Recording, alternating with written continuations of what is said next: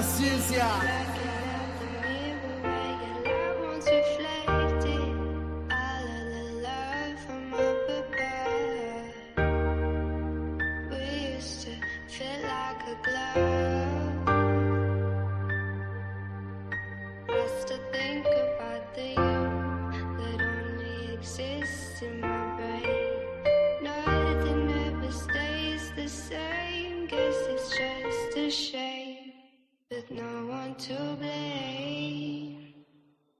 Me, myself, and I still pushing forward, I'm ahead like die. Standing on my flow with my head to the sky. Pass on a bitch, young rip, drop dimes. It's been a rough road, gotta look for the signs. I'm married to this music, so I cook for my bride. Flip out like a skateboarder, look how I grind. It took a long time, but I'm right on time. I'm progressing, that's progressive, I got bars like a correction. Still chasing petty cash, that's a mantis. I want extra, I stop searching for my pops. I hold my nuts just like a checkup. I get physical, I'm copping just like Interpol. I play on words like a syllable, to me the world is fading. Hold this L just like a Laker, like a birthday, my shit caking. It get messy like an apron, I pick out just like some bacon, and I sizzle like it too. Can't forget about you, boo, it feel like we on a loop. Same shit, different day, I don't know what's really true. I get high as I leave hoops, who gon' give me what I'm owed? Man, I guess nobody knew, and I know that money talks, so what it said is probably true. It's the feeling that I get, and the shit I'll probably do to get through or get by. I get fly, cause I'm Jeff Goldblum in my mind. Tell them hoes to fall in line. If you thought I fell off, bitch, I'm back like my spine. Hot as homemade pie, that's the pro rate, ma. I'm a pro, ain't I? Sniff it out like K9s. I'm a thief, it take time to be great, I'm Bayside. I get blue like Kelly Parker, when I'm gone I left a mark. Tell them fish I'm still a shark, I got will, I will embark on this journey till it's finished. In the midst of all this friction, I got vision on my P's like no limit. Like a mouse, now we clicking, I go out for the spinach, that's business. Cut the cord that kept us connected, blacking out the mirror where your light once reflected. All of the love from up above, we used to feel like a glove. I still think about the you that only exists in my brain. Nothing ever stays the same, guess it's just a shame. There's no one to blame. Stop looking for somebody else to lay the blame. Without a wave of change, life stays the same. So when I pull up to your spot, I'm with a paradigm chick. Only used to have one and it's my paradigm ship. Calls for celebration, I cracked a hand. I took a hiatus, but I'm back again. A bunch of blue face hundreds, I've been stacking them. Cause in the game of life, I just have to win. So when I'm in go mode, I be ballin' insane. Tried to walk away, they was calling my name. My brothers from another, we are all in the game. Don't give a fuck about clout nor all of the fame. I'm trying to inspire, empower, build and progress at a steady rate. Move heavyweight like a Bowflex. The haters make me greater, they mad, I got them so stressed. Shock my style for a while now, I can show text. Screenshots as proof and receipts. You a certified clown, been a goof in the streets. Angel made the beat, but this my demon flow. Get a lot of love from people I don't even know. And when the situation's ugly like Dudley, we do right. Fuck propaganda, let's conquer and unite. The wait's over, take over, it's commencing. My money fully grown, but yours like an infant. But that ain't no shade to you, it's just provision and protection, what you made to do. Being a man with a purpose, who you supposed to be. Living life as a loser, that's a joke to me. FN 509, stay close to me.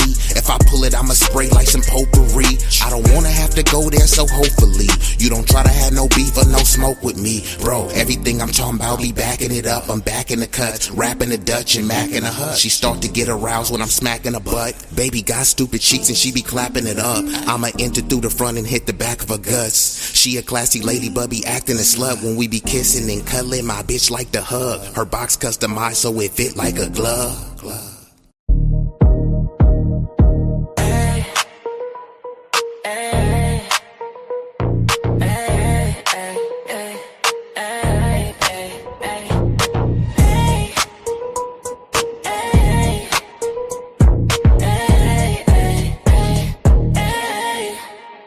He always do it big, you know who it is. B-Eazy, B-Eazy, B-Eazy that dude. He on his way to the top and he ain't about to stop. You thought he would flop and didn't wanna give him props. The things you dreaming about, he he already did, dude. Now it's time to soak a game. He about to give you like, share, follow, and subscribe. Hit the notification bell to tune in when he goes live. Make a contribution if you feeling the content. Tap into the realness if you tired of the nonsense. I mean, no disrespect, ain't trying to sound rude, but the world already knows that B-Eazy's that dude.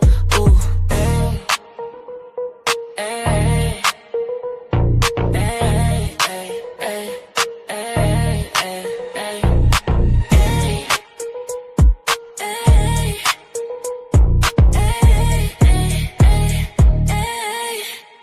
Hey yo, who is that dude? Oh girl, that's just B-Eazy. Oh boy, that's just B-Eazy. Well, who is B-Eazy? Oh, you ain't know, he been a pro for show, all about the dough. He been running up them racks and still trying to get some more. Don't care about the fame, just trying to gain and grow. He really one of them ones, his presence so pivotal. So hell yeah, he that dude, this is unequivocal.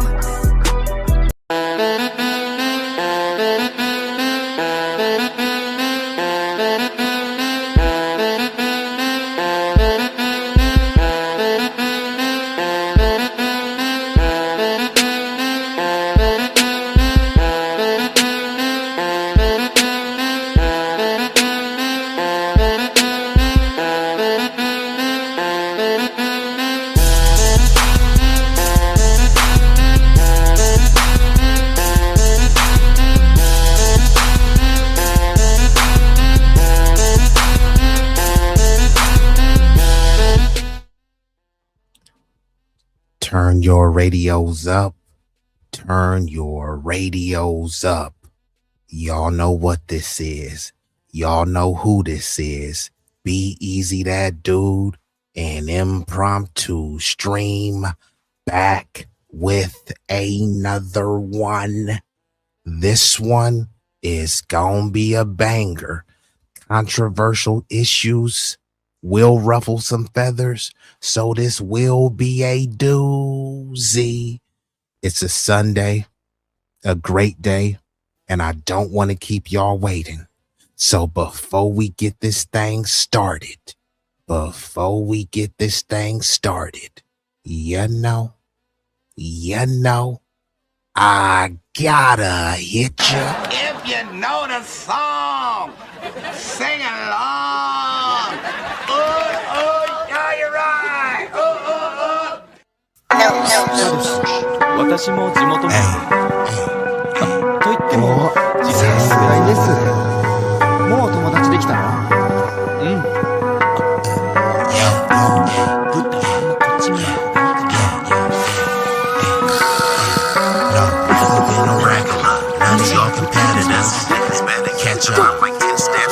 Look, this promethazine got me leaning like a cholo in the club. I'm 20 deep. I don't be riding solo. Pull some bad bitches, they vanilla and cocoa. They wanna take some photos when we kick it out in Soho. Chicks are showing tits and popping pussy for my promo. Told them like juvenile, baby, move it for me slow-mo. Then I'm right back to the block, cause I keep getting moto. I be flipping, not shrinking. I don't give a fuck about no ho. This nigga name ain't D-Lo, but pimpin' these bitches and stacking his bricks. Forever be my stilo. This is B-Eazy Dat Dude. In the trap making packs move. If I ever go broke, then I'm about to pull a jack move. Since a nigga healthy, I don't even gotta worry. With my bitch from Fiji, eating tandoori and chicken curry. That ism is really indie. My pimp ain't international. I design my own clothes, so I be always looking fashionable. Here's a couple facts about me that y'all didn't know. Some of y'all be getting bread, but I be getting bigger, dawg. I got bigger guns and a whole lot of bad. And we are activated. Excuse me. We've already been joined by some illustrious guests, and I gotta give him a shout out. Anonymously slid through. So salute to Anonymous, salute to the mustache. And of course, this is 2 streams in a row. Sunlight from the Sunshine State, shining brighter than a diamond in the building. Salute to the sister. We got none other than Johnson Different, aka John Sinatra, the man who wears many hats. Not only is he an artist, he is a designer, he's a businessman, an entrepreneur, and a loving father. Salute to Mr. Sinatra. We also been joined by Crew, what it did it do. We also been joined by FBA all day, Tutneys the Terrific. That's what we gonna call him. And the hardest working mod on YouTube, Vibrant Law, in building. So Anonymous, thank you. Oh, no problem.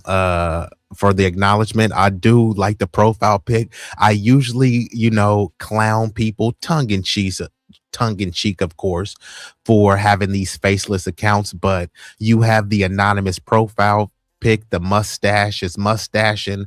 So I got to give greetings and salutations to you. So thank you.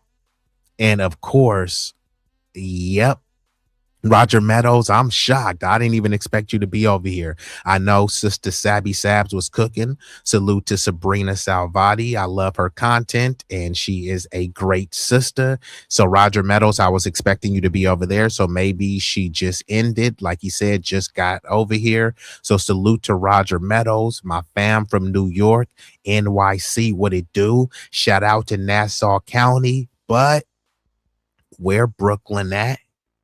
In the building. Salute Roger Meadows. So we gonna get right into this, right?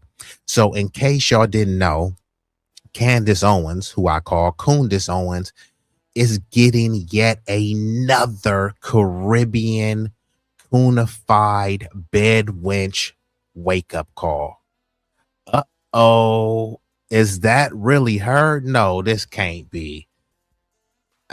Is the cataracts? It's the cataracts. Hold on, man. This can't be. Oh, damn. Stop the press. Wait a minute. I know you. Wait a minute.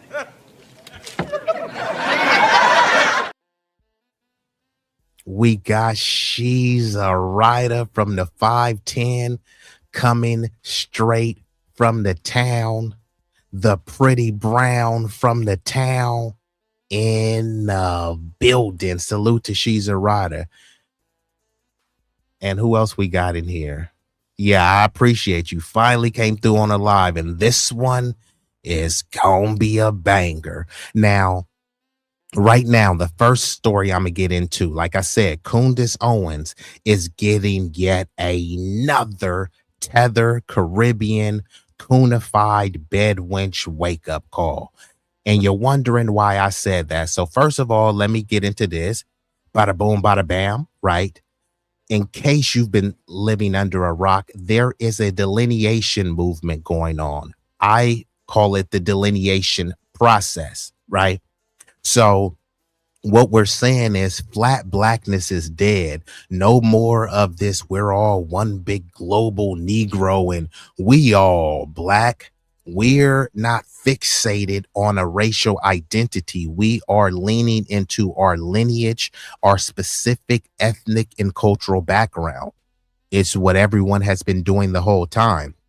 Unfortunately, we've been extremely late to the process. And the reason why we've been late to the process, because we have been adopting a very flawed, a very bigoted and misguided mentality of the one drop rule. And we're all one big global Negro that came from this one continent that is massive, that is culturally diverse, right? This is the indoctrination that we've subscribed to, right? Which is why we're like, hold on, like it doesn't even make sense to call yourself African American. Nothing truly about you is African. You can say that you have African genetics, etc., but almost every person has some level of African genetics, but that doesn't make them African. And when people say they're not African, they're saying, I'm not a continental African. You can have African genetics and it doesn't make you African, just as well as almost 99% of foundational Black Americans have European ancestry, but it doesn't make you European, right? So as y'all can see on the screen, as soon as you type in Candace Owens, what does she identify as? African American. And this is the nebulous term that doesn't even really mean anything. It's a culturally irrelevant term, and it's a form of ethnic erasure. And it puts people into a state of ethnic disillusionment, right? So Candace Owens identifies as Caribbean. They're saying African American, but she said this out of her mouth. And I'm going to pull up the receipts, right? She said that she identifies as Caribbean. She's delineating. So she'll talk about black people do this, black on black crime, George Floyd, you know, he didn't die of fentanyl, etc. But she said that she has a Caribbean bias. She says she goes out of her way to not criticize other Caribbeans, but she has no problem criticizing FBAs or formerly known as African Americans, right? Because she sees herself as other. And I'm just laying the groundwork in the context of this, right?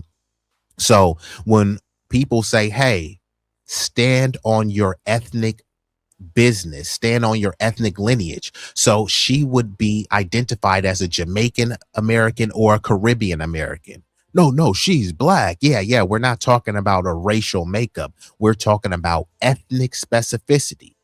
Just like Asians, right? You don't go around and saying, oh, Filipinos, you're the same as a Chinese person because you're both Asian. No, Chinese people will quick to let you know, yeah, Filipinos are Asians, Koreans are Asian, but they are not us. Go tell a Korean person that they're no different than a Japanese person. Go tell a person from Thailand that they're no different from someone from Cambodia. Tell a Tongan person that they're no different from a Samoan.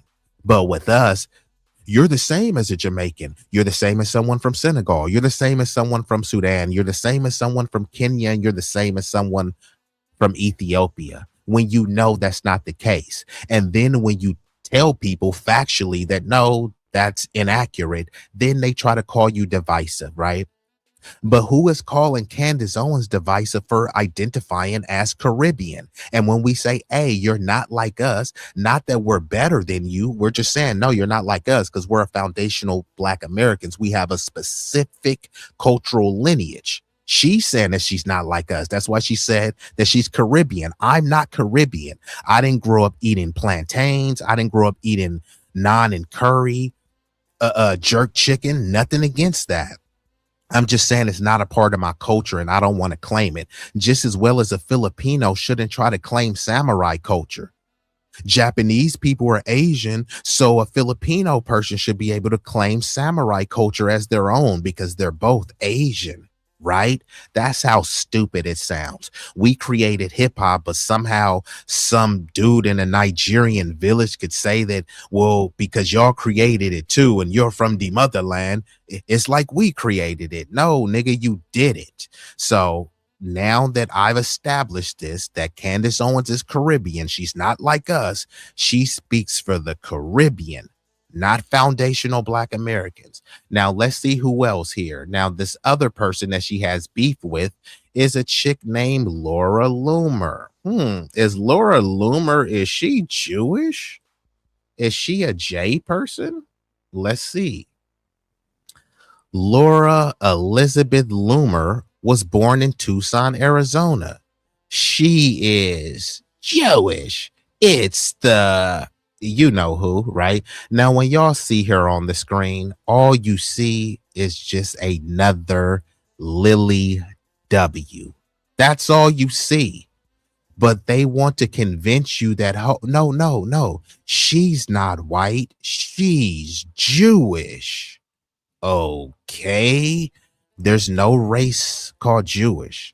Now, even just here on even on our Wikipedia page, and I don't even really need to get into it, but look, she stated she grew up in a very violent household. Hold on.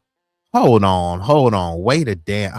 I gotta hit her. She said she grew up in a very violent household. Huh? Wait a damn minute. Wait a damn minute. Say, hold up. Wait a minute. Something ain't right. Nope.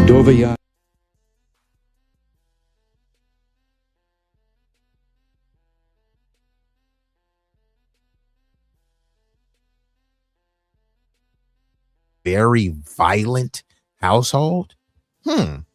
Interesting.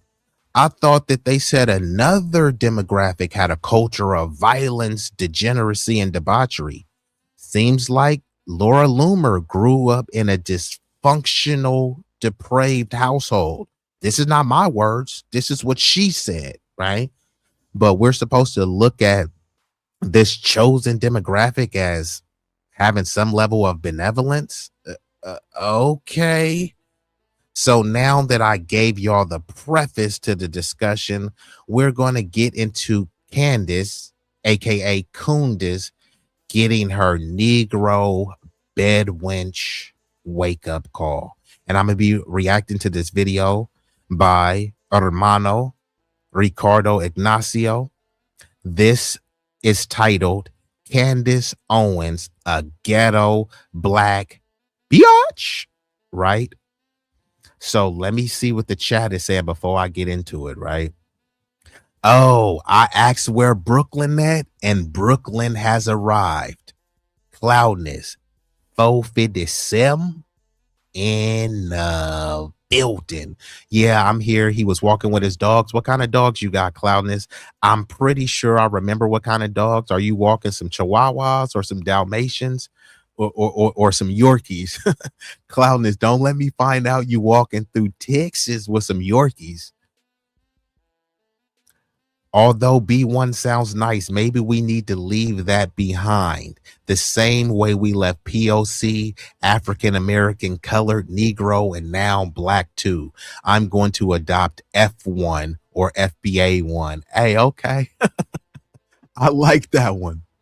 I like FBA1, especially, I might have to make a little I might have to make a shirt out of it. I just came. Now, if anybody steals the idea, go ahead, but you heard it here first. I'm going to make a shirt or something that's going to be called FBA1, and it's going to be some like the A1 steak sauce with the American flag. And I think it's appropriate because I'm FBA first and we A1 and we super saucy and debonair, dapper and debonair. But yes, salute to the freedmen and salute to the brother Cloudness. And we've got none other than last call, Mr.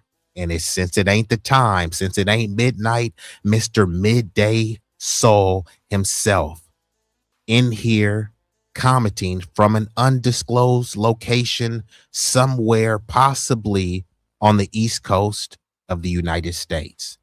And we got none other than the West Coast music lover, the boy coming from Stockton. What it did do, Stockton, man, you got to be a monster to survive the streets of Stockton, man, because I know it gets ugly out there. It gets rough. But you know what? I always had a lot of love from people in Stockton. When I went to Stockton and I was in the hood, cats used to ask me, bro, why are you in Stockton? Like, what in the fig are you doing in Stockton? But I do have love in Stockton. Now, I didn't go out there without my equipment. If I'm going to Stockton, I'm going to have that hammy on me. I need hammy. R.I.P. Word to Briz. I'm going out there with my ham sandwich, but I always had love in Stockton. You know what I mean? Now, I know there is a lot of shenanigans and tomfoolery out there, but I love Stockton, bro. So salute to Stockton. 209. Stand up. Oh yeah, salute to John Sinatra is my bro, man. I appreciate you, bro. That shirt is gonna be coming up soon, and we got none other than the big block boat rider, Big Rig Slaps in building. Okay, so I'm gonna get right into it, and then if any of y'all want to join, just let me know. I'll drop the link. Otherwise, I have no problem doing my chef thing. So let's just get right into it. Candace Owens was called a ghetto black biatch. Let's get into it. Candace Owens, and she tweeted, I feel like Laura Loomer may need to be put on a Psych 5150 hold again. Notice how Candace Owens, regardless of how you feel about her and her views, notice that she didn't use race in any way, shape, or form. She is addressing an individual without identifying her race. And in return, here comes Laura Loomer and says, "You first, Candace. Your show is nothing but a stream of schizophrenic rants by a woman scorned because Charlie didn't want the ghetto black bitch. He chose Miss Erica Kirk, the pretty white blonde woman. So when addressing a white woman, you address her by pretty white blonde woman. And when addressing a black woman, you say a ghetto black bitch." You know what's crazy? Despite the fact that I disagree with Candace Owens on practically everything, despite the differences in political views, political stances that I have with Candace Owens, I still always acknowledge that physically she was a very, very gorgeous black woman. I swear to God. I never liked her talking points, her views, but I'll always at least acknowledge that she was gorgeous. That woman is beautiful. No, she's not, Ricardo. No, she is. A lot of you don't want to see that because you hate her views, and I understand you. I don't like her views either, but the woman is beautiful. We could disagree with her views, but we could also acknowledge that she's gorgeous. I think so. But never mind my opinion right now about her look. Now, Candace Owens, gorgeous, that may be a step too far. However, if I'm comparing Candace Owens to Erica Kirk, if you at a bar and you want to holler at one, which one would you holler at? Me personally, I would holler at Candace. This is presuming that I don't know that she's already a Negro bed winching Caribbean tether tap dancer, right? But just on face value, if I'm at the bar and I see Erica Kirk sitting at the bar and I see Candace Owens sitting at the bar, I'ma holler at the sweet chocolate thing. You know what I mean? Now there are some bunnies out there that look better than Candace Owens, right? It's not about a race thing, right? It's more about the features, right? I prefer Candace Owens' features, and I'm not saying that she's super thick or anything like that. I really don't even know what her body looked like. I don't really know what either of their bodies look like. I'm just saying my preference. What y'all think? Do y'all think Erica Kirk? Let me pull up the photos in real time because let's debate this. Candace Owens versus Erica Kirk. If you seen them at the bar, which one would you holler at? Now, I know some people would have their racial biases because they gonna say, hey, I want to keep my race pure, so I'm going to go with the lighter, brighter one. But just looking at it, I don't know. Like Erica Kirk, she really don't do it for me like that. I'm trying to find another picture where they're like kind of side by side. But most of the pictures, they're not really side by side.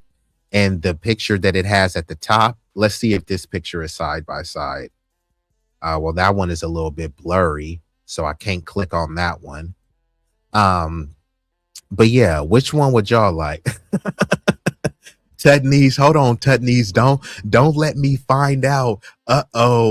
Hey, where's Dr. Umar? Matter of fact, forget Dr. Umar. That whole ass nigga blocked me. But don't let me find out that you a bunny hopper. Tutney's is a foundational bunny hopper. Say it ain't so. This nigga want Erica over Candace. Now she is a coon, I ain't gonna lie, but like, come on. Erica, she just don't do it for me. And with those little devilish, sinister eyes, I don't know. Big Rig, what you say? I know Big Rig on the block with the bunny hopper. Big Rig, you gonna pick up the bunny in the boat? Big Rig, the big block boat rider, or the big bunny hopper? Which one is it, Big Rig? Let me know. I'm just saying, if I'm at a bar and I'm shooting my shot and it was slim pickings, I'ma have to holler at Candace over Erica. Erica's, yeah. But I also want to play one more thing too, because remember I said I want to pull up the receipts that Kundis has delineated a long time ago this whole we all black, we're the only ones that kind of uphold that. But let's see what Candace Owens has to say about her ethnicity, right? We all black, or are we? I only run one way because I'm black. So so black women prefer to be warmer? yeah, of course. No, well, we like the heat. Like our natural habitat is warm. Oh, that's and a good point. Yeah, huh? my family's Caribbean, so like the warmth feels great. It would be great if your AC or whatever had like a Caribbean setting or whatever, and you could have set that, and suddenly like some great music came out. It'd like, be perfect. oh, oh, oh, Yeah. oh, oh. I only run one way because I'm black. So you see, she'll say, oh yeah, I'm black. But then when it comes time to get down to the nitty gritty, oh yeah, I'm Caribbean. And like I said, Filipinos are Asian, Japanese people are Asian. Filipinos didn't create samurai culture just because they're Asian, right? Candace Owens is Caribbean. So just because she's black doesn't mean that she's part of the foundational Black American community. She shouldn't be disparaged or denigrated just because she has a different lineage, but she also doesn't speak for us. You speak for Caribbeans, Candace Owens, and we have to make that very clear. Let's get back into the video. But Candace was over there bending over, spreading cheeks for the W community. And now she was over there popping cooch for the little Jewish Smurf Ben Shapiro, and now they kicked her to the curb. And then now you got this other Laura Lunatic Loomer J person, and she's over here calling Candace a ghetto black bitch. Okay. And all this time she was attacking George Floyd. He didn't die of, he didn't die of suffocation. He died of fentanyl, right? So she went on her whole thing doing a documentary to disparage and throw the black community under the bus. And guess who's attacking her? That same J community that she bent over and spread cheeks for. It is what it is. Negro, bedwench, tether, wake up call. I swear to God, I never liked her talking points, her views, but I'll always at least acknowledge that she was gorgeous. And now I've already, like I said, I don't think Candace Owens is gorgeous. I wouldn't even say fine, but let's give her fine-ish. She's cute. She's decent. She's AAB, average at best. However, I do think that she looks better than Erica Kirk. So what do y'all think? Is she gorgeous? And I did want to pause it because I had to give a shout out to Tay Bay in building. Let me know, is Candace gorgeous or what? Owens, I still always acknowledge that physically she was a very, very gorgeous black woman. I swear to God. I never liked her talking points, her views, but I'll always at least acknowledge that she was gorgeous. That woman is beautiful. No, she's not, Ricardo. No, she is. A lot of you don't want to see that because you hate her views. So, Polly, your name is too long. That's one heck of a name. So I'm not even going to try to say that. No. So let's be clear.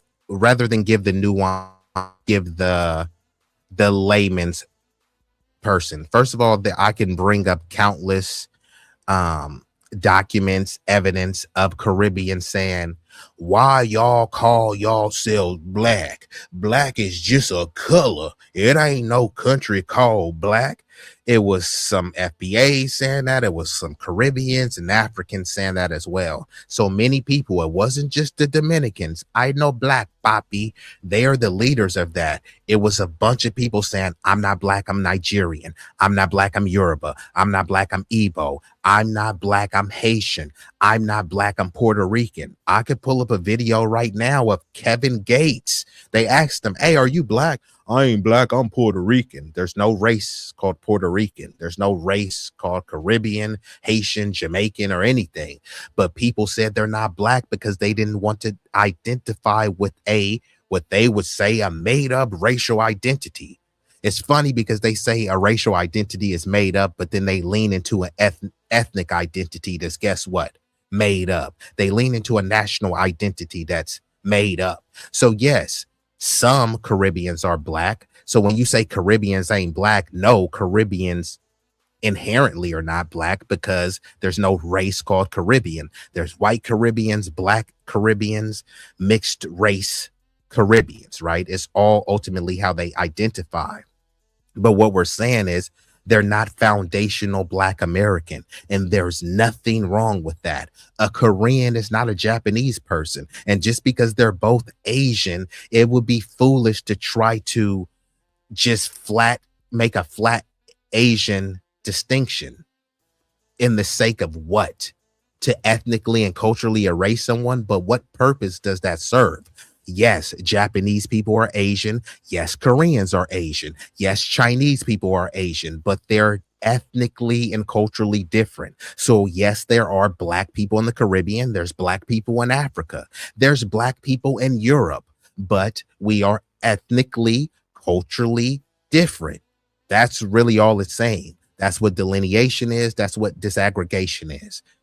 If you go to these so-called native and indigenous tribes, would you call them one big Indian? Not all Indians are red.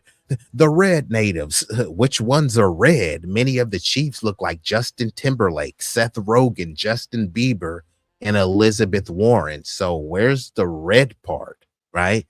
Call them one big Indian. Is the Navajos the same as the Cherokee? Is the Cherokee the same as the Seminole? Is the Seminole the same as the Navajo? So you understand ethnic and cultural distinction when it comes to other groups, but somehow it just gets confusing when it comes to foundational Black Americans. This isn't quantum physics, and we're not rewriting the wheel. And it's funny because many people, they come and say they have a superior culture and a higher IQ, yet they can't figure this stuff out. Okay. And I understand you.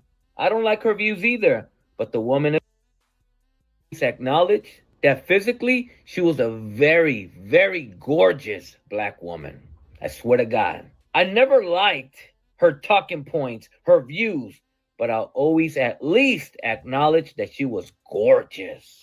That woman is beautiful. No, she's not, Ricardo. No, she is. A lot of you don't want to see that because you hate her views, and I understand you. I don't like her views either, but the woman is beautiful. We could disagree with her views, but we could also acknowledge that she's gorgeous. I think so. But never mind my opinion right now about her looks. What I want to point out is this right here. No matter how much ass you kiss to massa, how much proximity to whiteness you seek, no matter how much you're willing to show white supremacists that you're willing to step on your people's fingers in your journey to perform white allegiance, white alignment, the reality will always be is that white supremacists will never love you, never want you. There's only one thing that white supremacists want with you, and that is to weaponize you against your own people. There's nothing you can do about this. This is the nature of white supremacists. This is the nature of white supremacy. White supremacists absolutely love when a non-white person is willing to step on their own people just to prove that they're down with the white cause. Yeah, in the words of Malcolm X, and I'm paraphrasing, but he said,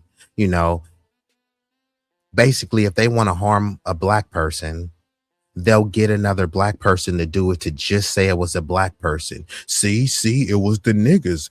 Look how they treating each other, right? So that justifies the misbehavior, right? So they'll find some Sambo sellouts and terrible tethers to sell the community out. And because that one or a coterie of individuals sells out the collective community, then that means that, hey, you guys have to shut up about the mistreatment and the subjugation because your own people sold you out.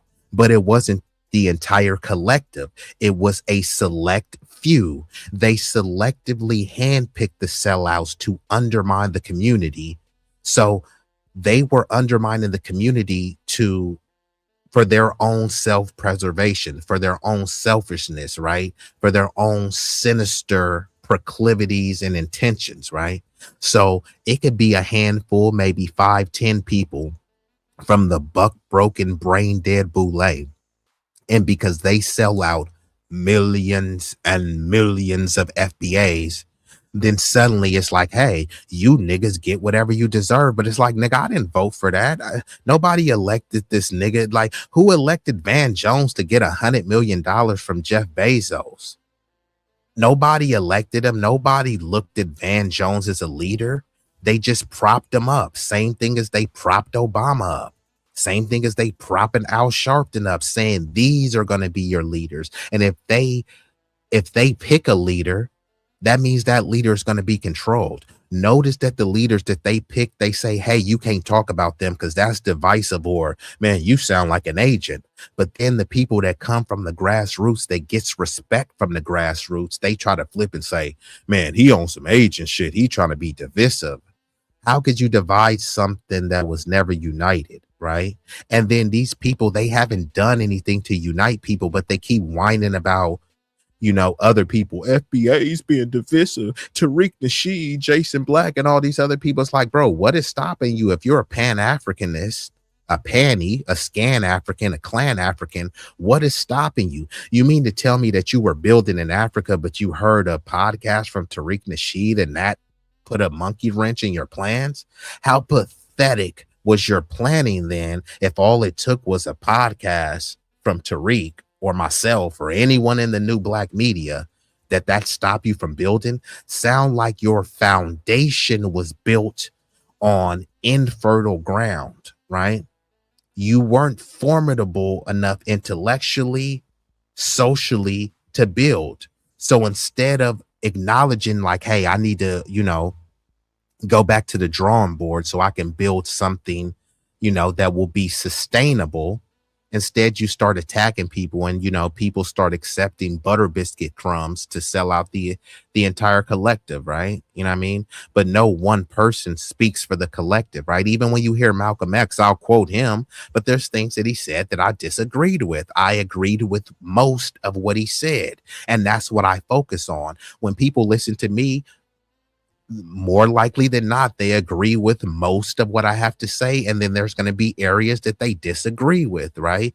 I mean, should someone want to unalive me? Should someone want to see harm to me just because of the, you know, few things that you disagree with me on? So I don't want to see harm to someone just because I disagree with them. However, when people are put in positions of power to actually undermine us, to subjugate us, to replace and displace us, that is an act of violence. You know what I mean? It's really, you know, like a passive aggressive form of a race war. You know what I mean? It's ethnocide, but you're supposed to take it because they're not doing it by dropping a bomb on you, right? They're doing it with paperwork. They're doing it piecemeal, but the results are the same. They're displacing and replacing a population. They're denying a community of its basic needs while giving these same resources to non-citizens and other demographics, right? And by you calling that out, that's considered divisive. Right? You're supposed to allow your neighborhood to just get run over by illegal immigrants. And if you say something, you're being divisive. Your neighborhood can go from majority black to majority undocumented immigrants, but you can't say anything because this is a nation of immigrants built by immigrants and we're all immigrants. It's like, no, actually, I'm not an immigrant. Shut up, nigger. That's the society that you're supposed to just tolerate with. So what if your ancestors built something, right? You're not supposed to say, hey, bruh, if y'all immigrants allegedly work so hard, like, why didn't you work hard in your country? Oh, I was fleeing gang violence. I was fleeing gang violence here and I still built a business. You know what I mean? Without no NGO money. That's considered divisive and xenophobic. No one could tell you how. It's just shut up stop being xenophobic. Let's get back into it. You see, Candace, and the rest of you, like Candace, brown and black people, them white folks, they'll welcome you. Oh yeah, they'll welcome you with open arms, as long as all of your efforts are to uphold white supremacy. In other words, for you to become a weapon against people of your demographic. They will be 100% okay with you. They'll bring you around as long as you uphold white supremacy to their standards and expectations. Because the moment, and unfortunately for most of you, that moment will come, but that moment that you slip and or make a mistake and say something, do something that is not according to white supremacist expectations and standards is the day that they call you a ghetto black bitch. Or, like Paul Mooney says, wake up, nigga. A nigga wake up calls a bitch. Here's the reality about them people when it comes to you. You're right. You are African American. And myself and my friends, for the most part, don't care for the company of African Americans. Quite frankly, we're entertained by you. We're thrilled by your high-flying acrobatics on the basketball court. That wonderful sense of rhythm you have. Your animal athleticism. But apart from that, we have no use for you. You could uphold white supremacy all you want, but the day, and that day will come, the day that you slip up and or make a mistake, and you say or do something that is not according to these white supremacist standards and expectations, they will give you that wake-up call. And they will remind you that you are nothing but a... Because the reality is that you are always that. You are always that. And you will always be that to them. There's nothing you can do about it. That is the nature of them. So your desire and your efforts to uphold white supremacy, they allowed you to, because they weaponized you against your people. And they will continue to allow you to. And they'll continue to pretend that they like you. But the minute that you mess up is the day that they give you that wake-up call, because no matter what you say, no matter what you do, no matter how hard you try, the nature of white supremacy is to hate you. But never mind that. Why would you ever want to be a part of something like that? That literally exists to destroy people that look like you. And that also goes for all of you Latino ICE agents, you bunch of coconuts, kissing white ass. The day will come that you make a mistake, or that they don't need you anymore. They already used you up. They already weaponized you against your people as much as they could. They already squeezed all the lemon out of you. Now it's time to discard you and call you a... Because here's the reality of the matter. You see how in the beginning... And like Professor Black Truth likes to says, once dub supremacists are done with their tools, they break their tools. They'll use you as a useful idiot to go against your community, i.e. what Ben Shapiro did with Candace Owens. And then once they sucked every little drop of lemon juice out of that lemon, they discard the lemon and say that lemon was disgusting and sour. Before, the lemon was the best thing since sliced bread, and once they're done squeezing the lemon, ew, it's disgusting. Who wants a lemon anyways? Right? So Roger Meadows wrote, Larry Sharp, libertarian running for NY governor, told me he was at a right-wing event where Maj Touré, and Maj Touré has Black Guns Matter. He is a conservative. And he said he was going to make a move on Candace Owens. Larry warned him she doesn't like black men. Stevie Wonder could see that Candace don't like black dudes. And she definitely don't like high yellow. See, Maj thought since he was high yellow, he was like, well, I ain't white. If she like white dudes, you know, I'm yellow, so that's close enough to white. But like, no, nigga, if she likes white dudes, she wants Shad, Brad, and Benjamin, not Jamal, Pookie, and Man. She don't want you niggas, man. Unfortunately, right? But he said, and I'm still not her type. Gotta be YT. He did it anyway. And she said, and he said he looked up Maj and down like he was a thug and couldn't believe he even has a chance with her. The nigga tried to put his bid in on Candace, and she said, no, nigga, you're not light, bright, and white enough for me. All the people who say we live in a colorblind utopia, I don't see color. But she did see it when this high yellow Red Teray, Maj Teray went over there looking like Red from Friday, and she was like, nope, too dark. Candace Owens used to fuck with Uncasa. I know Uncasa is a street nigga. Candace Owens used to be in rap videos and shit. So I think Candace Owens lightweight was probably doing her little Caribbean coochie pop. And then suddenly she first said, I date for IQ. So she really liked Asians. So she really was going to be with a Jet Li, Jackie Chan type dude. And then since the Asians was like, nah, I'm cool.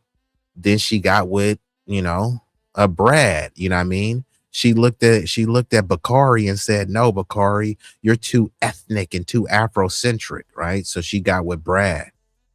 So, Larry is high yellow. Okay, so Maj is, let's see, Maj is caramel and Larry is high yellow. Got you.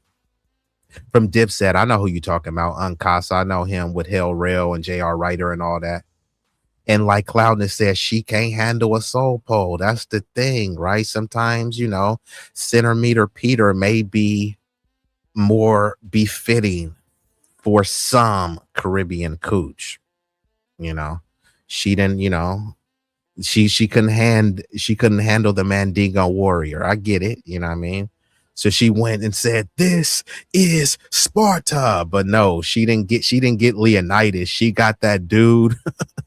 You know, the dude who sold the Spartans out, that little hunchback, the hunchback of Notre Dame. Instead of Leonidas, she got Quasimodo. But he is rich, so I guess he Quasi-Dodo. You know, he's dumber than a dodo bird, but he has dough, I guess. Larry told him I'm high yellow and she messed with me. I guess you meant she don't mess with me, so I know she ain't gonna mess with you. Maj, who is darker than me. Oh, okay. Well, see, that's what I'm saying. Maj Teray, he's not a dummy. So, nigga, why did you think you had a shot with Candace Owens? She loves the W, my nigga. She don't eat tater salad. She eats potato salad with raisins in it. You know what I mean?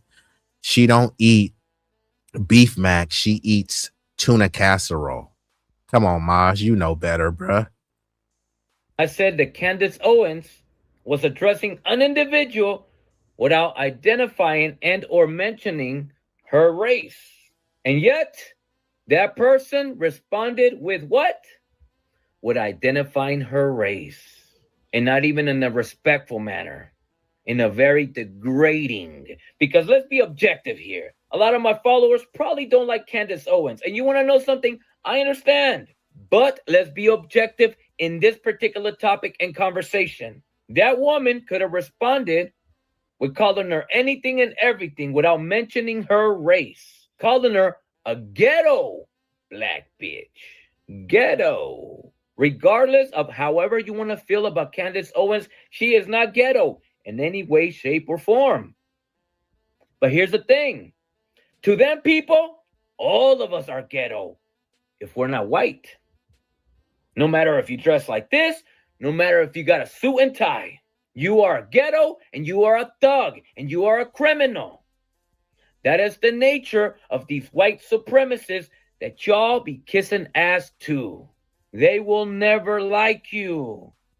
They never liked you, no matter how much they petted you on the head like a good little pet. They petted you because they were utilizing you. They were telling you, good job. I just hope you know that when we have no use for you no more, that if you ever make a mistake, we will get rid of you. I hope you know that whenever we're done using you, whenever we have no use for you no more, we're going to remind you and give you that wake-up call. There's nothing you can do about it. That is the nature of these people. When are we going to get it?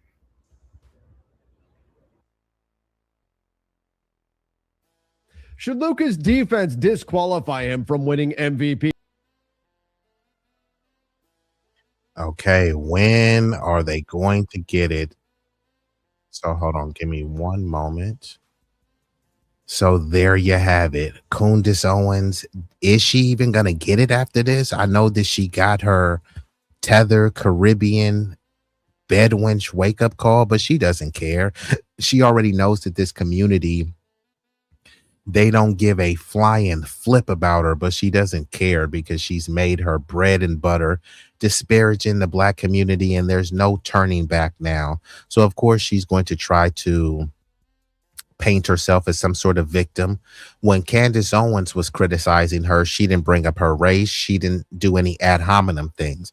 But it's funny because the people in the dominant society, especially in the J community, they love to say, well, why do you have to make things about race? And then every time they turn around, Black this, Black that, Black people this, Black people don't do that, Black people do this, Black on Black crime, Black, Black, Black, Black, Black, Black, Black, Blackity, Black, Black, Black, Black, Black, Black, Black, Black. Why do y'all got to make it about race? Why do you keep talking about Black people? So there's two women going at each other, right? They didn't make it about humanity. They didn't make it about gender. But guess what she did make it about? Race. You're a ghetto Black bitch. Like, why didn't she just call her a bitch, right? Why'd she have to add the Black? Why'd she have to add the ghetto? Now, these questions are rhetorical.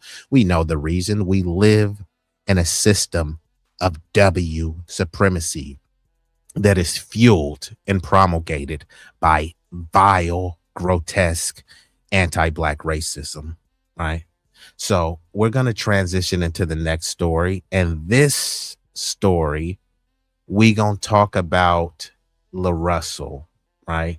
And in case y'all don't know who LaRussell is, he is a artist.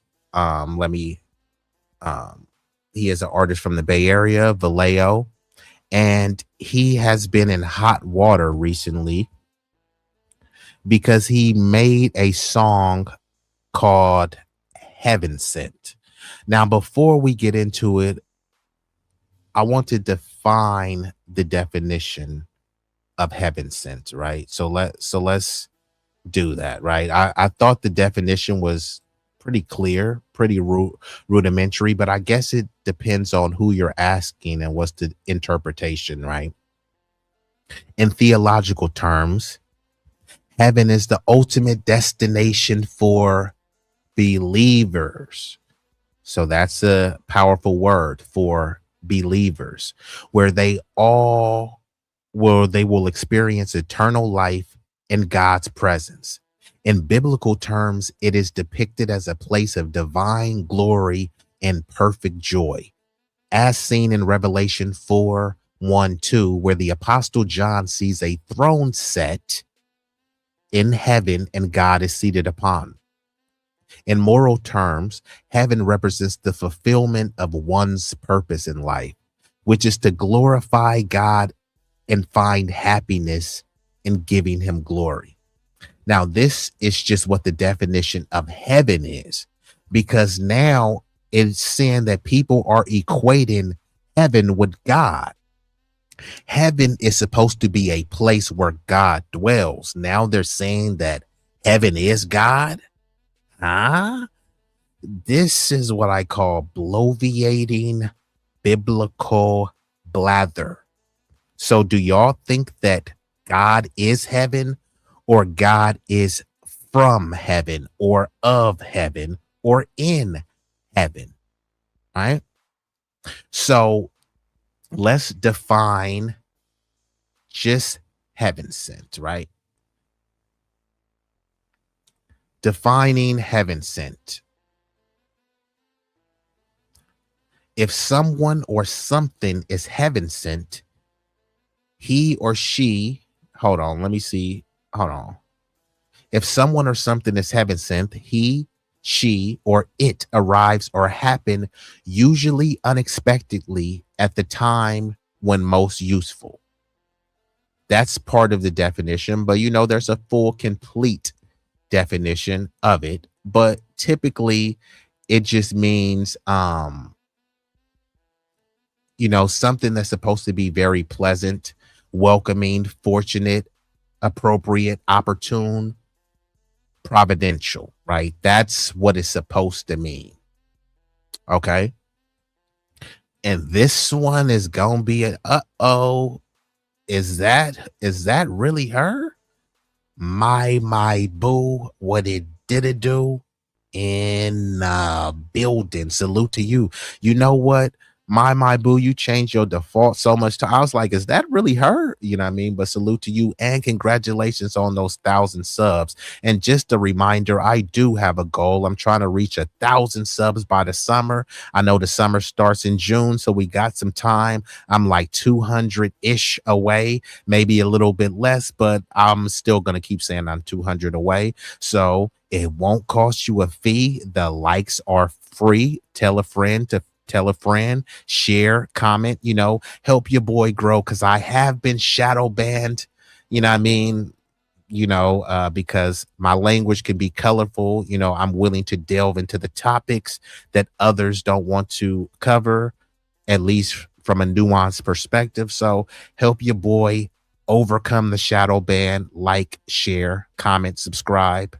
These things are all free. So you were a gift sent from heaven in my most dire hour of need. In other words, you saved my ass. So yeah, like that does align with it. Like, hey man, this job was heaven sent, right? I was broke. I was down bad, man. This job was heaven sent. It came at a opportune time, a fortunate time.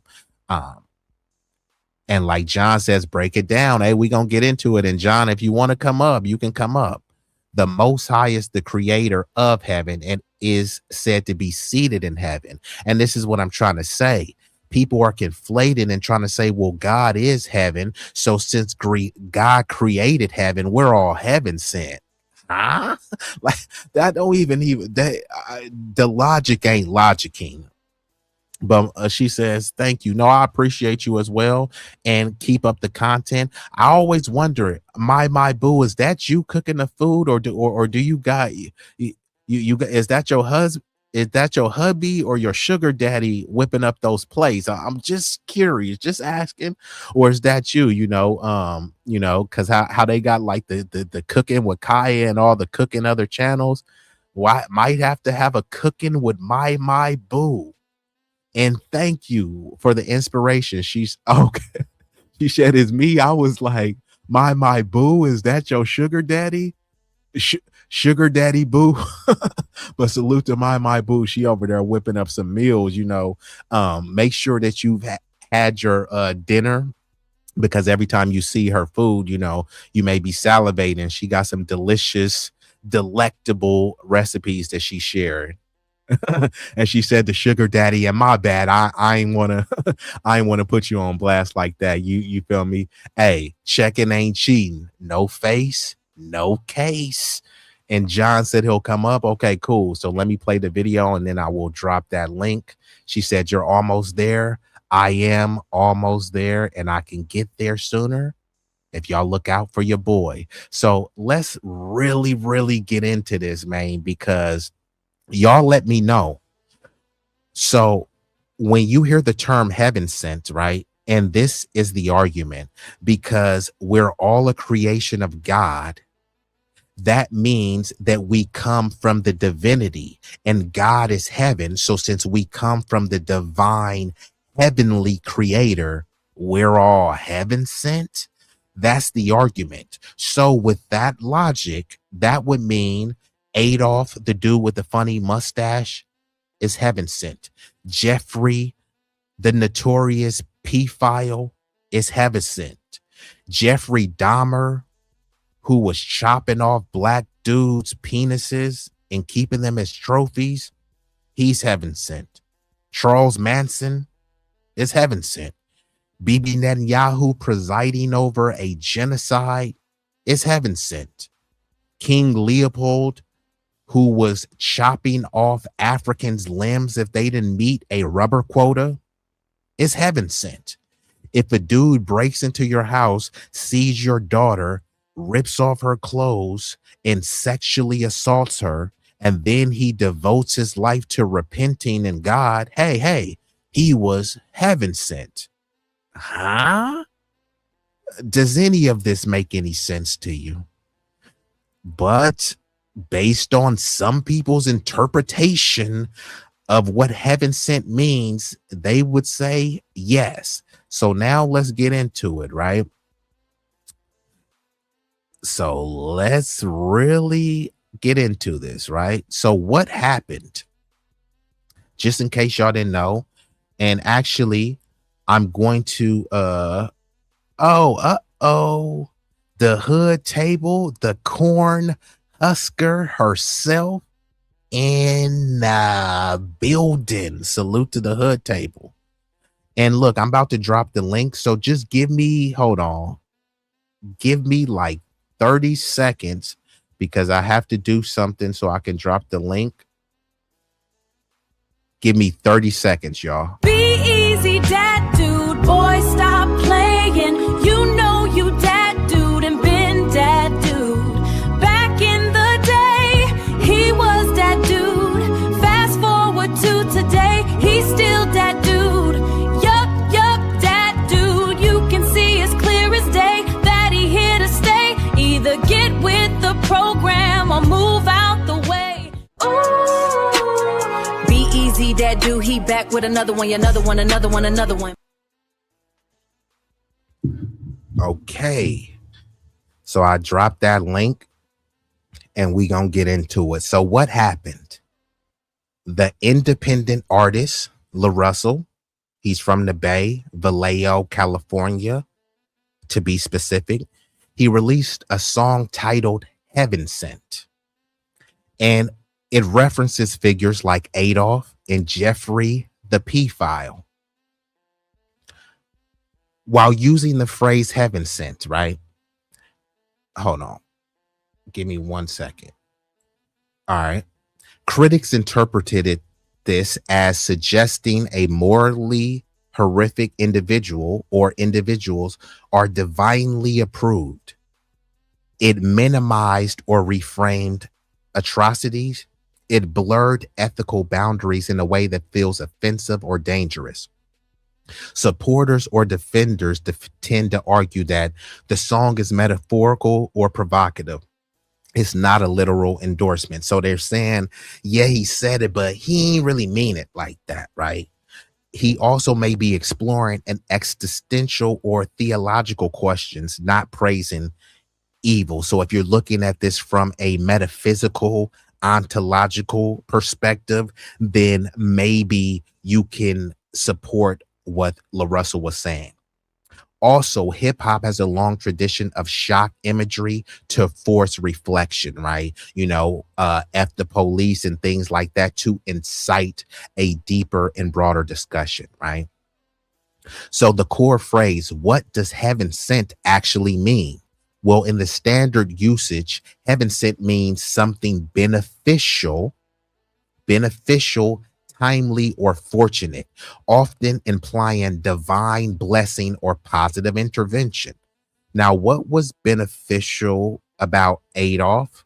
Maybe you can ask the US because he was named Times Man of the Year, and there was a lot of Americans that were okay with the Nazism. So what is fortunate about Epi, the notorious P-File, right?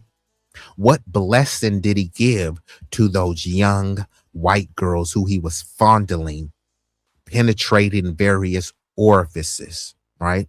What divine blessing did he give them? Because according to LaRussell and others who think like him, Epi, the most notorious P-File, was heaven sent. Okay, here are some examples of how it's typically used in a colloquial sense, right?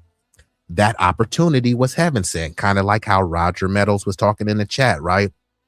Hey, I was down bad. I was broke. I didn't have no money. Oh, dang, man. An opportunity was heaven sent that allowed me to get back on my feet.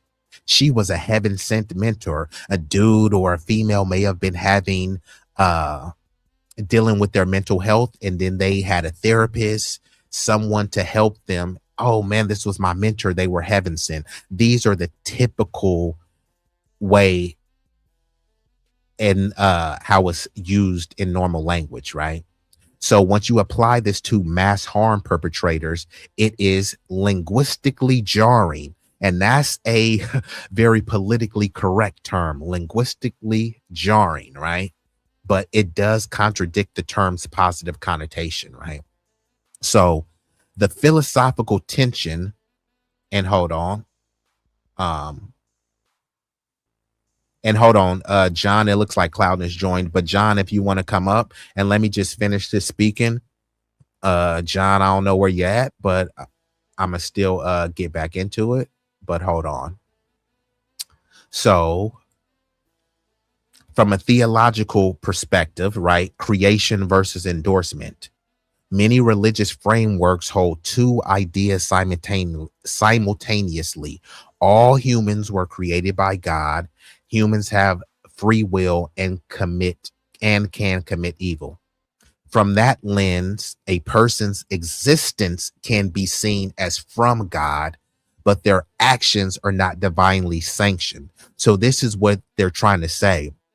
Hey, since these people come from God, they're heaven sent, but what they do, so what he says is these people are heaven sent, but they're not heaven bound.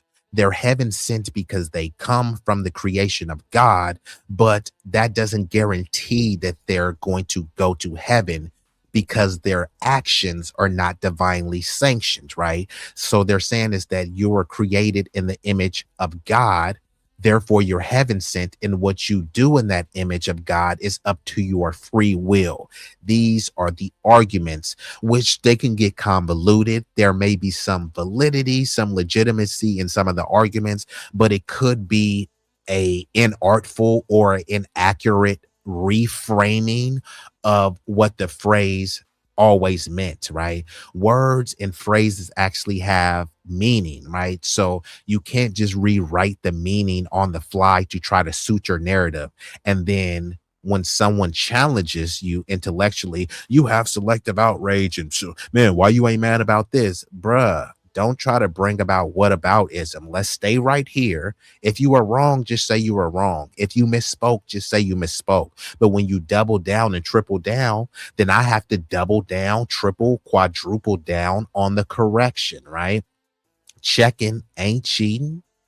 But in terms of the artistic provocation, artists sometimes intentionally create discomfort to force reflection by placing heaven sent next to evil figures. The artist may be asking, how do we explain evil in a world supposedly created by a good God? Which this is a great question, right? He didn't ask this question, but this is a good question to ask. Most of the times people can't answer it, and I would challenge anyone to answer it astutely and directly.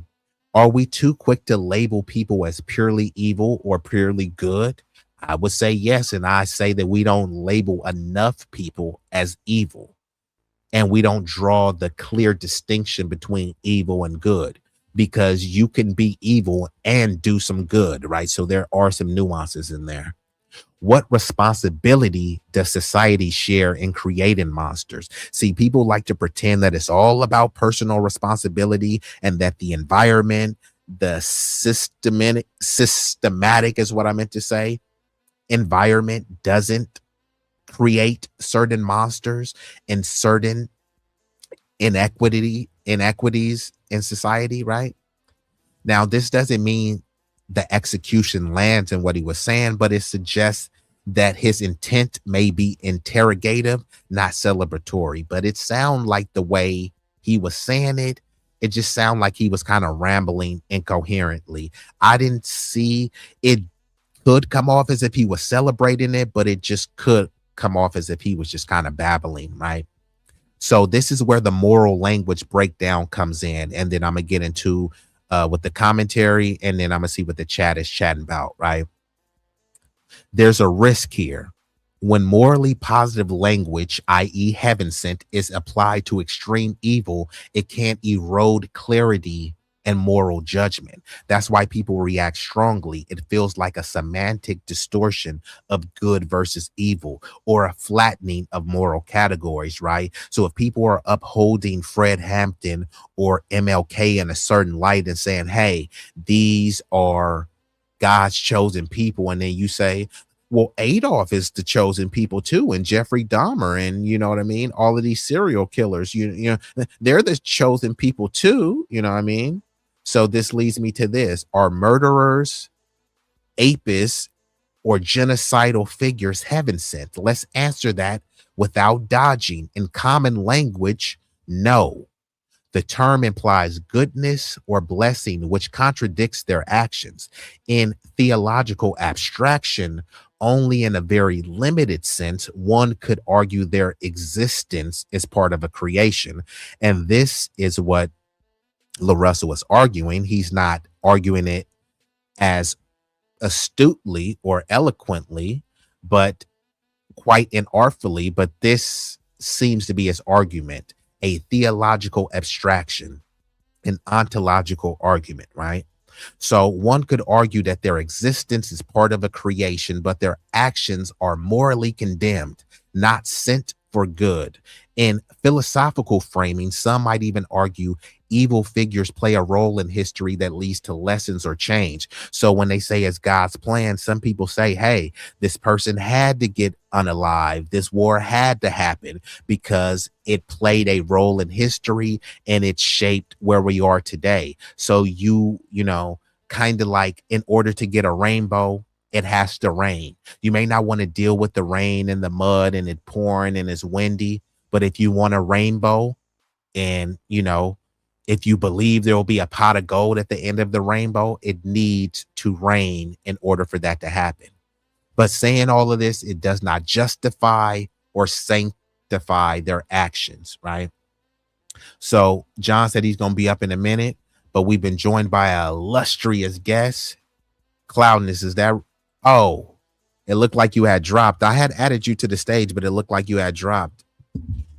Cloudness, is that really you? Yeah, you know, I hit the wrong button, brother, and it fucking, I had to come back. Okay, sorry cool. about that. No, you good. I had already added you, and I was like, what happened? So yeah, you know, I gotta be careful because I hit the wrong button and it went back to the YouTube thing. I forgot the StreamYard is different, so when I gotta be careful what button I push. Sorry about that, brother. No, it's good because you can always just click back on the link.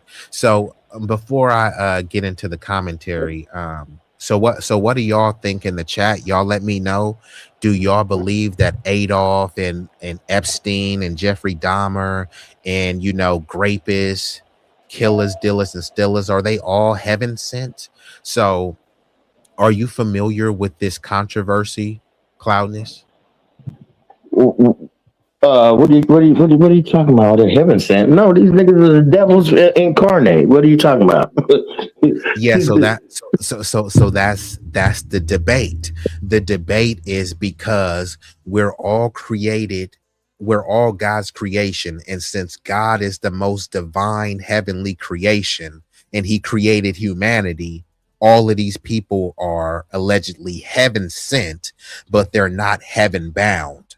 So it gets like kind of convoluted, and what I say is a bit bloviating biblical blather, babbling incoherently. So this is the argument. And some people are saying like, oh yeah, that's true. These people are heaven sent. And they're trying to say like, yeah, but what you do on your earth, what you do on earth is up to you. Like, bro, what are you talking about? That's not even the definition of heaven sent. So what is your position on? Yeah, what is your position? These people are straight up devils, man. Boy, I don't know, brother. I mean, just their actions show how evil they are. You know what I mean? The stuff that they've done throughout, you know what I mean, throughout time. I mean, none of that's godly. I mean, I don't know how they could say they're heaven sent because they're the furthest thing from God. You know what I mean? They try to play God, but they not God. Their actions show how evil they are. So no, um, it must be nice. You know what I mean? It must be nice. So you saying there's no legitimacy in what bro is saying? Like there's no nuance that you can take from the argument? No, listen, their actions show who they are. I mean, if that's you know what I mean, like, I mean, yeah, it's crazy, brother. I mean, yeah, because this is the thing. No man of God would do the things that they've done. You know what I'm saying? Like the things that they've done throughout the time that they were here, dude. No, that's it's totally against any kind of spirituality or whatever. You know what I'm saying? So no, they went as soon as they was unalive, they went straight to hell. That's where they went. You know what I mean? So no, they burning right as we speak, all of them. Especially Epstein, he just committed suicide allegedly. You know what I mean? But even that, you know what I mean? That's God, that's a sin that God doesn't forgive. You know what I'm saying? Suicide is something God doesn't forgive. So no. So it looks like we've been joined by an illustrious guest. John, is that really you? Yeah, this me. Okay, cool. So John, you've been hearing the discussion, right? I mean, what would you say, you know, and shout out to your song, Jeffrey Dahmer. I mean, Jeffrey Dahmer, you know, the dude was chopping off black dudes' penises. He was keeping them. Hold on, I got some type of echo going on with my B. Let me drop down and re-enter. Yeah, back drop in. down some and type of echo. Yeah, yep, it's all good.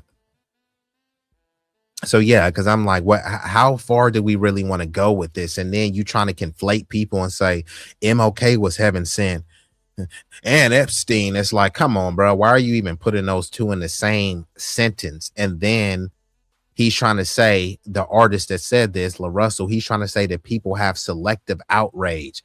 Why are y'all getting mad? I'm trying to I'm gonna see if I can find some of the comments that people were saying. But yeah, just give me one moment. It might be too much stuff to go through, but yeah, there were a lot of people that were kind of co-signing with what he said. And this is not a good look for people that are the Bible thumpers, right? That's not going to help recruit me to, you know, listening to the teachings of Christianity. If this is how some people are interpreting the good book, man, you can keep it. But let me pull this back up here, right? Before John gets back here, right? Hold on. So they say this is where the controversy has a point. Critics aren't just being sensitive. There are legitimate concerns. Language matters. Words like heaven sent carry moral weight. Context collapse without clearly framing, listeners may interpret it literally. Cultural impact, reframing extreme evil with positive language can feel like moral relativism, right? And where the criticism can go too far, at the same time assuming the artist is endorsing G-side abuse or harm, it's likely an overreach unless explicitly stated. Now, I don't think that he was endorsing the actions of Adolf and Epstein and things like that. However, I do think that he was irresponsible and inartful with how he was putting forth his artistry, right? Art often does use contradictions. It explores uncomfortable ideas, pushes boundaries to provoke thought. Now, he did that. He used his contradictions, uncomfortable ideas, and he pushed the boundaries. But when people gave pushback to his thought-provoking art, he started kind of whining and saying, y'all got selective outrage, and what about this, and what about that? And then he deactivated his social media. They did a rally to rally behind him. But come on, bro, you're not a victim. His engineer said, bro, you should probably not put this out. He put it out and said, I don't give a fig. I'm still gonna put it out. And people was like, nah, bro, this ain't it. This goofy. It ain't even hidden like that. This ain't the one, bruh. And, you know, instead of taking personal responsibility, look, bruh, there's some other songs that people like. There's some other actions that he take that people like. This is not one of those. I don't know why he thought that he was going to get this off and that people should just embrace him. Bro, you're not God. You're not Michael Jackson, right? You're not Prince or any of these people where people just cry and faint over you. You're not that, bro. So the fact that you thought you would get this off without pushback, no one is doing anything to him. No one is saying, man, go jump this nigga, man, go beat this nigga down. Nobody is saying that, bro.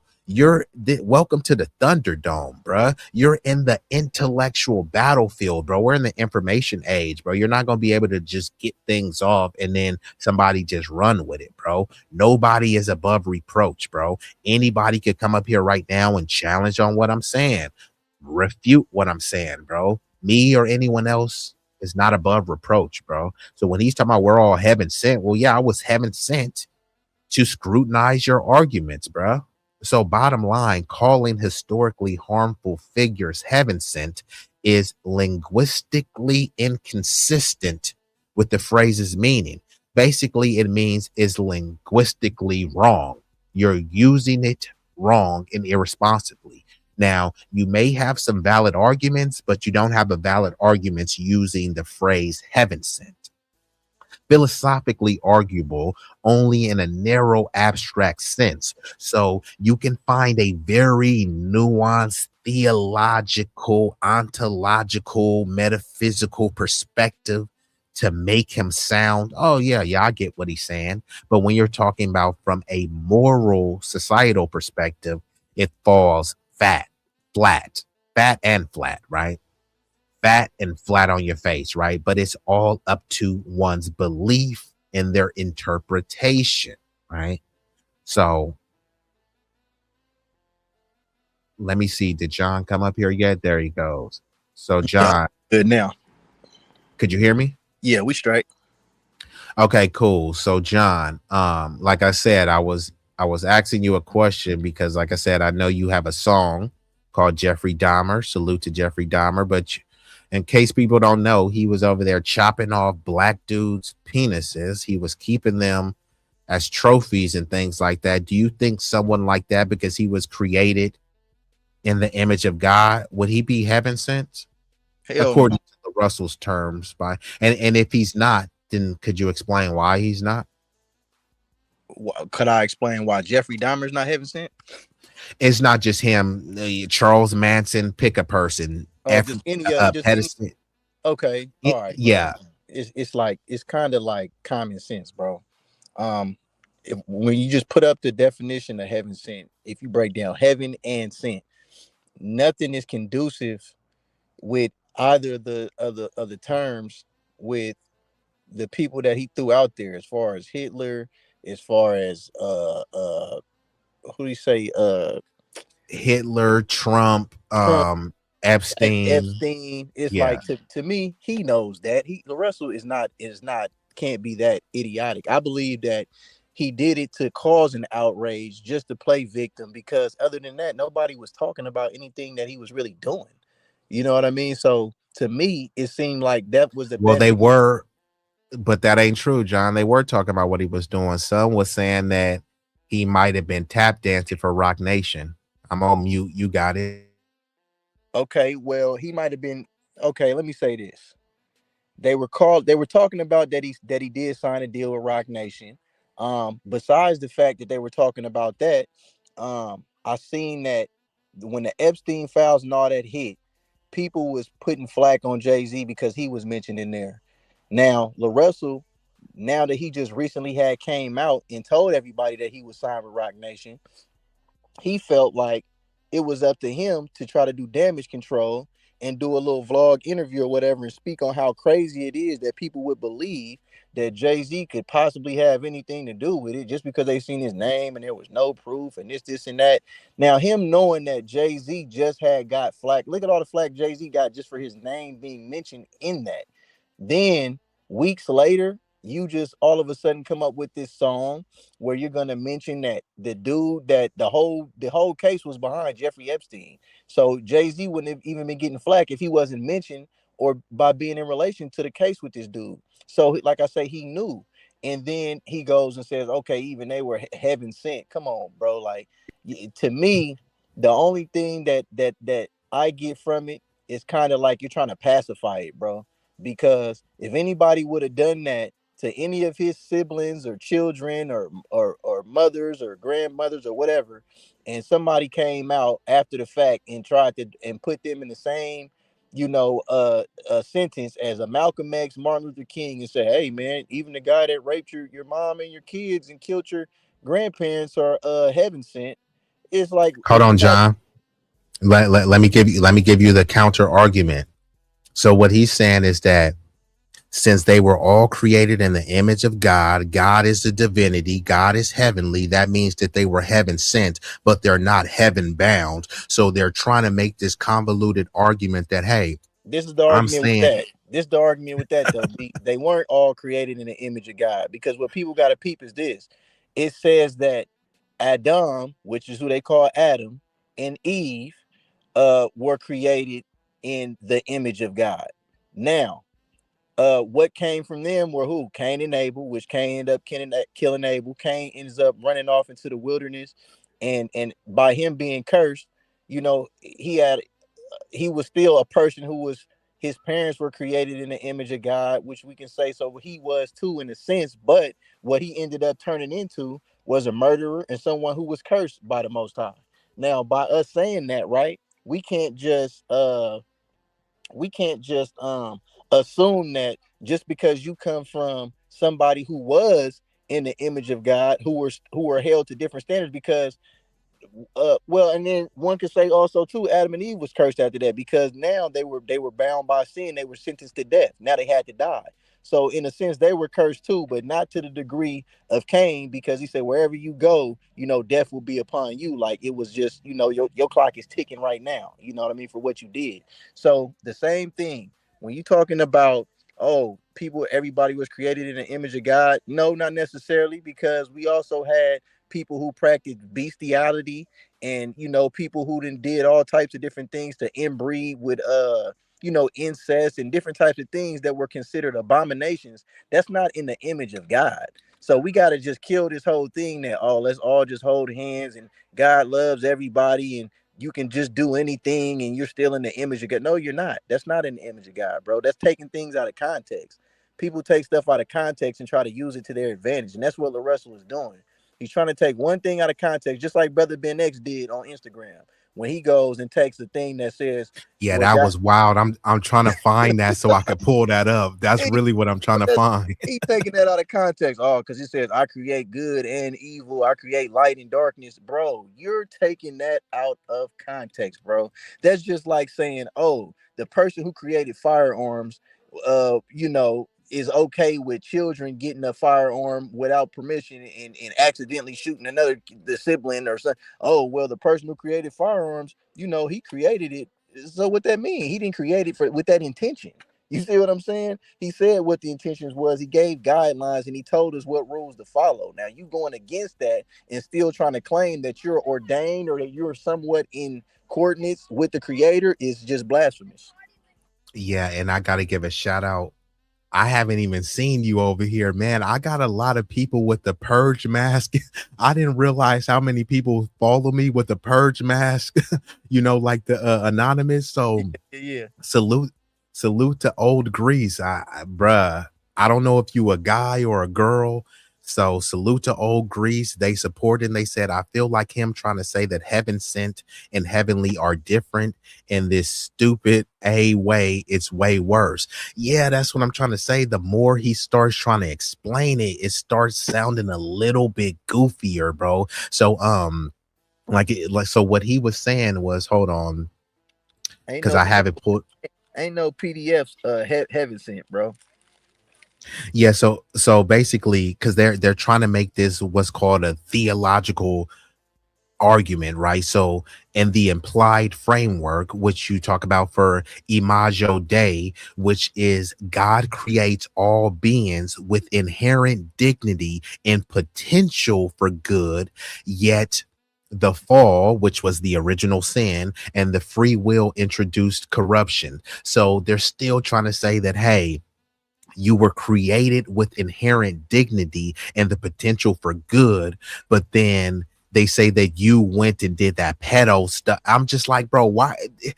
This shit just sounds confusing and convoluted. And then for somebody that is a believer or agnostic and is just on the fence, if they're listening to people like LaRussell, who clearly is just misinterpreting the good book, it's like, that's why some people's like, man, I'm gonna just throw my hands up, because you got some Bible thumpers that was agreeing with them. His own mama, which I expect because it was his mama, they was like, man, he was right.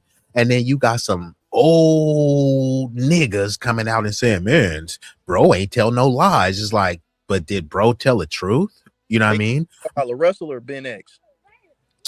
They were talking about LaRussell. Man, niggas, bro, this is the thing, bro. I seen a good quote. Hey, let me read this quote to you right quick, man.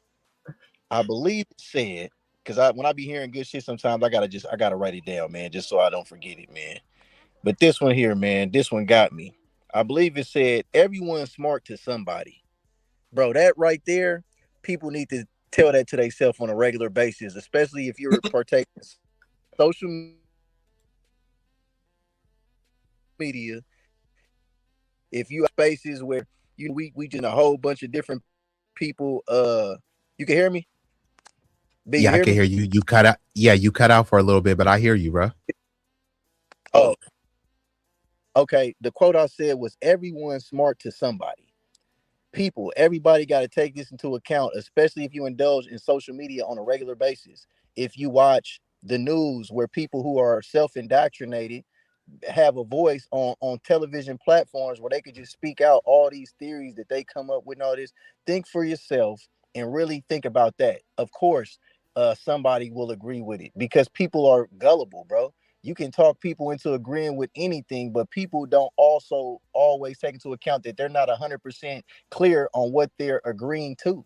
You know what I'm saying? Just like when people are all with the MAGA stuff and they say, oh man, Trump say we got to go to war, then we got to go to war.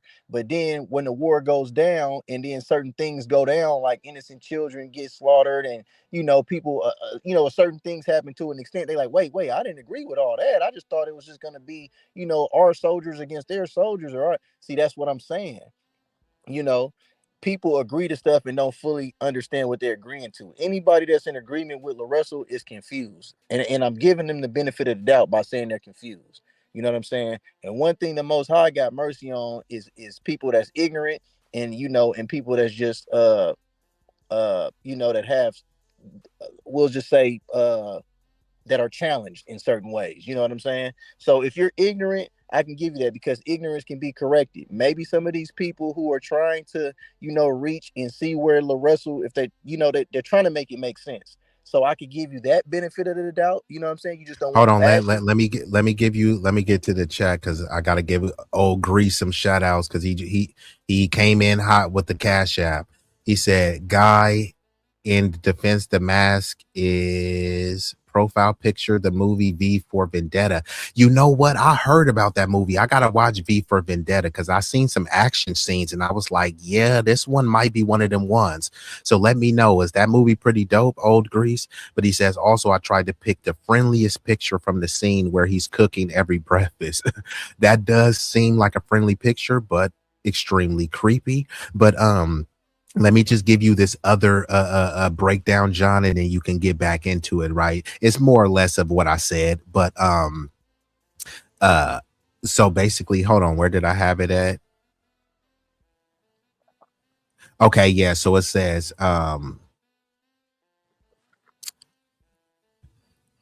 actually I thought I had it, but I don't. But anyways, they say like oh yeah, okay, so it said LaRussell said we all heaven sent, not heaven bound. He's framing this as a reminder of radical equality before God, universal free will, and the shared human potential for both profound good and profound evil, right?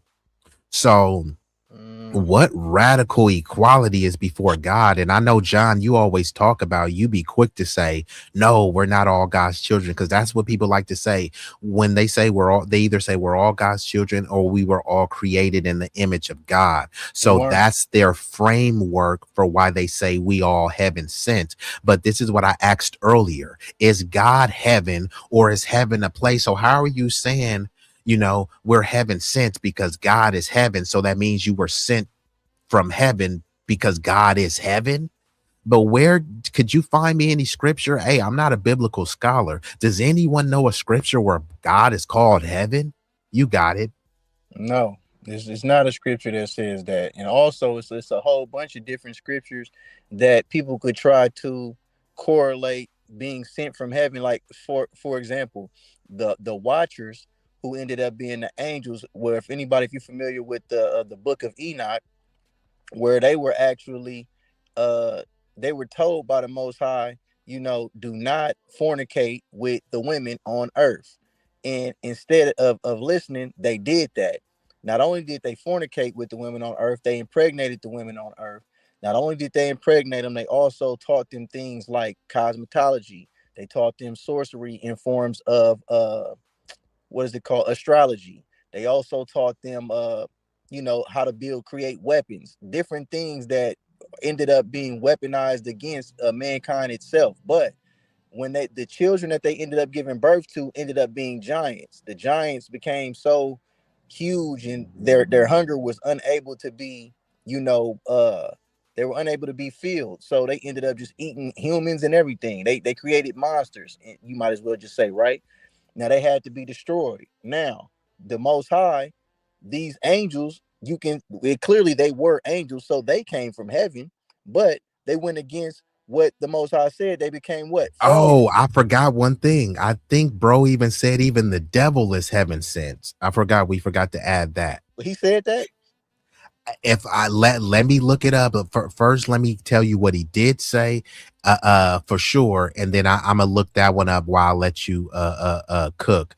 But essentially, because he kept doubling down, like all the arguments that you're saying, and then it was going in one ear, and then he kept doubling. Now he's like tripling down until he deactivated his account. But then he kept saying God created us all. What we do with our free will is on us. So in this framework, they're saying that the substance of his claim is defensible, but it goes back to the claim that God is the divine heavenly creator. And since we're created from God, you're heaven sent, right? So in this framework, murderers, rapists, and genocidal figures are not self-created. They are contingent beings whose existence traces back to the divine cause. So they're saying, yeah, Epi was a pedophile, but he wasn't created to be a pedo. He was created in the image of God. He was created as a heavenly divine figure, and then he became a pedo based on his free will. So that's why he's not heaven bound. He's just heaven sent. So those are the arguments. You got it. Hey, wait. Who became heaven? Who's the exact person you just talking about right there? No, I was saying this is the arguments that LaRussell and the people that support his line of thinking. These are the arguments that they're making. That they keep. But which exact person are they referring that to when they said so? But he ended up being a PD. You know what I'm saying? So then he was heaven. He wasn't heaven bound. Who are they talking about? No. This question is for just general, like pedophiles, rapists in general. were they initially created? Being were they? No, the argument is that they weren't created to be P files.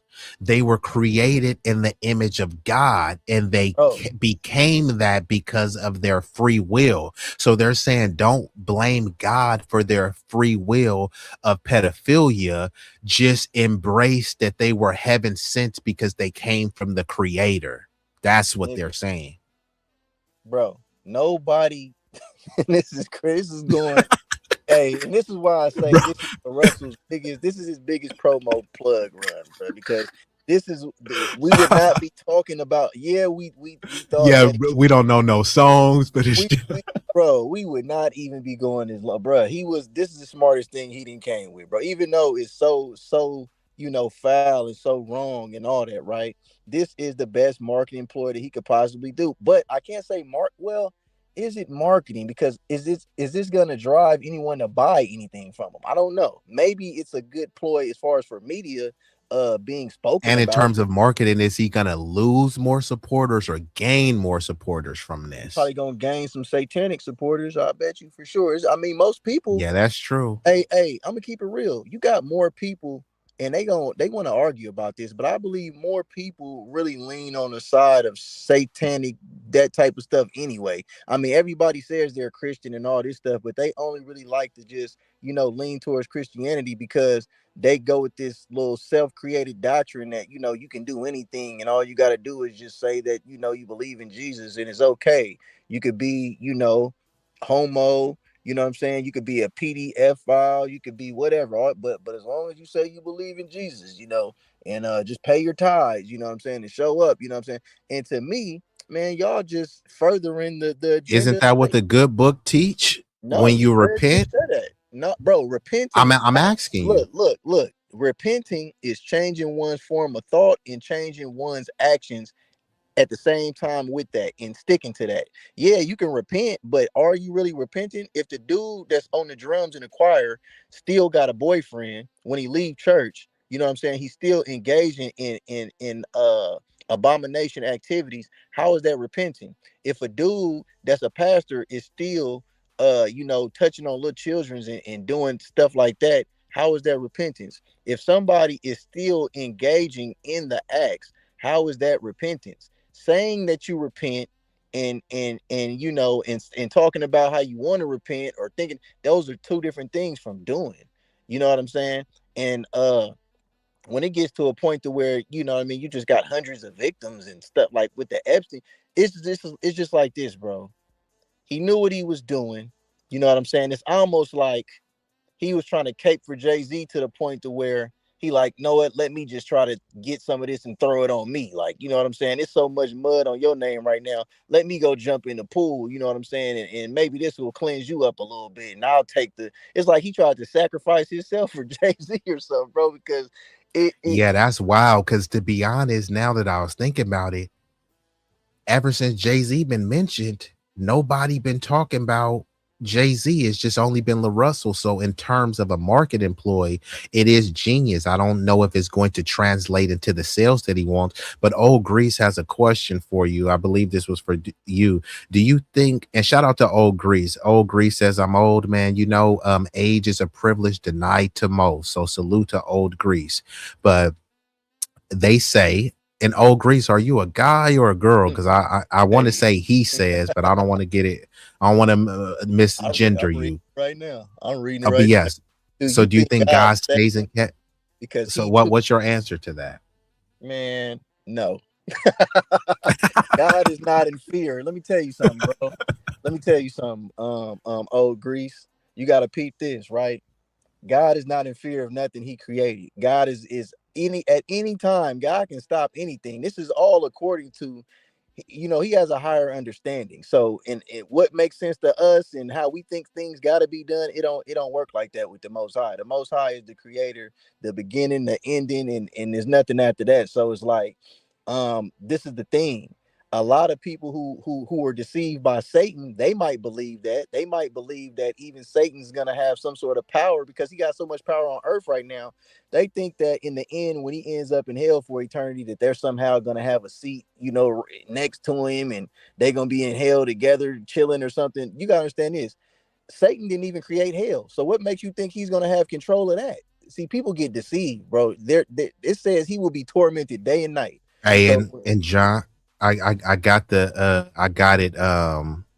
Oh, he was quoting. So, yeah, he was quoting a movie, but I looked it up, and this is from Cron 4. So this is from the actual mainstream. Actually, I'm gonna just pull it up. You know, I like to pull stuff up in real time.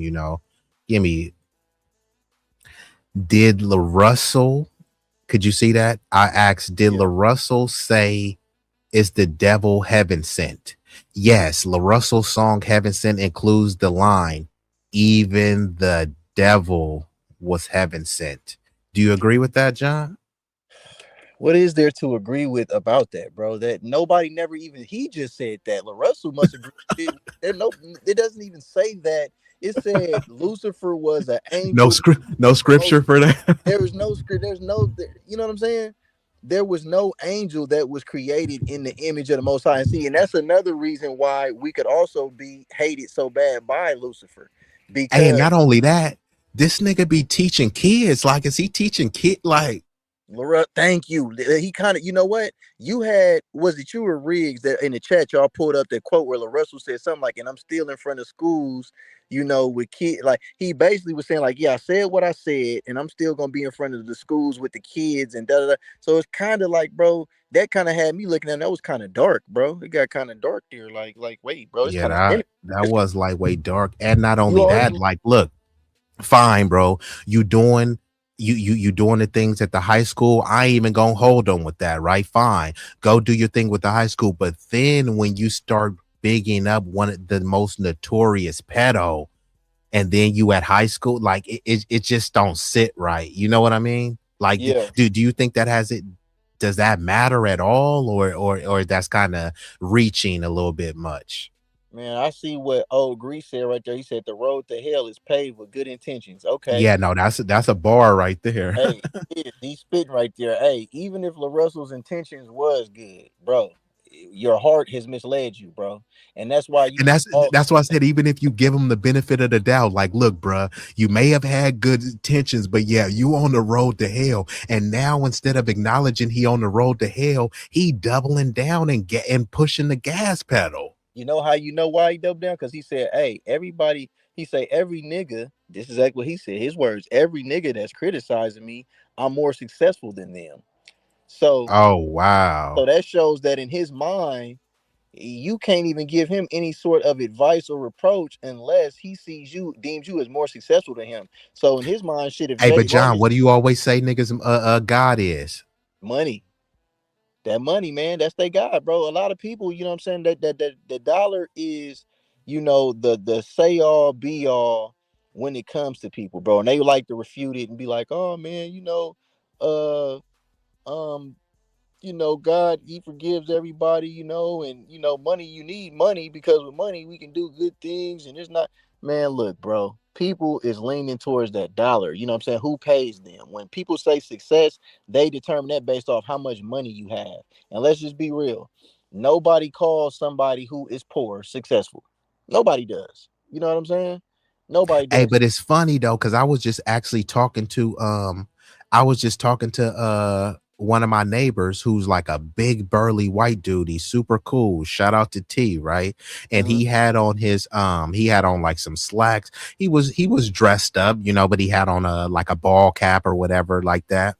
And then he was like, yeah, he went to church, and he said, man, a lot of people want him suited and booted in church. And I was like, hey, to be honest, bro, you're dressed better than Jesus was. And he just started laughing. He was like, man, that is true. Like, Jesus was walking around with rags and all this stuff.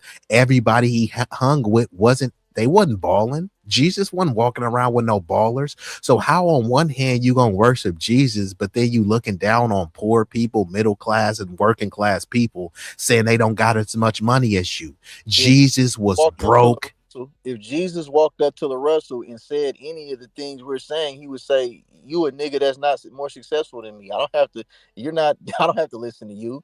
That's Yeah. basically saying in his own words. You know what I'm saying? And most Bro, people, wasn't he walking around in rags and flip-flops? So he would have been considered dusty and dirty. But to a but nigga, because you got some gold shillings or something, you're somehow on a higher level. man, because Come on, bro. Jay-Z patting him on his back, you know what I'm saying? So hey, he made it. He doesn't need to, you know what I mean, be an independent hero, or you know what I mean, go against the grain and actually, you know, speak the truth about, you know, how these people are all in one little coordinates to, you know, dumb down the masses and continue this little ring of actual assaults on innocent children and other people. You know what I'm saying? He don't need to do that. All he got to do is, you know, take his little token, his little pat on the back. And, you know, in his mind, hey, I'm successful. I made it. You know what I'm saying? My mom don't got to worry about paying no bills. And whatever I got to do that, it must be right. Because I'm a guy, in his own words, like he comes from nothing and all this stuff. And now, you know what I'm saying, he can take care of his family. Okay, I applaud you for taking care of your family, but by what means? Because to keep it real, you made it like you was already taking care of your family prior to you signing any deal with Rock Nation.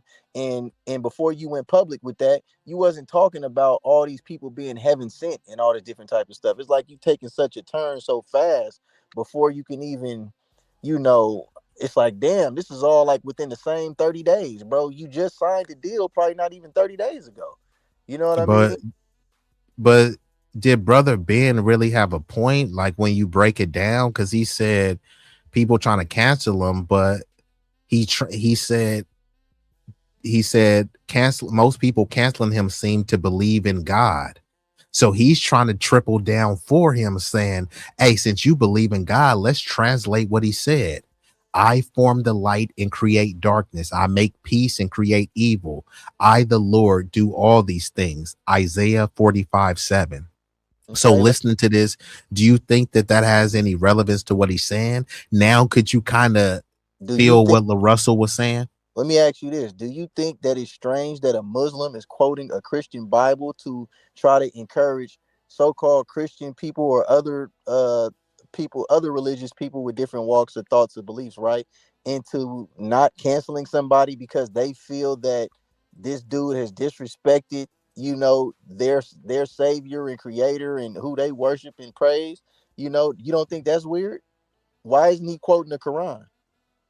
I think it's weird. I think it's disturbing. I don't know what his end game is, but let's read some of these comments though, because the God headquarters says to be heaven sent describes someone or something that arrives at a perfect time, offering unexpected help, relief, or a blessing as if by divine intervention. It signifies an extremely fortunate, timely, or providential occurrence that solves a problem or provides immense relief.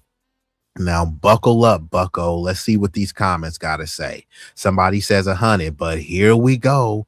The Muslim brother Ben X says a blessing is subjective. Huh? Isn't so? He's saying a blessing is subjective, but niggas saying heaven sent is objective. It's literally objective by the definition of it. But he said the making of the devil appears. So he said the making of the devil appears evil. So what do you mean by appears? Words matter.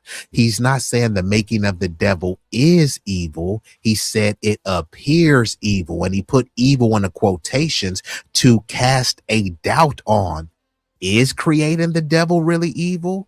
So he says the making of the devil appears evil. However, when you rise above the emotions, so now he's kind of taking a sneak diss saying, yeah, y'all niggas is too emotional. Once you rise above the emotional argument, then you can think logical like me. But he says when you rise above the emotions into thinking of God, it's a blessing that solves a problem. Bro, none of you guys can get into the mind of God. You can assume, you can presume, you can believe, but you can't actually and factually get in the mind of God. So the whole thing of him saying when you rise above the emotions into the thinking of God, None of you can get into the thinking of God. You Exactly. think that you are. This shit is just getting wild, bro. Go ahead, John. When you start thinking, you know what I just looked up? I had just looked up what organization is Brother Ben X a part of. He's a part of the NOI, the Nation of Islam.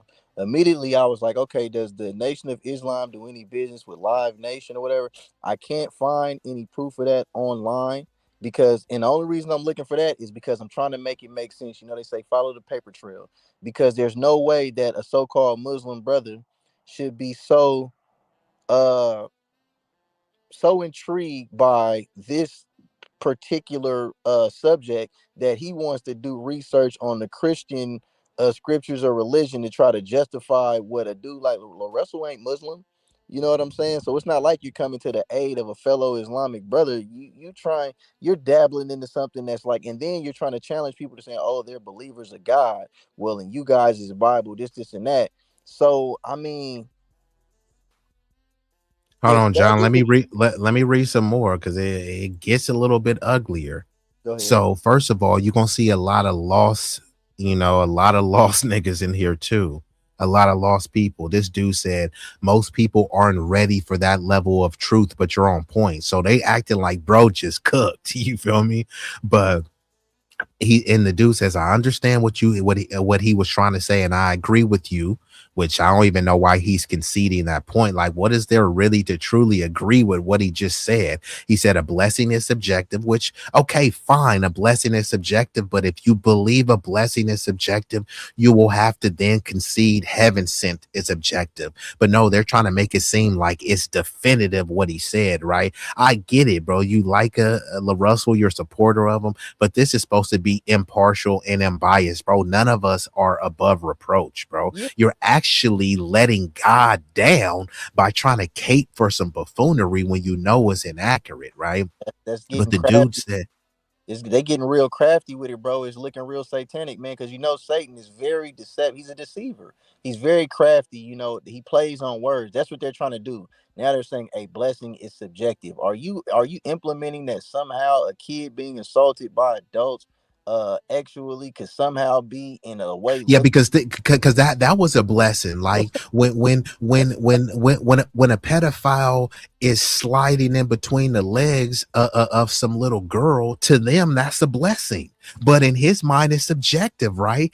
I may think it's disgusting in a criminal offense, which what society sees it. And he may think that this is a ooey gooey blessing, right? But it's subjective though.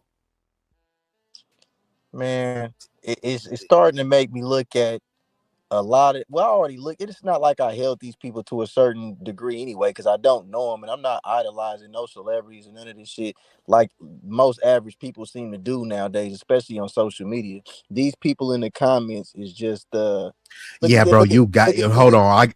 No, bro, I gotta get you to respond to this one.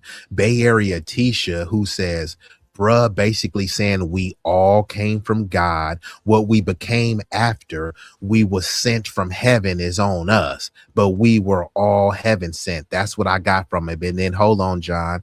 Somebody said exactly, agreeing with her. It was simple, but people think they're perfect, but be living the most foul lives. And somebody said it's really that simple. So then people saying, yes, that's what I get from it too. And then somebody, look, all the people that saying, yes, they getting likes. And the person said, that's not what the term means. Barely no likes, right?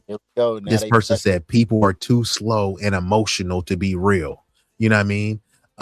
So they're just going in and trying to like, oh, hold on. Look at this one, bro. Hold on. It's simple. Misery loves company. LaRussell was too happy for the internet. Y'all mad at words and a beat. Look at the actions of your government. Misguided outrage. Bro, this nigga ain't God. Wait, nigga, he said Trump is the government. What the fuck are you what is this dude talking about? This is what I'm trying to say, bro. Government, that is definitely can be considered government, dude. What are you talking about? He is trying to cape for the government. He's basically saying the government was heaven sent. That's what LaRussell's saying. Then here goes IMT Jones. They forgot Satan came from heaven. So here they go again with the more devil shit, bruh. Man, here they go. Satan came from heaven. No, Lucifer came from heaven. Once his ass got kicked out, he became Satan. And see what people got understand, man. See, it get deeper, man. People just And be look so at this hard-headed. lady say, it's not what he said, it's the timing. No, it's what he said. It's what he Like said all around. There's no time to yeah. say that. There's never a This time. other one said, he's right. A valid point. I don't understand the outrage. It's like, and then the other one said, the message is fine. The song is just trash. Hey, if you think the song is trash, maybe it is. No, the song was lying. Hey, B, I'm gonna give you another quote, man. I only argue with my equals. Everybody else, I just teach, man. When I'm looking at Yeah. Shout out to Dr. John Henry Clark. when I'm reading what these people saying, bro, I'm not. It's like certain shit. I'm not even because obviously you so far removed from a reality that everybody else lives in. You just in your own world. You know what I'm saying? You in celebrity world where Look at this one, dude. He said nothing wrong. Every child is born heaven sent. Is this really true, every bro? child. Come on, bro. See, this is where it gets a little bit goofy, bro. Because once again, they'll say that the Adolf dude was bad. They'll say that Epi-Pedo was bad. Jeffrey Dahmer, Charles Manson was bad. But if Charles Manson have a bunch of kids, did his kids just suddenly become heaven sent? So he was a killer, a serial killer at that. But just because he had fertile sperm to pop out a baby, his kid was heaven sent? Right. Bro, this shit don't even make no sense, bro. Like, come on, man. And that's why a lot of these people, man, they'd be a waste of words because you would end up just cussing them out, bro, because they so ignorant, bro, that it's like I can't even give them the ignorant pass. I just gotta say it's stupidity because I believe a lot of y'all are smart enough to know that you full of shit when you talking about what you saying, bro. It's like because think about it, ignorance can be corrected because you can find out, you know, some information and you can change your thought process. But a stupid person can even get the information and possibly even know, like, okay, you know what, this might be, but they still just gonna stand on what they just out of stupidity. So that's where we going with the LaRussell supporters, just stupidity, you know, because you And can't just hold on real quick, John, and shout out to FBA Strong. FBA Strong, I'm about to transition to another topic, but what we were talking about is that a artist from the Bay Area, he made a controversial song called Heaven Sent, where he was saying controversial figures like Epstein, Trump, the devil, and Adolf, the dude with the thick mustache. He said that they were all heaven sent, and he was trying to frame that it doesn't matter if you are a rapist, a dude who kills people, or an activist. We all come from God in the image of God, so we're all heaven sent, and what we do on this planet is up to us. So that was the premise of the discussion. So do you believe everyone is heaven sent? Do you think that MLK is heaven sent, and the person who used a firearm to assassinate MLK is heaven sent, right? Do you think Fred Hampton is heaven sent, and the FBI agents who broke into his house and slaughtered him is heaven sent? So that's pretty much what the discussion is. Are you kind of heavily in the church, FBA Strong? Let me know before we move on and transition from this topic. But that is the premise of the discussion. Salute to you for coming in. And Old Greece says, give Caesar what belongs to Caesar, but give God what belongs to God. I mean, both Jesus and Marx have warned me of a dark power of dollars. C-capital, the verse was like, you can't serve two masters, love, money, and God, right? So, John, I know you heard about that. You can't serve two masters, but for many people, the money is their master and their God. Yeah. So that's truly who they're serving. Yep, and that's why it's showing you that they end up hating God because God got too many. The Most High got too many rules for him, and humanity at this point wants to be too free. They want to be in a society where, you know, man can marry man, a woman can marry woman, a man can change his sex to a woman can change her sex to a man. Then they can do it to your kids. They want to be in a society where no matter what your age is, they saying stuff like smash the patriarchy, where they're trying to say like patriarchy just means that the overall societal and family structure is led with the man as the head of the household. So they're saying smash the patriarchy. Some want a matriarchy where instead of the man being the head of the household, the woman is the head of household. Others are allegedly pushing for a more egalitarian system where it's supposed to be 50-50. But then if you do 50-50, then they say, nigga, you broke and all this other type of stuff. So then they'll turn around and say, hey, they'll acknowledge, many of them will say God is a man, but now it's getting disrespectful because some people are saying, how do we know God is a man? God was trans. Some people are saying that God, or at least Jesus, was gay.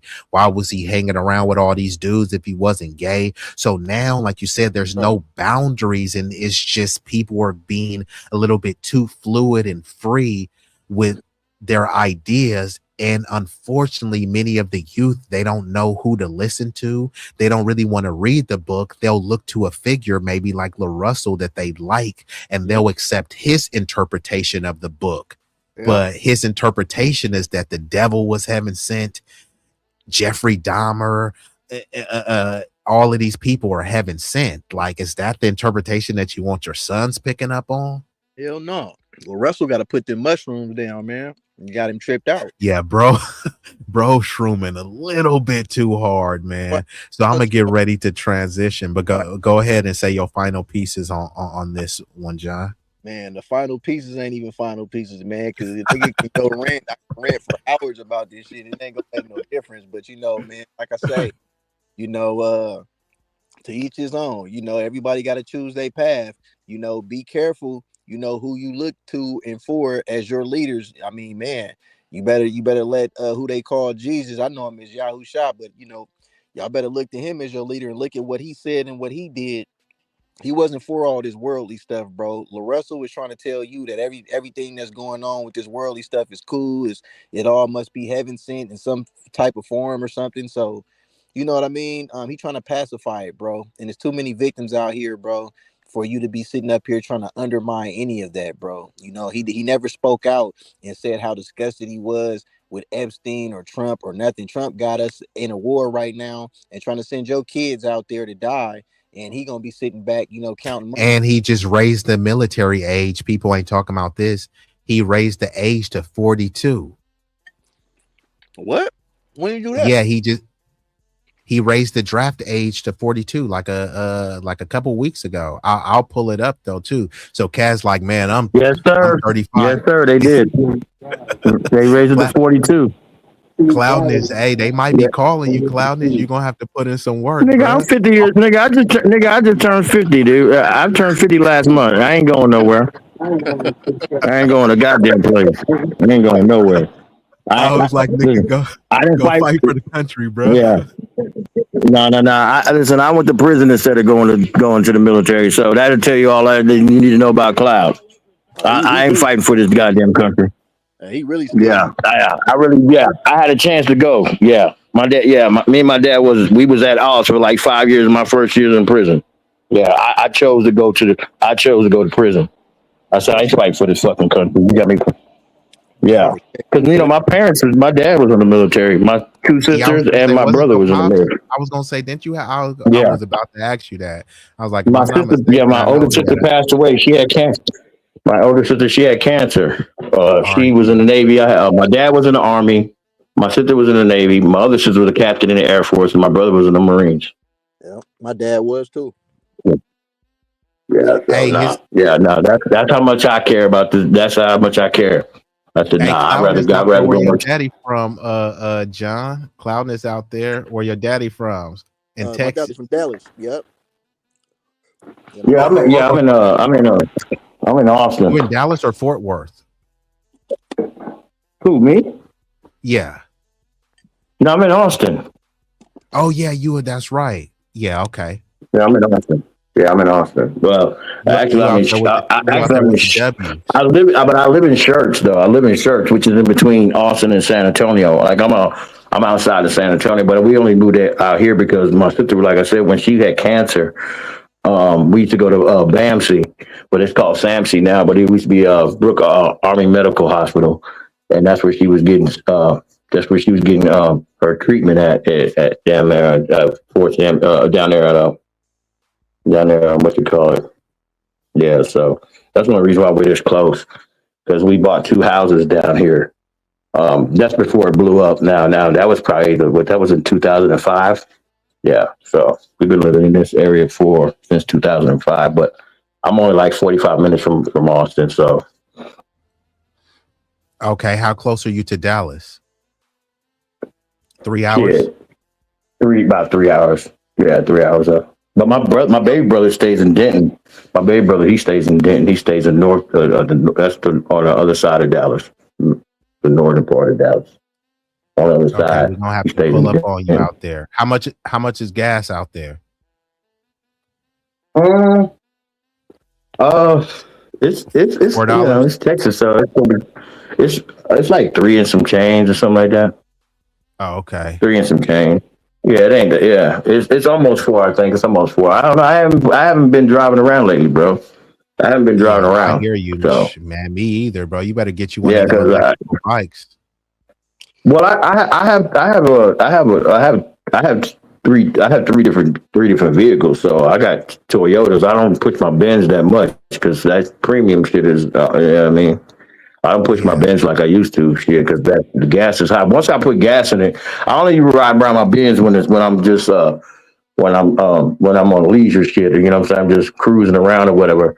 But yeah, otherwise, if I'm just running errands, I got a fucking Camry and then I got a Solero. So, you know, man. So I got 2 Toyotas. Yeah. One of my old mechanics, it was an old white dude. This dude could fix any car. He told me, because, you know, I like to have old schools and but, you know, I will just get whatever car, you know, because I was flipping cars. Basically, if I see a good deal, I'll get it, mob it a little bit, put a little beat in it and just, you know, flip it for the price. But then some cars, they had a little bit like, you know, some of the repairs are you know, a little bit more expensive and exhaustive. So he told me, he just said, bro, what are you doing, man? He said, just get you a effing Honda and a Toyota and be done with it. That's what he always said. This dude he had a so Honda, like most of the time, like so long. Yeah, see, I got a matter of fact, my dad has a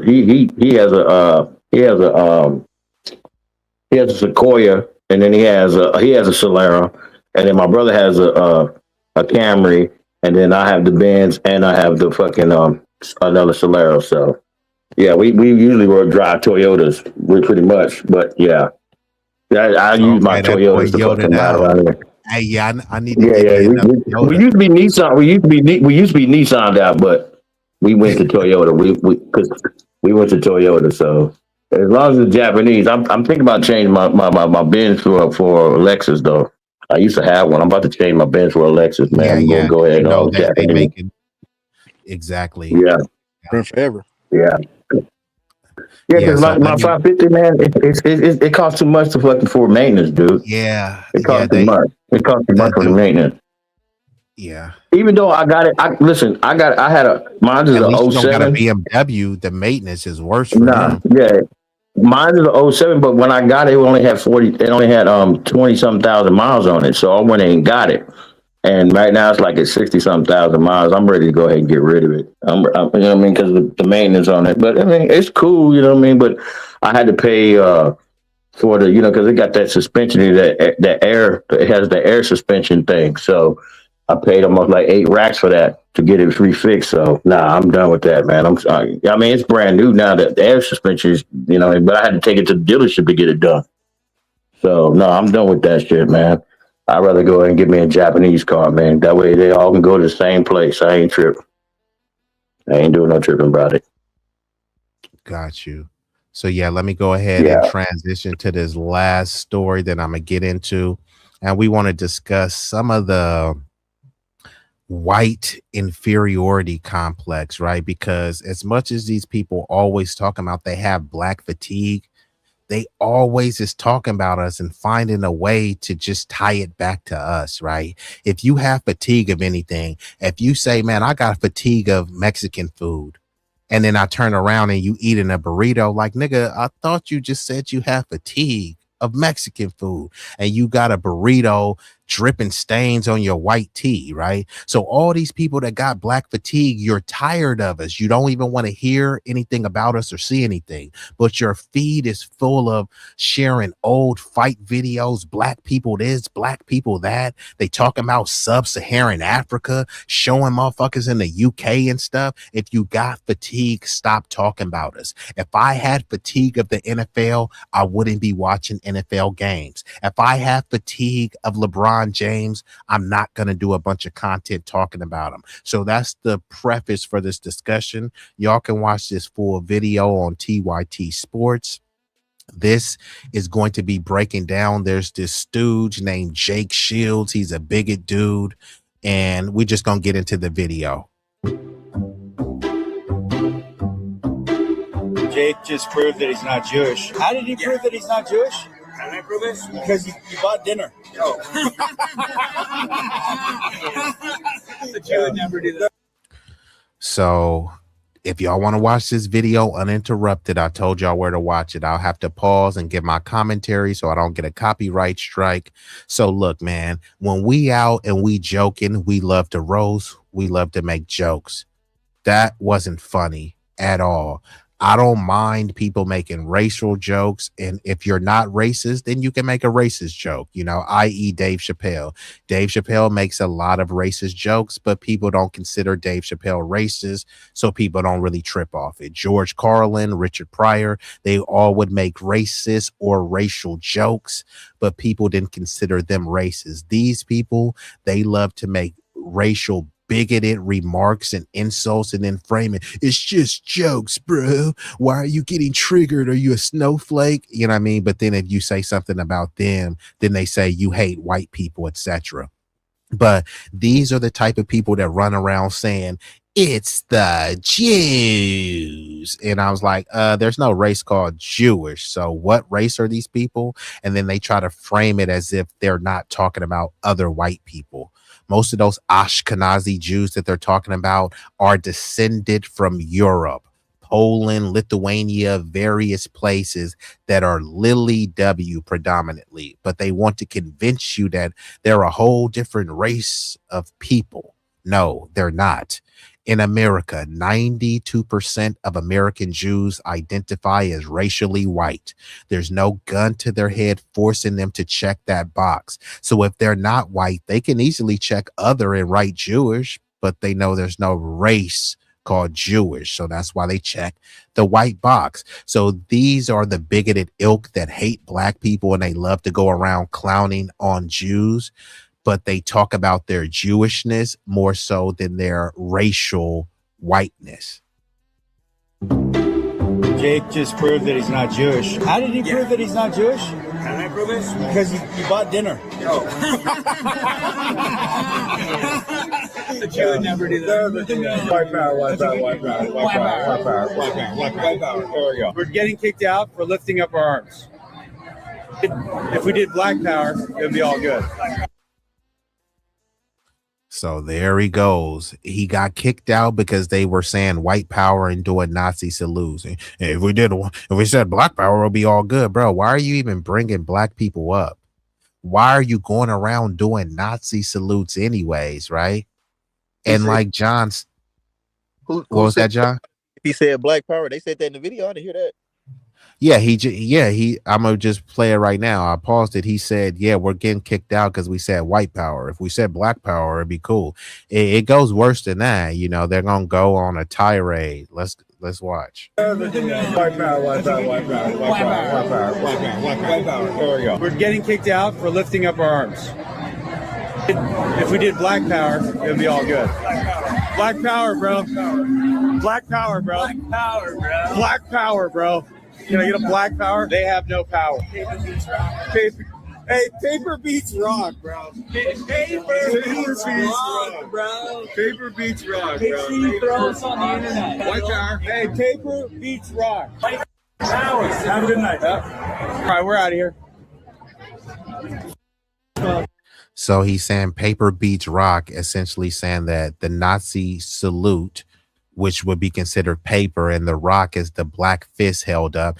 And they were selling some racist shirts like that in, I think, Walmart or Target or something. There were some things, but these jokes are not even funny. He also called this dude a effing nigger, but they bleeped it out. But it's like, nah, man, all slurs matter, you know, show them, you know what I mean? But because he's getting kicked out, clearly the black dude is just trying to do his job. He said that black people have no power, so why are you blaming the powerless? The black dude is doing his job. Someone told them to kick him out. Guess who gets comfortable around white people doing Nazi salutes? Other white people. It's not a bunch of white people that want to see some bigoted white people around them doing Nazi salutes. Even if they agree with it, it's like, bruh, you supposed to keep that under wraps. You making us look bad. But then they go around talking about black power, and all this other type of stuff to be funny. The shit wasn't funny, bro. Like, we'll see some racist stuff, but bro, if you gonna make a racist joke, bro, at least make it funny. But you notice how these racists, they're never funny. Whether it's Cat Williams, whether it's Dave Chappelle, Richard Pryor, Paul Mooney, they can make racist and or racial jokes, and this shit will be hilarious. These dudes, all they can say is nigger, nigger, nigger, right? And it's supposed to be funny, bro. Hey, man, it's just a word, man. Like, it's like, okay, notice that they'll have no issue calling us niggers. Then they'll say all of this negative stuff about the Jewish people who are white, but they won't ever call them any Jewish slurs, right? Go ahead, John. Man, you hit it right on the head right there. They ain't calling them no Jewish slurs or none of that shit at all. Yeah, man. I mean, shit, they know where they They're cowards. That's why. They know. What you say? They're cowards. That's why. They're cowards. Facts. They cowards. Look, I'll challenge this. You seen they was kind of deep. It was about what? About 10, 8 to, how many of them white dudes it was right there? I don't know, but they usually roll in packs, bro. Like, you know how it be me and you. It just be kind of me and you, or sometimes we roll to the neck. And that's why I always tell cats too, like, you gotta be on your toes now too, because this how they roll. And see, they'll be more bold to say nigger, because for one of those dudes is an MMA fighter. He retired, right? So he's looking to kind of trigger black people. And then if he fights them, he's a trained MMA fighter, and it will come off as like but that's why I keep that thing on me. So when you think you're gonna do all that, you're gonna get clack clack clack clack. I'm gonna put them slugs in your ass. So go ahead. That's how you equal. I got the equalizer. So go ahead. Go ahead and do that stupid shit. That's what I'm saying, bro. This I'm in Texas, bro. It's a different ball game out here. It's different than California. I keep that thing on me. So yeah, I keep my knife and I keep my gun on me. So guess what? If it's more than one, I'm gonna back out hot. That boy got that hawk too. I got the hawk on me too. Yeah, so if you get too close, you get stabbed in the throat. Yeah, I shoot for the throat, dude. I don't play, bro. I try to take you out. Like, real talk. Like I said, I've been to the Bing, so guess what? I know how to use that thing. Yeah, so in close quarters, you will get hit with that knife right in your damn windpipe. That's where I hit you at. Yeah, and I promise you. I promise you ain't no coming back from that. I ain't never seen no man that ever get hit with that hawk in that throat and walk away. They gonna run away. I promise you. Listen, I don't play, bro. They ain't gonna even run long. Should they get hit in the throat? Shit, what was you about to say, John? I said they ain't gonna run long. They get hit in the throat with that knife. No, and see, this is the thing, bro. Like, when we was younger, it was about, okay, John talking spit about you. Hey, well, let's go to the park and then we'll line them up here, bro. You take off your backpack, you get off your shirt, and then we'll duke it out, bro. Those days is over, bro. There's no such thing as a fair fight. So right now, if somebody calls you out and they want to fight you, it will fight like a man. Have a fair, shoot the fair one, which is the most idiotic statement because there's no such thing as a fair fight. So if you go jump out and Mike Tyson is like, nigga, fuck you, John, shoot the fair one. How is that fair that you finna fight with Mike Tyson? Nigga, it ain't nothing fair about that. If somebody that's 6'6", 350 pounds, just because he calls you out is fair, no, I'm going to equalize the situation. And I'll say, fine, y'all niggas want to act like the biggest, baddest thugs on the planet. You know what? I ain't gonna hold you. You are a thuggish figure, and I fear for my life. So that's why I had to one up top you, because I feared for my life. You know what I mean? That's why I dome tapped you. You know what I mean? Hey, right.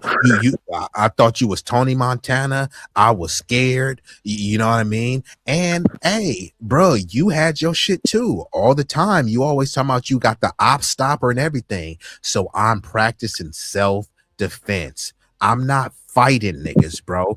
And look at all the movies that niggas like to talk about, like whether it's Brad Pitt and Troy, Leonidas. Look at all these war movies, Spartacus and all this stuff. Show me one film of Spartacus shooting a fair fight, bro. Them niggas got shields, spears, swords, and all the stuff. Where are the fair fights going on? I didn't have a nigga pull my hair. I didn't have a nigga grab nuts. Niggas try to eye gouge you. What is fair about that? Niggas try to jump you. What is fair about that? I'm on the ground. Niggas try to stomp you out. What is fair about that? Niggas run up on me. Nigga got 200 pounds on me. What is fair about that? Straight up. Ain't no fair fights, none of that shit. And you already Bro, know. Hey, and them white dudes that was there, you already know if it was just one of them by themselves, they wouldn't have probably been. They wouldn't say nothing, but they deep. They get deep, and then they get, you feel me? Plus, they probably had a few beers and shit too, so they feeling, they done got their little courage up and shit like that. Black dude, he just trying to do his job. He know he already on the edge. They ready to fire him. Shit for him saying something wrong in defense of his damn self. So you know what I'm saying? He can't. He all he do is he pull can't his really phone do out. nothing. His hands is tied, right? Yeah, he pull his phone now. He just want to record. He probably show it to corporate. They ain't gonna do shit, but tell him, "Oh, good job." You know what I mean? Hey, they ain't gonna do nothing. He ain't gonna get no type of bone. He ain't gonna get nothing. You know what I'm saying? Like, they're not gonna even take. And it's the thing. Yeah, they told him to leave, but I doubt that the restaurant even is gonna take extra. They ain't gonna go the extra route by trying to sue these dudes or try to get them prosecuted. You know what I mean for for racist remarks or any type of or technically, let's just say this, it should be perceived as some type of threat, because anytime a so-called black man get to saying certain stuff like black part, they'll be like, oh, they felt intimidated, they feel threatened for their lives and all kind of shit like that. So when they saying white power, why couldn't he do that the same? We already know why he can't. No, and that's why I say that, right? That's how a lot of times that's what the whole stand your ground thing is, especially in Florida, and they have it in Texas too. All they have to do is look at you, John. You got your beanie on, and then they see you as a black, violent, thuggish figure. Once they say they feared for their life, whether they stab or shoot you is going to be justified, because they gonna say, hey, you can't prove that they didn't fear for their life. Fine. I'm scared of all y'all niggas, bro. Y'all niggas is thugs, and I value my life, and I don't want to die. So I fear for my life, and that's why I'm toting this thing, and that's why I might have to blam you, because I'm scared. Yeah, that's a fact. You know what I'm saying? And they go all the way out their way, even in the most like extreme situations. Like we didn't seen I don't always want to just bring up a George Floyd or whatever, but they always, even if somebody is completely restrained, them taking the life of a so-called black person is always justified, bro. You know what I'm saying? But when it comes to us, you can be, physically getting assaulted, you can be getting chased down, anything. But if you end up coming out the victor on top, you know what I'm saying? It got to get investigated, whether or not, and you got to sit in jail till they figure it out too. You know what I mean? Until they want to figure out, whether. Hey, another thing too, I just saw somebody else I was talking to, we had brought this up. When when they share these fight videos, let's say a black dude was in the wrong and he tested a white dude, right? And the white dude knock him out, it turns into, man, F around and find out. But then when it flips and the white dude comes out the gate on the black dude and end up getting beat up, it's like he didn't have to take it that far. It's like, come on, bro. Yeah, sure. Like, they turn the black dude into violent when he just defending himself, and then the white dudes become a little victim and stuff. It's wild, bro. Yeah, then the police they want to handcuff you, they want to beat on you and shit. They want to, what I'm saying, especially if an officer get whooped when they be being extra aggressive on motherfuckers all the time. If the officer do get whooped, or they gonna gang up on you when they got you in the precinct. They gonna beat on you. They gonna Oh try to yeah, violate. them rib shots, all sorts of other stuff, bro. I was telling cats too, bro. They'll do a cavity search on you and stuff too, because people think it's all funny and stuff, but it's a way to violate it. Just like how people in prison, they use bending people over. Some say it ain't gay, which it is, but some they say it's not gay. They're doing it to humiliate you, and it's a form of control. So yeah, if a cop can just like handcuff you, oh, I suspect you have drugs. Once you're handcuffed, you can't really do anything. I've had a cop, bro, they have videos too where they'll like fill you up. Man, what you got in your pants, son? Like, man, that's my dick, bro. And they're like, oh, okay. Sure you don't got nothing under there? It's like, bro, why are you grabbing niggas' dicks and stuff like that, bro? And they could do this, bro. Like, they've done it to multiple people. There's reports of I might pull it up, but there's a reports where they like a bunch of black dudes, and they don't want to admit it because people will be like, oh nigga, pause, you feel me? And this ain't no jokes and shit like that, but like they really do violate niggas because they know that if you're straight, if they can do some like kind of homosexual play on you, bro, that stuff sticks with you. You feel me? If you used to smashing bad chicks all the time, and then a cop pull you over, handcuff you, and cavity search you, bro, and you just supposed to go on about your day, get over it, bro. They was just looking for drugs. You know what I mean? That shit happens, but nobody wants to talk about it because niggas gonna be like, pause. No, nigga, the cops need to pause doing that to niggas, bro. There's nothing due process about that, bro. Yeah, it's just all about violating, bro. That's what they love to do, man. Cross lines, violate, and they try to emasculate you, even like the forms of that, like black dude that was there, he's supposed to be the security, right? Which is like a masculine position. And then what they want to do, they want to gang up, surround him, and yeah, yep. You see what I'm saying? It's like to try to provoke him, right? So then and then because the dude called him a nigger, they just blurted it out, right? So then if he gets triggered by the word nigger and said, oh, y'all called me a nigger, he fights the dude.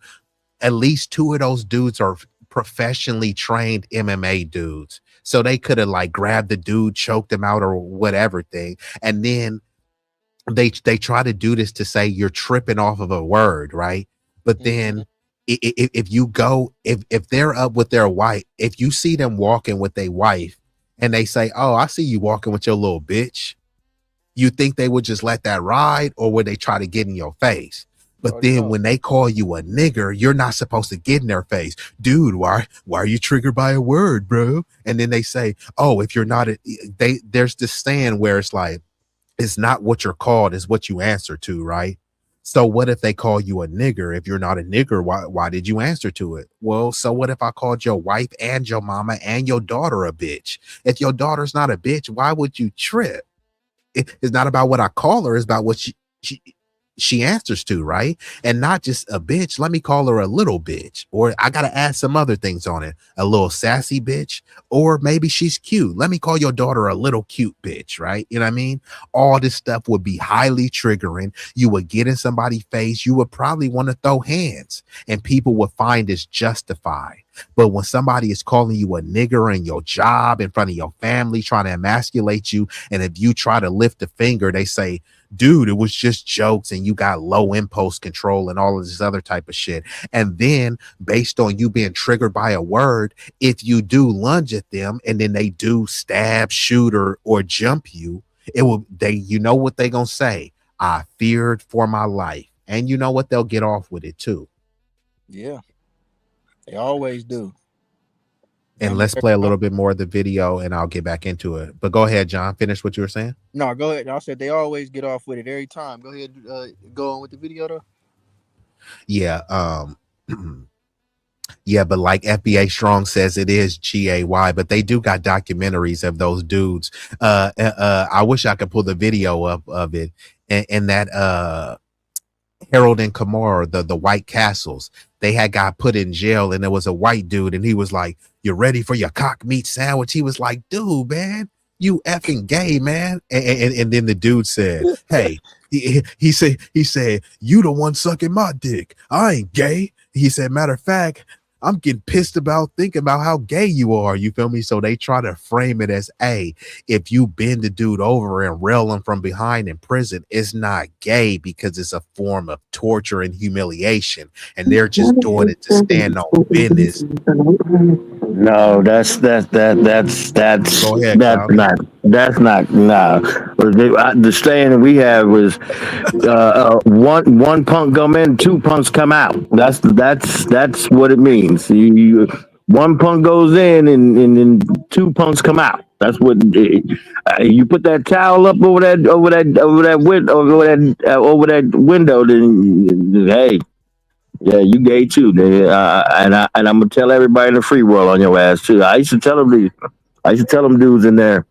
Yeah, if I catch you in the free world mess with girls, I'm telling on your ass. So don't do that. Don't do it around me. I'm telling you right now, because I'm sure gonna give your ass up. Some of you was in there playing with them boys in there. But yeah.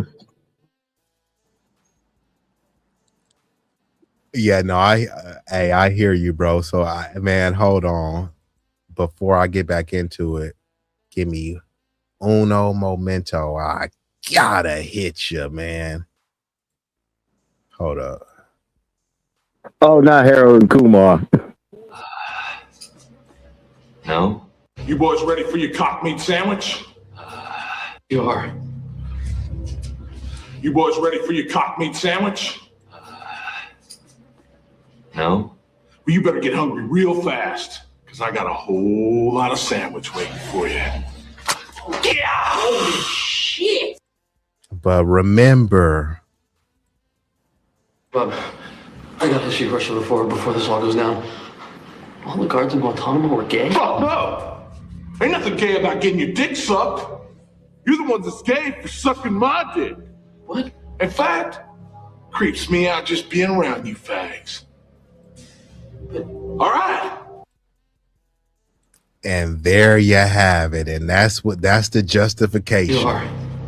Man, you boys just ready for your cock meat sandwich? Go ahead, John. That just like racist people hate being called racist. Boy, they get hot. I'm not racist, bro. How are you not racist? Like, bro, I hate to break it to you. You're a racist. They get hot being called that, man. They don't want to hear. No, bro. They get hot over everything. Like, I don't go around calling white people crackers and stuff like that. I mean, just because it's like there's a bunch of more offensive things that I can call them, but like they don't mind if you call them any of that stuff. You can say cracker, bleach demon, mayo monkey, any of that type of stuff. They don't care about that stuff. But if you call them a racist, that's like that they just like lose their mind. Like, you know what I mean? For some reason, they try to say that calling them a racist and calling them a Karen is equivalent to calling them a nigger. So it's wild, bro. But let's get back into the video. I'm gonna let a little bit more play so we can give some more commentary. Because you bought dinner. Oh. That you would never do that. White power, white power, white power, white power, white power, white power, white power. There we go. We're getting kicked out for lifting up our arms. If we did black power, it would be all good. Black power, bro. Black power, bro. Black power, bro. Black power, bro. Can I get a black power? They have no power. Paper beats rock. Paper beats rock, bro. Paper beats rock, bro. Paper beats rock, bro. Make sure you throw us on the internet. White power. Hey, paper beats rock. White power. Have a good night. All right, we're out of here. This is Jake Shields at a bar with his crew getting kicked out for throwing up Nazi salutes. At the end of this clip, the schmuck recording called the Black Bouncer a quote effing N-word. Would it shock you? But I do think we're doing way too much immigration way too fast, and it's completely changing the country. Like you said, you said it was like 90% white in what year? Like when you were... It was almost 90%. Yeah, when I went to LSU in 1968, I graduated there with a history degree, and then later I got my PhD in Europe. Yeah. I went to school actually in Ukraine. No, I want to stay a majority white country. I have nothing against minorities. All my best friends are black, Mexican, all this stuff, but I do think we should stay a majority white country. That's so my whole life, since I was born in 50, and in fact, almost the entire 20th century, America was almost 90% white country. And when whites were concerned about the immigration back in the 1924 Immigration Reform Act, that this dude who hangs out with racists also interviews, I don't know, this fella. David Duke has been trying to shed his image as a cross-burning Klansman for almost 10 years now. He's still having difficulty doing that with a lot of people. When Duke left the Klan, he founded the National Association for the Advancement of White People. Duke, who campaigns against affirmative action and welfare mothers, claims that Johnston was once a segregationist. He still seems to be for racial discrimination. Only now it's against whites instead of blacks. The former Grand Wizard of the KKK, David Duke. ESG is in what's the actual acronym stand for? Social governance. Yeah. And the whole point is to incentivize corporations to be more diverse or more woke, essentially, right? And more gay inclusive, because when you say diverse, you really just mean less white people. Yeah, more. So first of all, when you see this dude on the screen, right? The dude runs around and tries to pretend that he's black. When you see this dude on the screen, first of all, let's just be very clear. This dude is not black. This dude runs around. He is just an Asian mongrel mutt. His name is Sneeko, but I call him Sneak Ho or Sneaky Ho. You know what I mean? The dude was acting tough. He got his tooth knocked out, and he was around a bunch of W males, one of them being Nick the Prick, Nick Fagwentes, right? And what did he do? Nothing. He let his friend get his tooth chipped, right? So here these dudes are over here talking about wokeness, right? But they can't define what wokeness actually is. They're whining about DEI, and I broke this down on multiple instances on this channel. DEI mainly benefits white people, most specifically white women, but most white women are married to white men, so that's going to be a benefit and a boon for the white family. Not only that, if a white dude who is straight breaks his leg, becomes disabled and handicapped, now he's a minority and eligible to the same DEI benefits. If there's a white dude named Billy Bob and he changed his name to Barbara Ann Sue, now you have to say he's not a him, she or they is a her. They're entitled to trans benefits because now they're a minority, a underserved, underprivileged group. So the DEI means everybody. It literally is an all lives matter policy. And guess who's at the bottom of that? Black people. When they use terms like minority, marginalized groups, people of color, we're at the bottom of that. They'll say Asians, Latinos, and all of these African and Caribbean immigrants are people of color. They'll say we're diverse because we brought in a bunch of immigrants. They'll say that, oh, look, we got LGBT, trans people. So that is what DEI is. It's all inclusive, and black people are at the bottom. But guess who they frame as the mascots who's getting all these undue benefits? Black people. And these dudes are these pathetic morons that pretend to be so enlightened and have such a high intellect, right?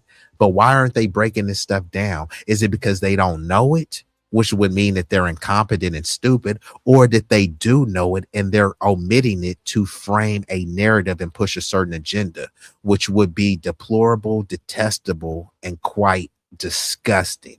And we've been joined by an illustrious guest, Sincere Saida, in the building. Salute to you, Sincere. Hopefully you ain't over there hurting anybody. Sincere is over there probably sipping on some Japanese whiskey, probably that good bottle.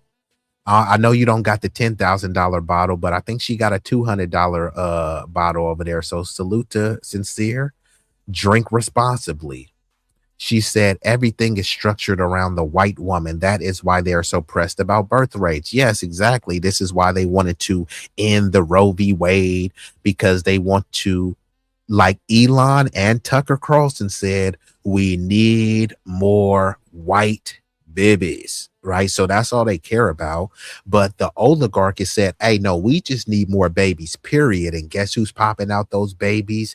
Illegal, undocumented immigrants, which is why now Trump is challenging the birthright citizenship. Because if you come over here illegally, undocumented, or if you're an immigrant in general who is not a citizen, the first order of business is to pop a baby out, which is why they call them anchor babies. That baby anchors you here. And people will say, hey, you don't want to separate families, do you? So they'll have a person who came here illegally, skirted through the system 10, 20, 30 years, have 5 kids. And then when they say, hey, you came here illegally, it's time to deport your ass. No, you can't deport families. Look, they've been working and they have 5 U.S. citizen kids, right? So this is where people talk about the great replacement, which is not a theory. It is a strategy. People are brought over here to displace the foundational Black American community foremost, but now it's trickling into other communities in the dominant society, which is why they're starting to whine about it, right? But hey, this is what your community voted for. This is what your community pushed for. When they talk about open borders, who opened them? Biden, a white dude. All of the presidents, the previous presidents, have been white. And the only other dude was a biracial president, a Kenyan American biracial tether named Obama.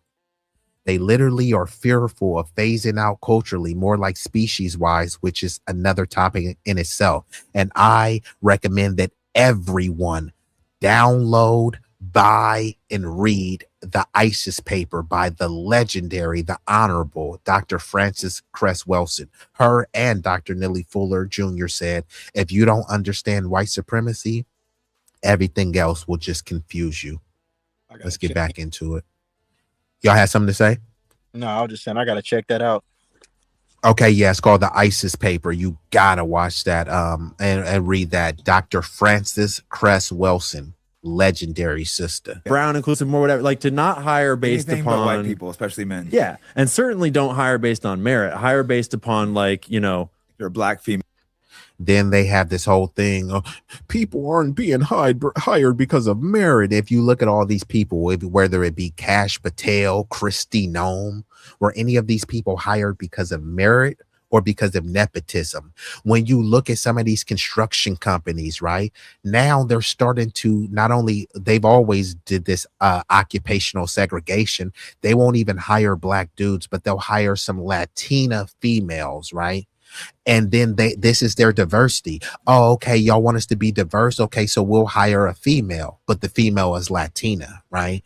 Oh, y'all want diversity? Okay, we'll be diverse. So we hired a Mexican, a Venezuelan, and a Brazilian. See, that's diverse. It's no Black people out there though, right? And then they use terms like people of color, but who the hell are they talking about, right? They're talking about someone who doesn't even identify as a color. They're talking about someone who said they live in a colorblind society. So how on one hand we're calling people of color, but then we're also saying we don't see color? How does that make any sense? Here you got these white dudes up here whining about DEI and saying they're being discriminated against. And let's just say that they were being discriminated against.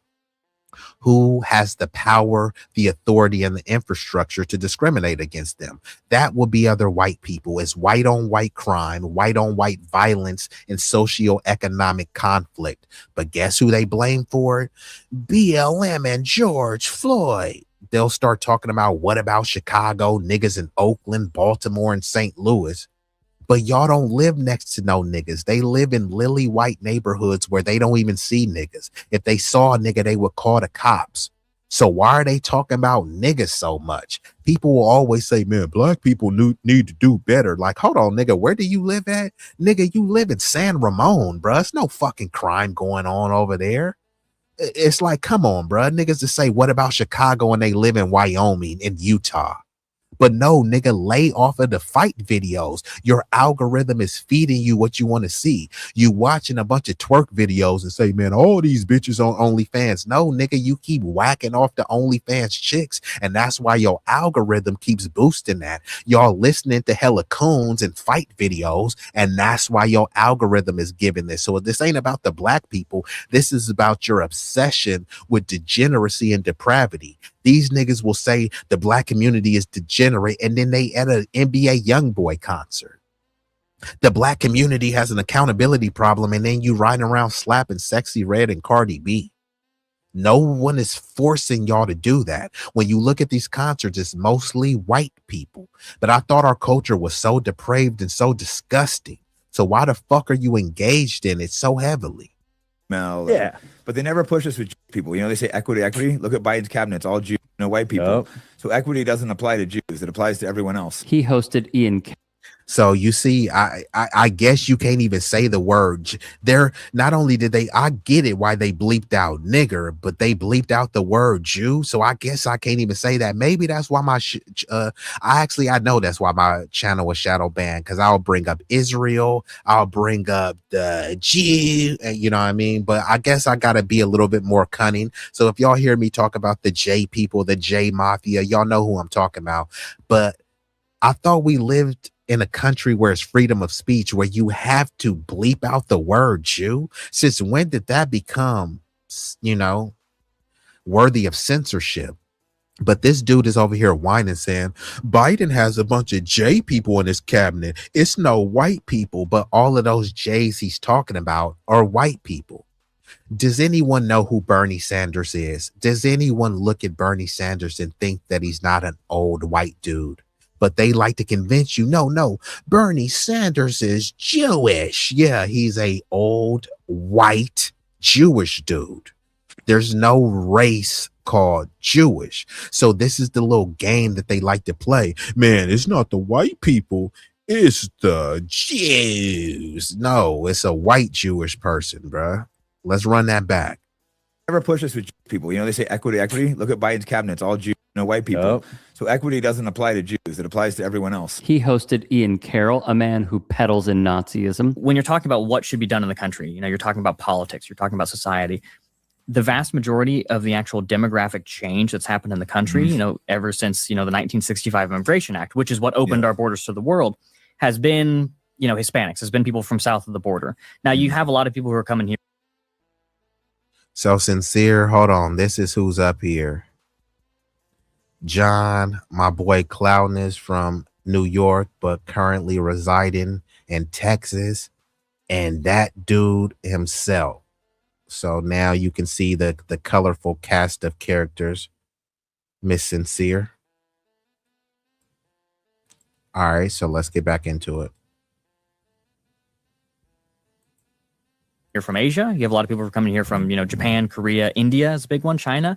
A lot of those people are coming here, you know, frankly, for economic incentive. And if that economic incentive wasn't here, a lot of them who are probably only here for the economic benefits, maybe they'd go home. And it's not like India has a space program. Yeah. They're fine. They're okay. It's okay to live in India. They can do that. Indians don't have to leave India by the millions. Same thing with China and Japan and Korea.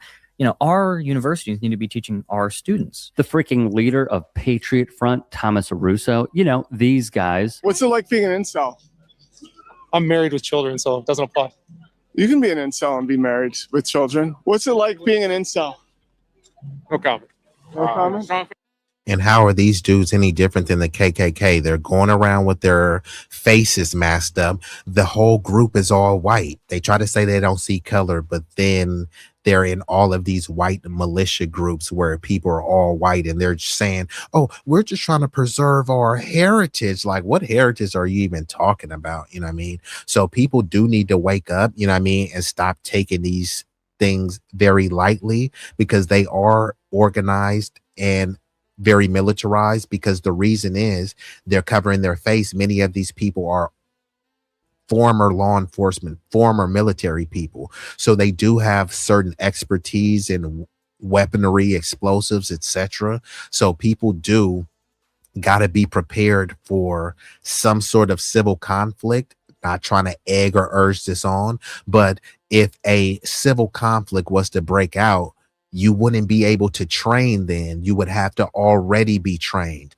You won't be able to get time in at the range if a civil conflict breaks out. You won't be able to run to the store to get ammunition, which means you need to get ammunition now, which means you need to get firearms now. I'm not saying get a bunch of firearms so you can make a rap music video and be trying to show it to your ops. I'm saying get this to protect your family. Train your kids with it too, because people will say, man, your kids is too young, man. Let them kids have a video game. You're handing your kid a controller. Some people are handing their kids a firearm and teaching them how to break it down.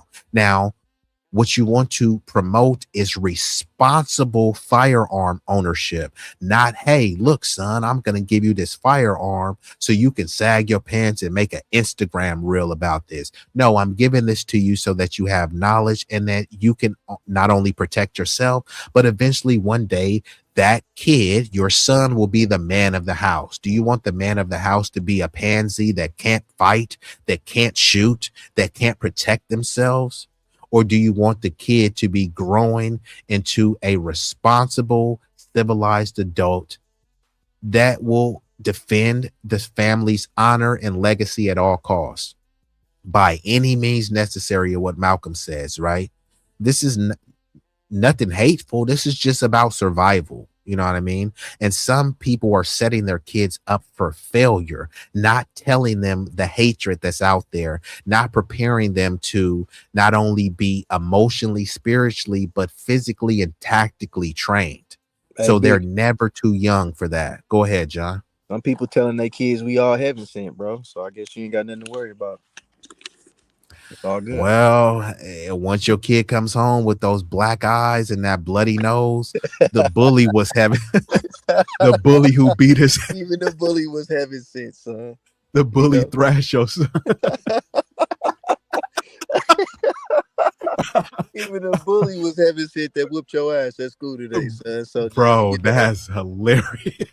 Yeah, man. We just gonna hold hands and sing Kumbaya around this motherfucker, I guess, huh?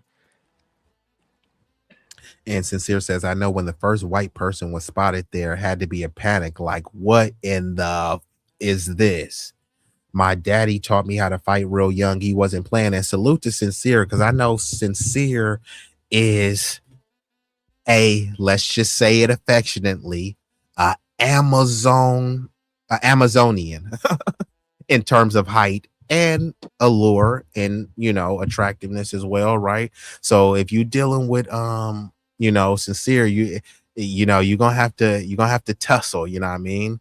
Sincere Saida or Sincere aka Clarissa Shields, you might have to bob and weave. But you know what they say, it ain't nothing but space and opportunity. But yeah, she says, yes, I'm an Amazon and I'm proud of it. Hey, I love Amazons and I love tree climbing. So salute to all the Amazons out there, It's a beautiful thing. It's heaven sent. Go ahead, John. Was she like 6 feet or something? Probably like 6'3" and lightweight. Like she like 6'3" and allegedly like 102 in the age. You know what I mean? But that nigga said in the age. And that's what she said. She like 99, but she said that a couple years ago. So she probably like 102 now. Yeah, you feel me? So salute to the, shout out the Centurion. And she be going crazy on her lives, bro. Every time I see it pop up, I randomly just stop in and shit when I see it on YouTube, bro. And Sincere be going off. Salute to Sincere. She be going up too. It be hella people in the chat. I fucks with Sincere, man. Shout out Sincere. Oh, see, my bad. My bad, Sincere. I apologize. I know how women feel about their age, and I didn't want to speak out of turn. So she says she's actually 999,000 years old. Stop playing. I'm ancient or archaic. So yeah, my apologies. I didn't mean to, I didn't mean to, misspeak about your age. So salute to Sincere, the alluring Amazon. But let's play a little bit more of the video, and then I'll get ready to shut her down pretty soon. So this video only probably has like 5 more minutes. Let's see how much we can get through it. Do you want to save him and talk to Thomas Rousseau? Oh no, it's just our universities need to be teaching our students. The freaking leader of Patriot Front, Thomas Russo. These guys. What's it like being an incel? I'm married with children, so it doesn't apply. You can be an incel and be married with children. What's it like being an incel? No comment. No comment? Strong families make strong. Do you want to save him and talk to Thomas Rousseau? Oh no, I was just asking what's it like being an incel? Don't answer questions, sir. Talk to Thomas Rousseau. What's your body count? Excuse me? What's your body count? Are you talking about intercourse? Yes. My wife. Okay. My wife. Yeah. Her. What's the message? Strong family, strong nation. That's it. There's nothing else. If I look up Patriot Front, there's nothing else. I guess it depends on where you look, sir. Check the website out. All the information you need is all on our website. Absolutely. Yes. I actually looked at that. Honestly, I don't. If it was just that would be amazing. And here's the thing.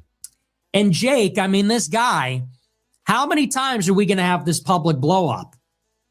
And every time he apologizes, hey, man, I'm sorry. Hey, man, I shouldn't have said that. Hey, I should have talked to you first. In Hitler's Germany, your kids would be second-class citizens. And you want to talk about, well, when you have kids, you'll feel differently. Dude. Like, what do you think Hitler would?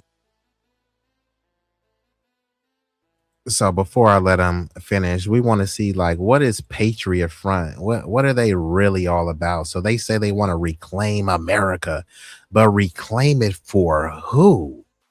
You see what I'm saying? They say, oh, we're just promoting strong families, but they try to leave out that they're promoting strong white families, and that's fine that you want to promote that, but just stop pretending that this is this all-inclusive thing. They try to pretend, and when we say, okay, y'all hate us, so you know what?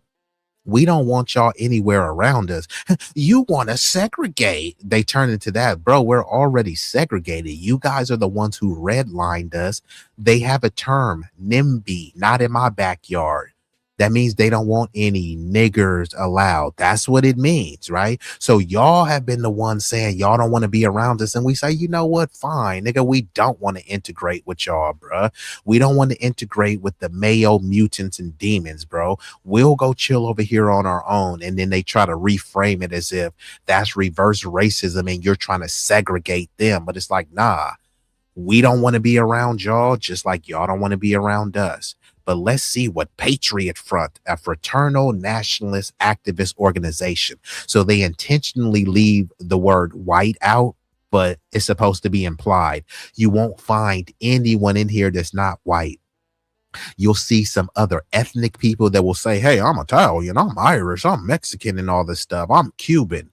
There's no race called Mexican. There's no race called Cuban. There's no race called Italian.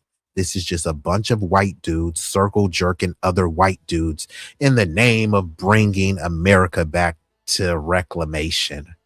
Okay.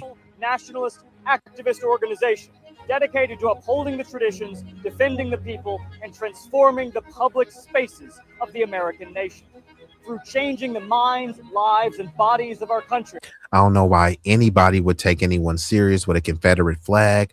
Holding up the flag of the losers and the traitors is idiotic. If you was a Lakers fan and the Lakers played the Celtics in the finals and the Lakers thrash the Celtics in the finals, would it make any sense for you to go around and be saying that the Celtics are the true champion and we should uphold them? You know, they really won. No, they got slaughtered in the championship, right? So that's what they're doing. The Confederates, who were these bigots, who were these idiots and traitors to the country, they got slaughtered in the war. But since they hated black people, then yeah, we'll keep flying the flag of these losers and traitors. We hope to create lasting effects on the course and direction of the country. Patriot Front is active, nationwide, and committed.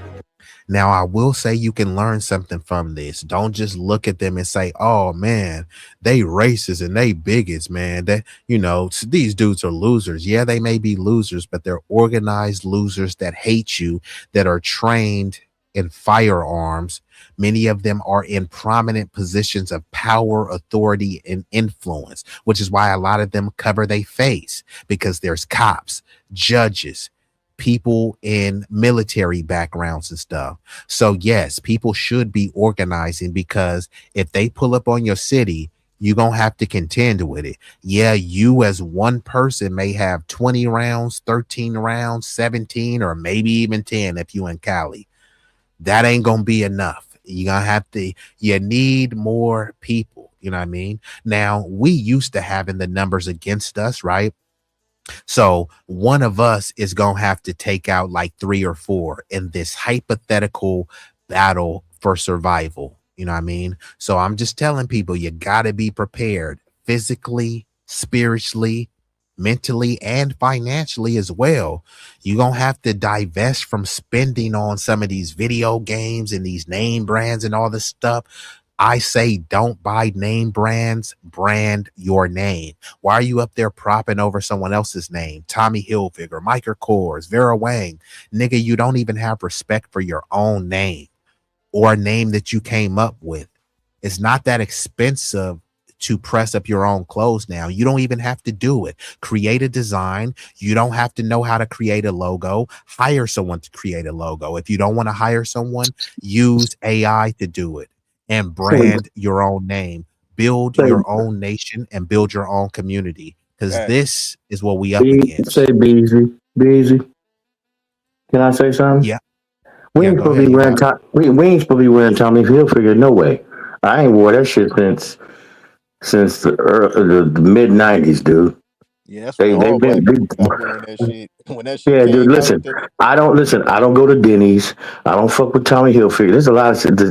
I've been boycotting a lot of this shit. Like once they fuck up one time, that's it, bro.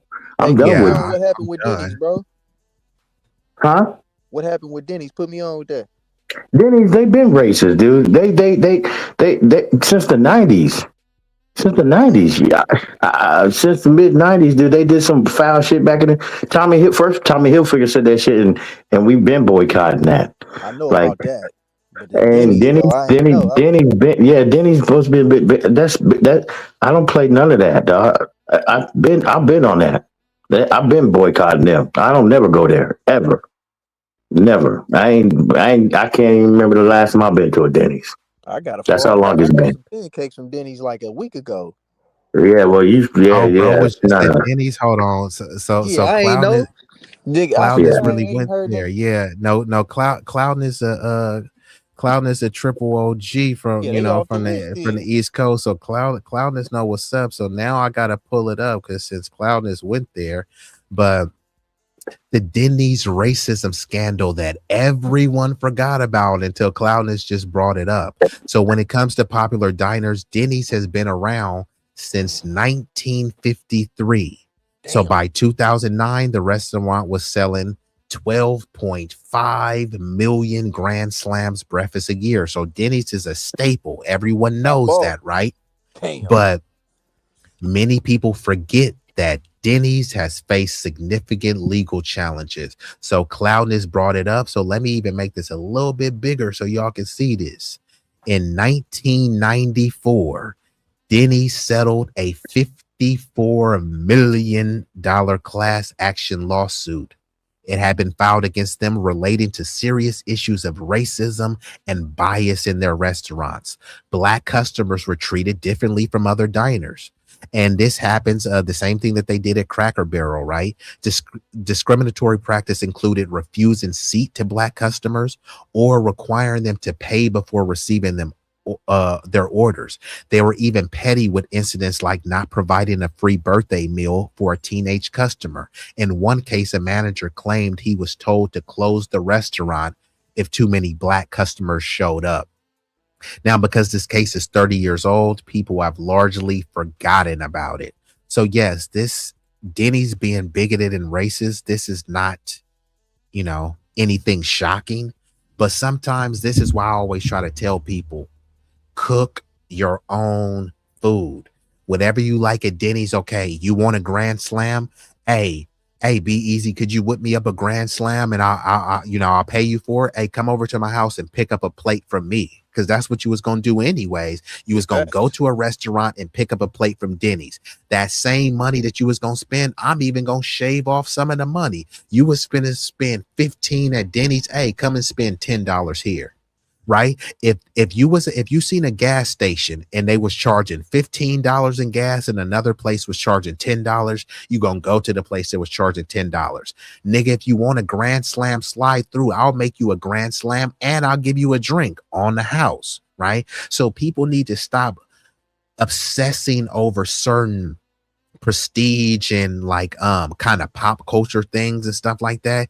You're used to going to Starbucks and seeing people make an Instagram reel of Starbucks, but now all you got to do is look online and someone has already released the recipe to make that same Starbucks drink that you can make at your house for cheaper. John always talks about this. John is a phenomenal designer, right? If John makes a design, if nobody knows his company, that's some generic no name stuff, even if his quality is better. But then they got Gucci t-shirts that don't really say anything. A plain t-shirt, but because it's Gucci, $400. Might not even be 100% cotton. Speak on that, John. You might be throwing some shit on. You might be throwing some shit on that's gonna fuck up your your testosterone levels and all kind of shit, man. A lot of people don't be with knowing. The microplastics and things too. Yeah, a lot of that stuff has that. Yeah, because especially when you're dealing with underwear and shit like that, this is something that's gonna be on your body for the longest. And deodorant, bro. Like I had to switch my deodorant because, bro, I didn't realize all of that creepy stuff they be putting in niggas deodorant, bro. Yeah, hell yeah, bro. Nigga, deodorants, nigga, that's another thing, bro. That shit'll clog up your fucking pores and all Yeah, kinds of exactly, bro. aluminum and shit, you know what I mean, being there. It's crazy, bro, what they putting in there. I keep telling everybody. Root work. There you go, Cloudness. Hey, I heard a lot of things. I want to get that. I think he got a blueberry one. I'm gonna have to get that stuff. You got a blueberry, yeah. You got a blueberry one. He got that. He got a couple. He got a new one too. He got I forgot what it's called. I gotta look and see. But yeah, dude. I bet, man. Yeah, I'll be boycotting the shit out of people. I'm sorry, but I'll be boycotting the shit out of people, dog. Hold on, Cowlis. I said you shout out to Red 6, but have you ever ate at the Cracker Barrel? Nope, never ate there either. I don't even know where one. Hey, John, do we even have any Cracker Barrels in the Bay? I ain't even heard of that. That sounds like some shit we ain't supposed to be eating, nigga. Yeah, no, they got it here in Texas, but I've never been. I've never been to Cracker Barrel. I've never been there. Buy that shit if I seen it. Cracker Barrel. And actually, because I'm gonna do a health summit and I'm gonna have FBA Strong. So FBA Strong, are you on any other platforms? Because I want to send you like an email so that when I do that stream, I can invite you, because FBA Strong is, a straight muscle head. So, we got to get the tips from the brother. But like he said, the deodorant blocks perspiration and your body is supposed to naturally perspire. So people will say, yeah, but you don't want to be musty and all this other stuff. And one dude had told me, he said he stopped wearing deodorant. He said something, and I don't want to misquote the dude, but he said, like, bro, you got to let your body kind of like wean off the deodorant. So he said, like, you got to stop using it. And he said, watch what you eating, bro. A lot of y'all be eating all this processed food and shit, bro. And you got to understand. Oh, yeah. I think that's what, go ahead, John. You got it. That's why y'all smelling like that, bro. You smelling extra. It messes up your pH balance. Yeah, your pH balance is off. What you eat, what you drink, and also certain fragrances that you might be spraying on yourself too, bro. You gotta look at how some of this stuff reacts. Yeah, I was gonna say that, bro. Even the lotions too, bro. I looked at some of these lotions, like some of the lotion, like you put like a little drop. No, I'm saying some lotion you put a little drop and your skin feels moisturized, and then there's some other lotion where it like dries your skin out, bruh. Like that's why you got to get some of that like kind of dermatologist approved. But FBA said get the lavender root work, and we've been joined by the Big C, the illest Israelite on 2 feet, Travion Phillips. What it Shout did out. it do? But he said, and like you said, that's straight of truth right there. But he said keep your alkaline too. Yeah, so if you can try to get that water with the more alkaline and the good pH balance. I remember John, remember you was in my neck of the woods, and that nigga had got him some of that remember you had got that good water. It was like damn near the best water you ever had. You remember that? What It was either. it was like in a bottle. It was like in a glass bottle. You don't remember? Yeah. When I went to Safeway, you talking about? Yeah, what kind of water was that, bruh? That was damn, I forget the name of it, bro. See, But that's what I'm saying. I can't remember the name either. forget the name of it, but I'll be scanning the water, bro. You got to download that Yuka app, YUKA, and all you do is scan the barcode, bro, and it's gonna tell you out of 100 what ingredients is in whatever product whether it's food or something that you use on your body, like a lotion, a hair product, anything. And it'll tell you what the chemicals rate as far as how good they are for you, bro. Some shit is toxic, you know what I mean?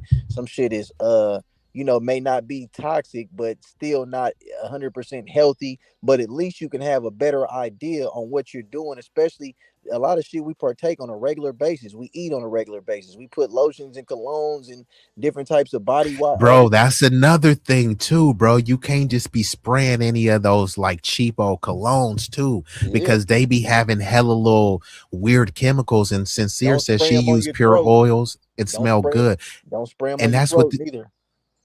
Yeah, and sometimes niggas spray them on their nuts too. You feel me? So it's that's like you, fucking crazy, nigga. Who doing that? bro. I'm saying I've seen videos, bro. niggas gotta chill, bro. You can't be spraying your private part, bro. Why would you do that, bro? Like if it's like I think it was like a substitute of, you know how they have like the baby powder or the body power man, I gotta plug powder. I gotta do it, B. They gotta tap into a shameless plug. They gotta go to exclusive. That nigga threw a shameless Sinatra. Go ahead, man. Go to exclusiveloose.com, bro. We got that wormwood, we got that black hawk, we got that black walnut. You got to get that, make you some tea. Wormwood is good for detox and cleansing. If you're worrying about how your body is smelling and all that, dude, you got to do the cleansing process, bro. You got to, first of all, you need to fast. So you say you got to go through a detox process, got to right? detox weekly, bro. Look how much shit is in the air. Look at how much, even if you're one of the most healthiest people, you still intake all different types of toxins and shit just because by design, bro. They dropping shit out the sky. What you think chemtrails and shit is doing? What you think if your water is not being filtered, and I'm not saying you buying it and it says filtered. I'm saying if you don't actually have a filter. I mean, we got it pulled up in FBA Strong. FBA Strong is a straight muscle head and a fitness nut. So FBA Strong be knowing all the stuff. So salute to the brother, bro. Because I know, hey, FBA Strong, are you taking any of these too? Because we got the go-to cola herb. We got the authentic African soap. I'm gonna personally send you some of the go-to cola herb to make you some tea, bro. This shit is good for memory, focus. I never used to drink tea, but now the tea, bro, it be doing the thing, bro. Teas is hitting, bro. Teas, bro, is they hitting, been hitting, bro. Teas is hitting, man. I'm selling all natural shit, man, for the best prices, bro. And look, what about this soap? Is this soap gonna keep a nigga from being musty? 100%. This African soap, all natural. I'm selling it by the pounds, bro. You get you a whole pound, bro. Black African soap, bro. What I got it on there? $8.25. You know what I'm saying? Or is that $6.25? $8.25. What about the shea butter? This ain't gonna dry my skin out, is it? Oh no, 100%, bro. 100%. 500 grams. You know what I'm saying? I think that's a pound. 500 grams, I believe, in a pound. Let me see. Is it 500? Hey, this says nourishing, deeply moisturizing, and softens the skin. So this is on the exclusive elusive website right now. We're looking at this. So now, like I said, they say health is wealth. This black walnut hull, the wormwood herb, that's gonna clean, and this will help people. Yeah, it's gonna help you with the detox. A lot of y'all constipated, man. If you ain't taking them poops every day, you gotta get that toxic poo out, bro. It sounds funny, and niggas want to be like pause and all this other shit. Like, nigga, your life is gonna be on pause. Hey, they wonder how they smell, man. When the last time you took a real dump? I mean, talking about on a regular basis, bro. You full of shit. No pun intended, bro. You Like gotta lit, get it out your like literally, bro. You got because and your body is trying to tell you, like, bruh, I've already packaged all of this BS. your body It's like a screaming.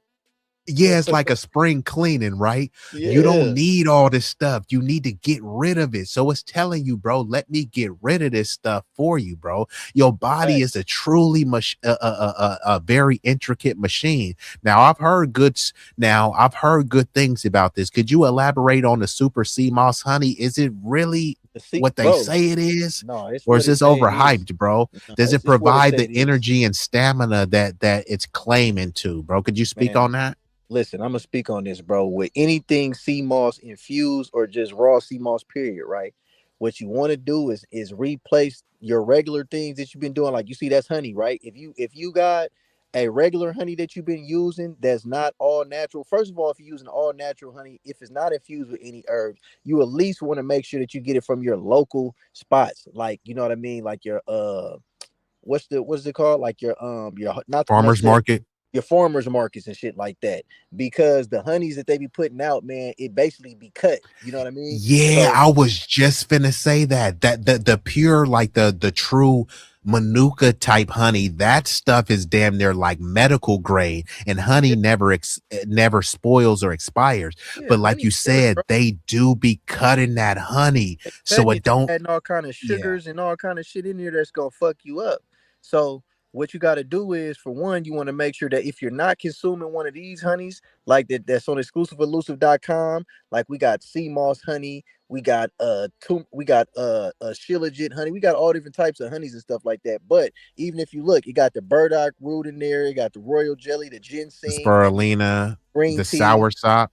Now I know the soursop. sour sop has been used for a lot of things, and Yeah. just to be clear, we're not giving anyone medical advice. Yeah, gotta Yeah, say so that. just to give the disclaimer, because they try to get real particular about that. But For what we sure. are suggesting is that proven quality products that will provide some sort of health solution and improvement to you. We're not saying that you're going to be healed and cured of anything. If you are blind, you're suddenly going to start seeing or anything like that. What we're saying is that do your own research, and once you do your research and find out that what we said was not misleading or inaccurate, then hit up Exclusive Elusive so that you can get some quality products. Many of them are organic. The ones that are not organic are still of quality. But yeah, just type in spirulina, type in soursop, and you'll see the benefits. And the sea moss is coming in gel and powder. Is that how you're selling it? Yep, gel and powdered form. You know what I'm saying? Well, matter of fact, I sell it in gels too, but I gotta put that link on there so you can order the actual gels. I got the powder and the raw versions on there. I have the 4 ounces, and I believe you could buy the whole pound. Did I set it up to where you could buy a pound of the sea moss over there too? If not, I gotta update that. You could buy a whole pound of it from me, so you don't gotta get it in little increments, and you can be stocked up on it. The reason why I try to make things so affordable for people is so that you can have it, bro. It's not, and most people is trying to hustle you, bro. I'm about to drop this. Exactly. Yeah, no, I appreciate that. That's real. And actually, salute to Dr. Tiasan Johnson. This dude is a astute scholar, and he said that he start just giving away so much information free, because we from the land of the scandalous and the home of the game, right? So the game is to be sold, not told. But he said, my people need this information, and it's at a critical mass. I can't afford to keep trying to package every little thing. Yes, ideally, you do want to get paid for some things and most of your things, but it's some stuff you just got to put out there. Even right now, we're giving free game.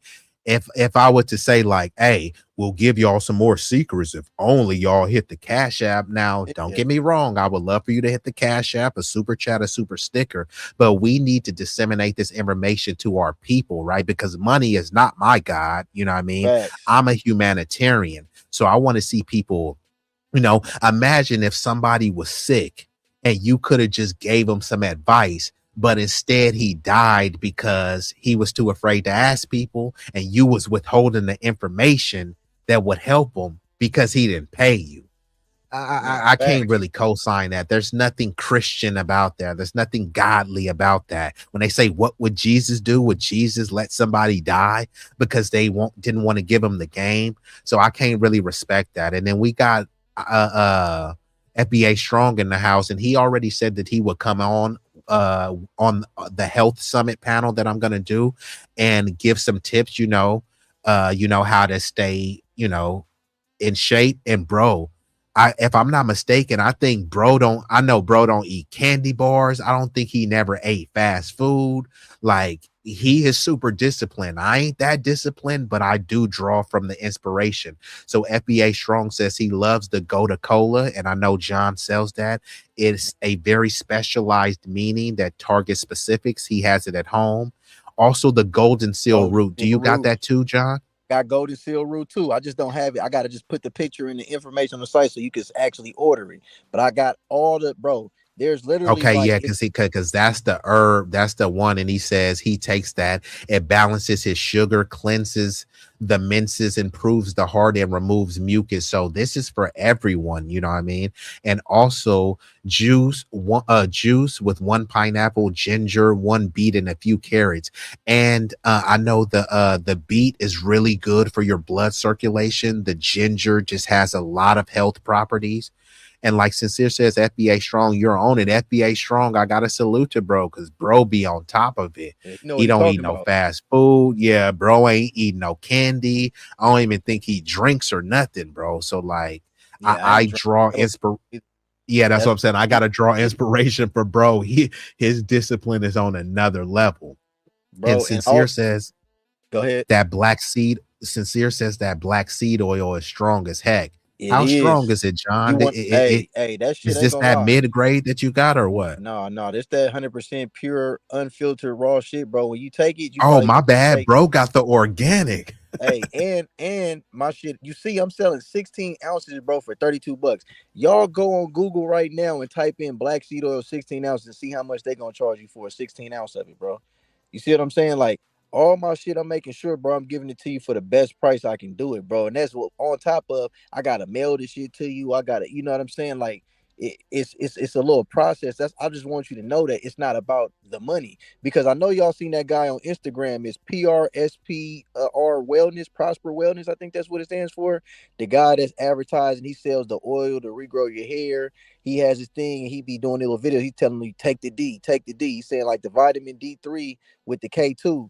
Bro, this dude is selling the vitamin D3 with the K2 drops for $49.99, bro. You're only getting 1 ounce. I'm about to upload this on Exclusive Elusive tonight. I got the vitamin D3 plus K2, and it got the coconut oil in it too, and it's peppermint flavor, bro. You getting 2 fluid ounces, bro, and it's only for $15, bro. This dude charging you $49.99 for 1 ounce. Bro, you know how fast that's going, and I'm a type of person, I get my levels checked. I go to the doctors regularly to check, where everything's at, my cholesterol, my A1 levels or whatever, you know what I'm saying? My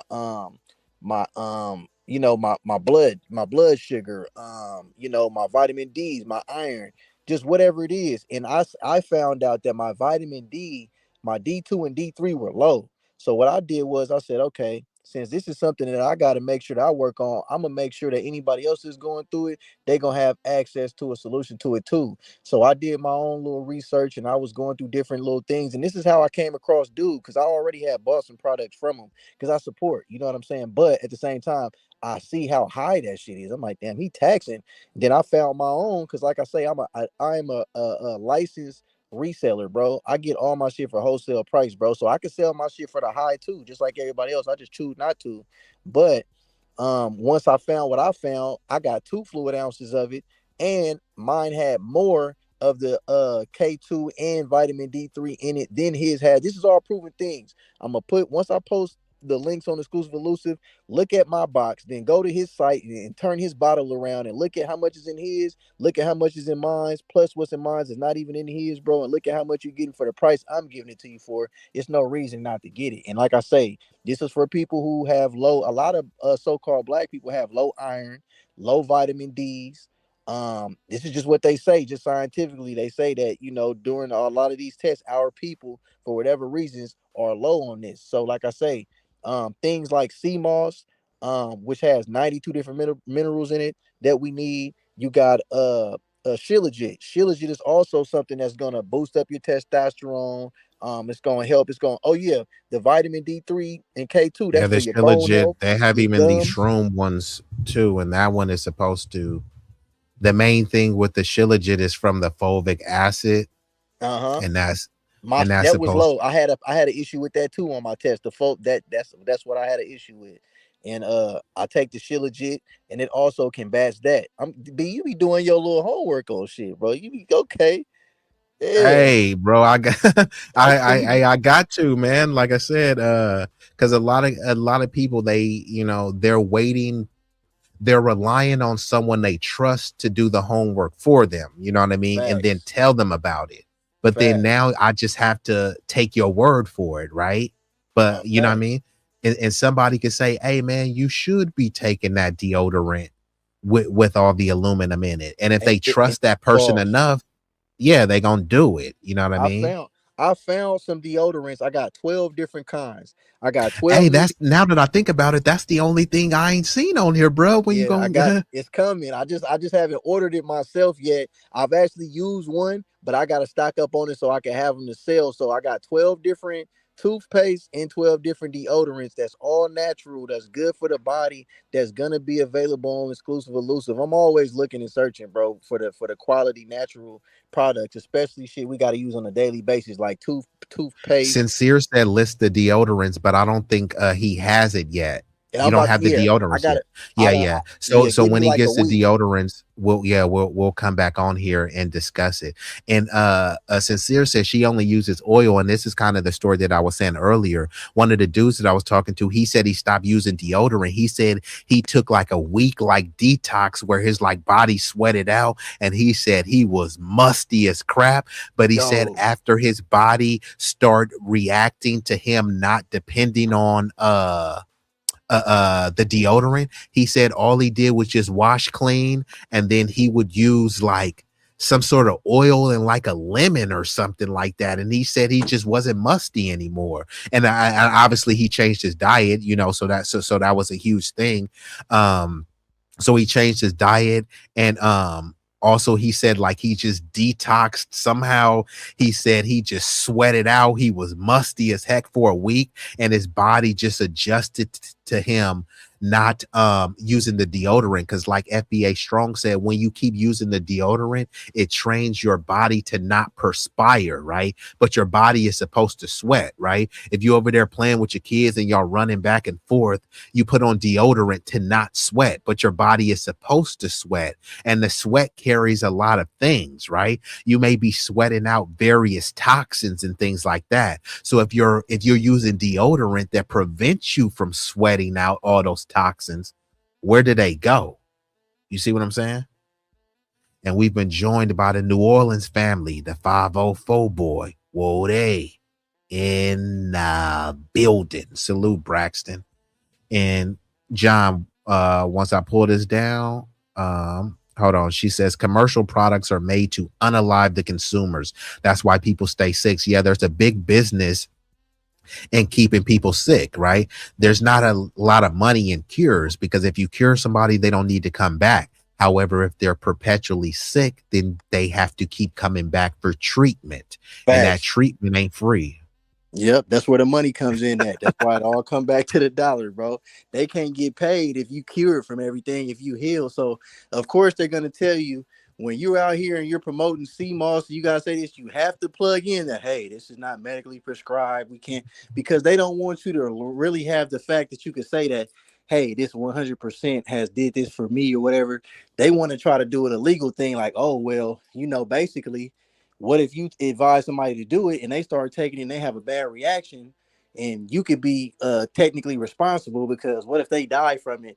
Not to mention, all of these medications that they giving people is causing so many side effect problems. Eventually, everybody's dying from the pharmaceutical medications. That's what's going on. Bro, and peep this, but hold on because I'm gonna really get into that, but I gotta give a shout out to Trey, because he brought this up, and because shout out to Tariq Nasheed. He created his own deodorant called Root Work, and FBA Strong and some other people swear by it. I heard that lavender one. FBA Strong, you ain't the only one who said that. I heard that lavender one hit, but he made like a little song and a video for it, and that's what Travion is talking about.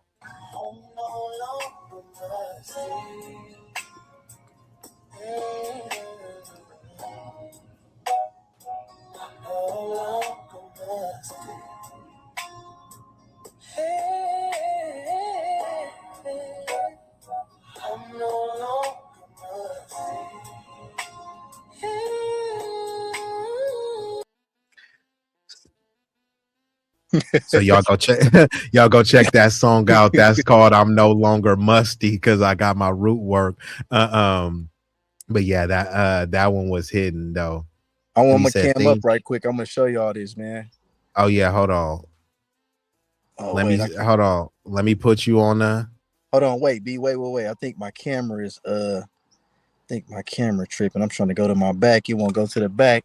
So I'm gonna have to let me see. I can show you from the front. Wait, I don't got my light on. Never mind. Hold on. I gotta do it. Yeah, FBA Strong. That's the video. Hold on. Hey, it kind of slaps. It's called I'm No Longer Musty. And it's part of this tether thing. It's called grinding for a green card. Hold on, John. Hold up. Camera.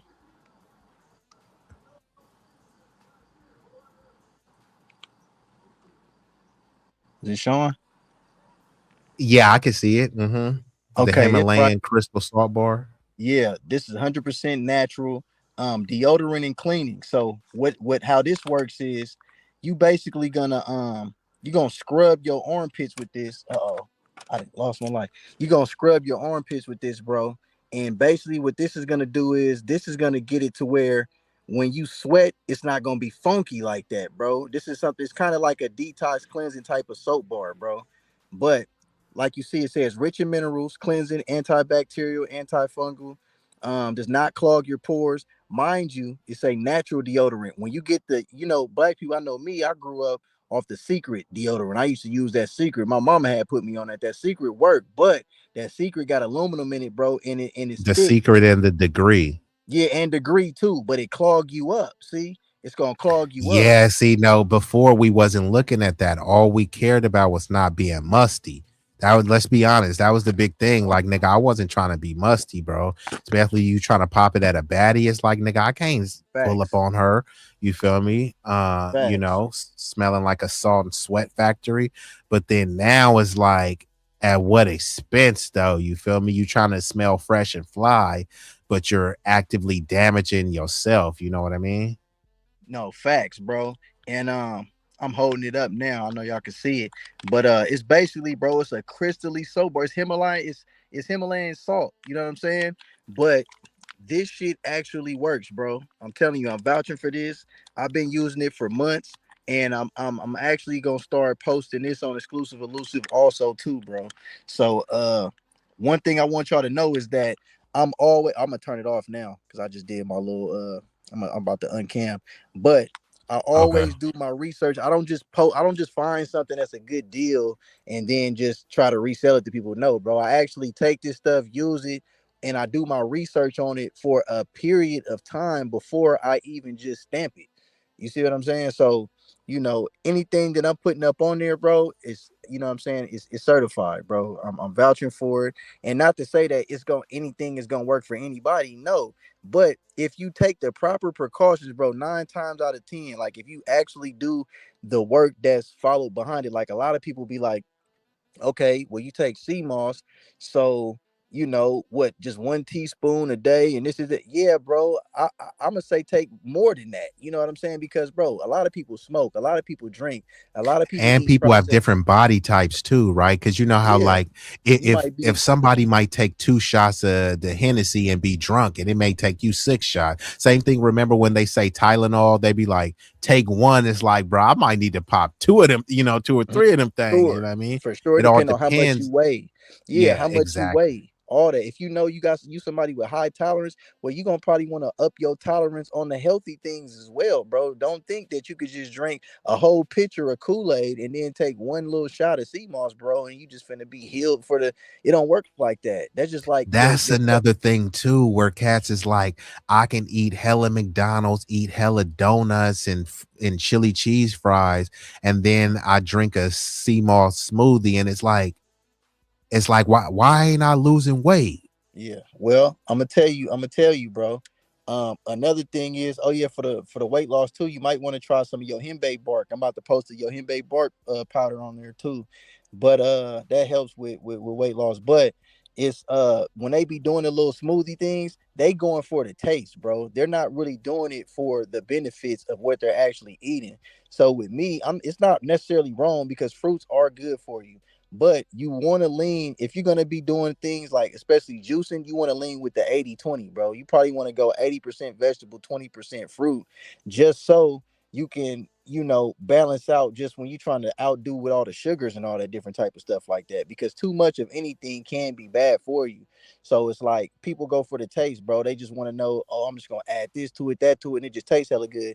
Everything that tastes really good is 99 times out of 10 not the best for you health wise, bro. So what you want to do is you want to fast, you want to cleanse yourself out. That's how you're really gonna feel the effects of sea moss. That's how you're gonna feel the effects of shilajit. Shilajit, I think they actually tell you shouldn't be consuming alcohol if you're trying to take shilajit, because it's kind of you're not gonna get the full benefits of it. Alcohol takes like a whole week really just to be out your system. So you might think, oh, well, just I only had a drink, last weekend, and but all through the week, I'm doing this and that. Yeah, that's better than not doing anything healthy, but at the same time, that alcohol is still in your system, which means that the nutrient, and if you're not somebody who has a healthy digestive, you're not shitting every day like you're supposed to, your nutrients are getting absorbed by the waste that's sitting inside your stomach, bro.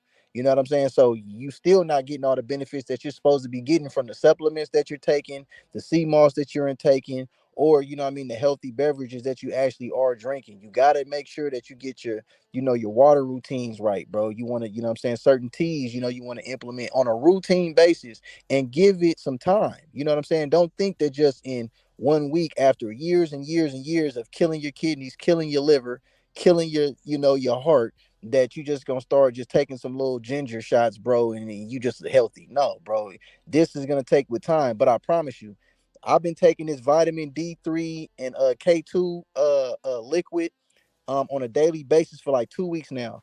I promise, Most High strike me down, my eyesight has back improved, bro. And I always had good eyesight since I was a kid, but like the last few months, my shit started getting kind of blurry. I'm saying that long distance, like I I can know what read. you're saying. Like before, you were like, "Oh, I could read that from a long time." Then you Now I'm look, it's like, "Bro, where's this blurry shit coming from?" right. I'm like, hold on, bro. Why is my eyes doing this, bro? Man, I had went to the doctor. I got all my levels checked, and I seen that the fulvic acid, I had some issues with Correct. that. My vitamin D2 and D3 was low. Everything else was good, but it was the vitamin D2, D3, and it was like one more other thing. It was my something I can't remember off the head, but I'm like, okay, I gotta attack this head on. So I had found these drops, and it's 2 ounces, bro. I've been taking it every day. I take it like 2-3 times a day, and bro, my vision is back. I'm talking about, bro, I'm seeing back crystal clear now. So it's like, and I looked it up,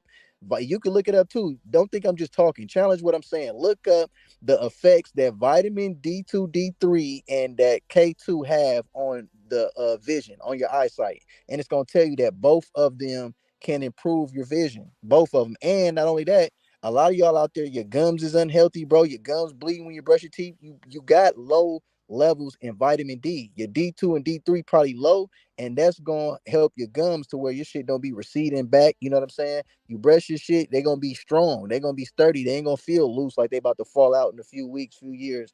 You got to get your shit right, man. I'm telling you, especially if you're in your 30s, your 40s, man. What say? Can I ask you what do you say for your eyesight? What was it? Oh, I take these vitamin D3 and K2 drops. So basically, I take it two 2 to 3 times a day. You know what I mean? And it's basically like a tincture. So when I take it, I put it underneath my tongue, and I just let it absorb. You know what I mean? Hold on, Cloudness, whatever background you gotta mute that, bro.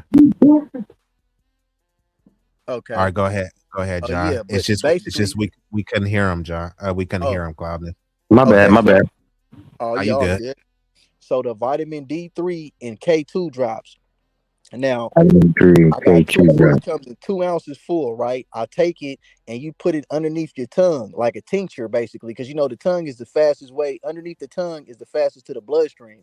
So you drop it underneath your tongue. I do it 2 to 3 times a day, and I've been taking it for 2 weeks now, bro. It improved my vision, and I wasn't even taking it because of my vision. I was just taking it because I went to the doctor, got my levels checked. I seen it was low, and of course, I was having like some tooth because I just had prior a few months back. I had 3 wisdom teeth pulled and one of my molars and shit. So I was already like having my gums been sore. I'm thinking it's just only from the wisdom teeth situation, but apparently my vitamin D was low too. So now that that's been back on track, bro, that plus my eyesight, bro, I'm talking about, man, I wouldn't even lie to you, bro.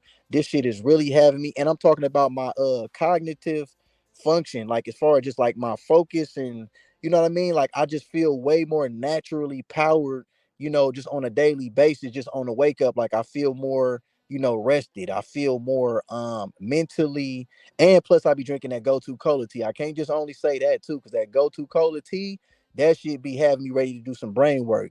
Us, we get on this YouTube, you putting your content together, you gotta edit, you gotta do all this. You can be having brain fog, bro. You could be feeling mentally drained just based off the food you be eating and the stuff that we got to go through on a regular basis. We got to make sure that we take certain things that's going to keep us on point so that we're ready to function at the highest capacity, because And that's what I was talking about too, about when you once you stay ready, you don't gotta get ready. And what people don't realize is that now there's funny stuff, right? Where like, let's just say, I'll just use the Boondocks because they made a visual depiction of it. When they had that restaurant, it was called the Itis, right? So they giving you all the food that you wanted on your plate, the ribs, the mashed potatoes, the mac and cheese, but they gave you all of this heavy, thick, clogging food that afterwards you got the itis, so that means you need to take a nap. Now imagine if you eating all that food and then some random nigga bump your girl and then they want to fight, and then you gotta fight a nigga with the itis, and this nigga don't smoke, don't drink, and he off the shilajit. You finna get thrashed, bro. Hey, I'm gonna tell you, bro. Niggas think that, oh yeah, my bones is cool, man. Your bones ain't been tested in a long time, man. That's what I was gonna say. Niggas be harking back to that high school. Nigga, I had hands in high school. Nigga, you're 35 right nigga, now. I'm telling you, like, bruh, like the older you get, them bruises last way longer, my nigga. Just go hit your knee on side of the table or something, nigga, at 35, nigga, and think back to when you did it when you was nigga in your teens. You know what I'm saying? Like, you gonna feel that shit. So you want to make sure, bro, that your calcium is right, nigga, your bone health is right, your vitamin D's is right. Just everything got to be intact, bro, because we getting attacked at a fast basis. And hold on, John. Sincere says, I know I made a heavy breakfast for lunch today and I'm still full.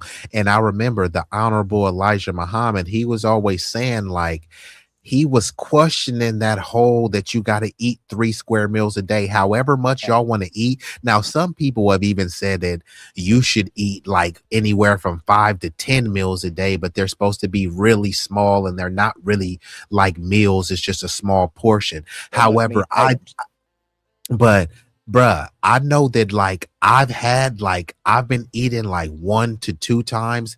I've been pushing towards eating 1 time a day, and I've been cool, bro. As long as you be like hydrated, I get way more shit done eating like that, bro. I get more shit done. I ain't even gonna lie, take hella naps, bro. Bro, I was finna say that, cause if I eat that, cause like if you eat a good breakfast.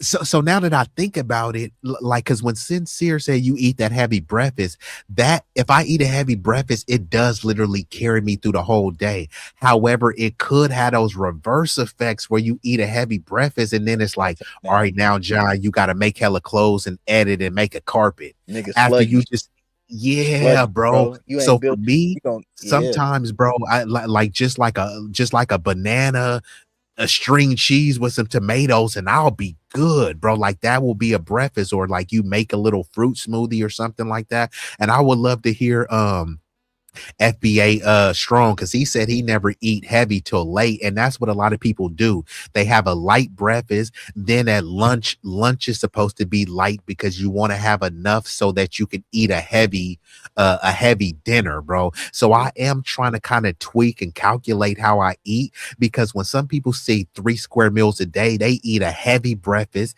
then a heavy lunch, and then a heavy dinner. And then, like we was talking about the other time, John, all that heavy shit, and then you be talking about some people and they like, man, I ain't took a poop in 5 days or a week. It's like, bro, you've been eating 3 heavy meals a day with no poop. You know what I mean? Yeah, like, man. Then they wonder why they can't get rid of that gut. Then they wonder why yes, all the bro, you got shit built up in you, bro. It has to get released. And that's why when you sweat, it's way more funky.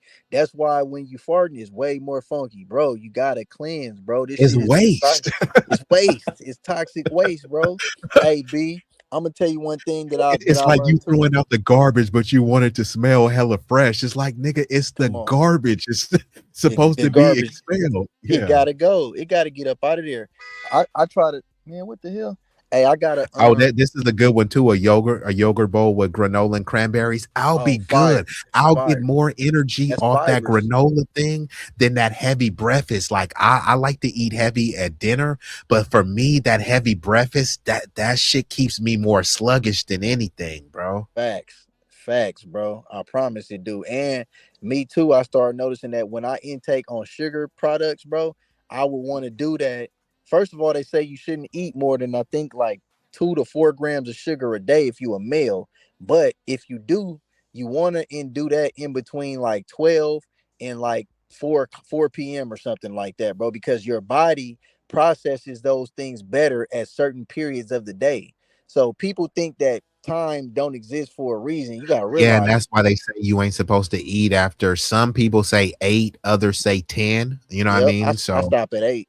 I usually stop at yeah. 8. Sometimes I'll be, you know what I'm saying, fucking up and shit, and I might just, but usually though, on my routine But if shit. it's in moderation, it's not a lot. Cause I know a dude where he's not as in discipline as FBA strong, but I know a dude who's like super chiseled and jacked, and they just be disciplined 5 days a week, and then they say they just eat whatever they want on the weekend. Now that don't mean that they just gonna go and intentionally try to grab some bad stuff, but if they out and they want to have a drink on the weekend, they're gonna have a drink. If they want to have some pizza, they're gonna have some pizza.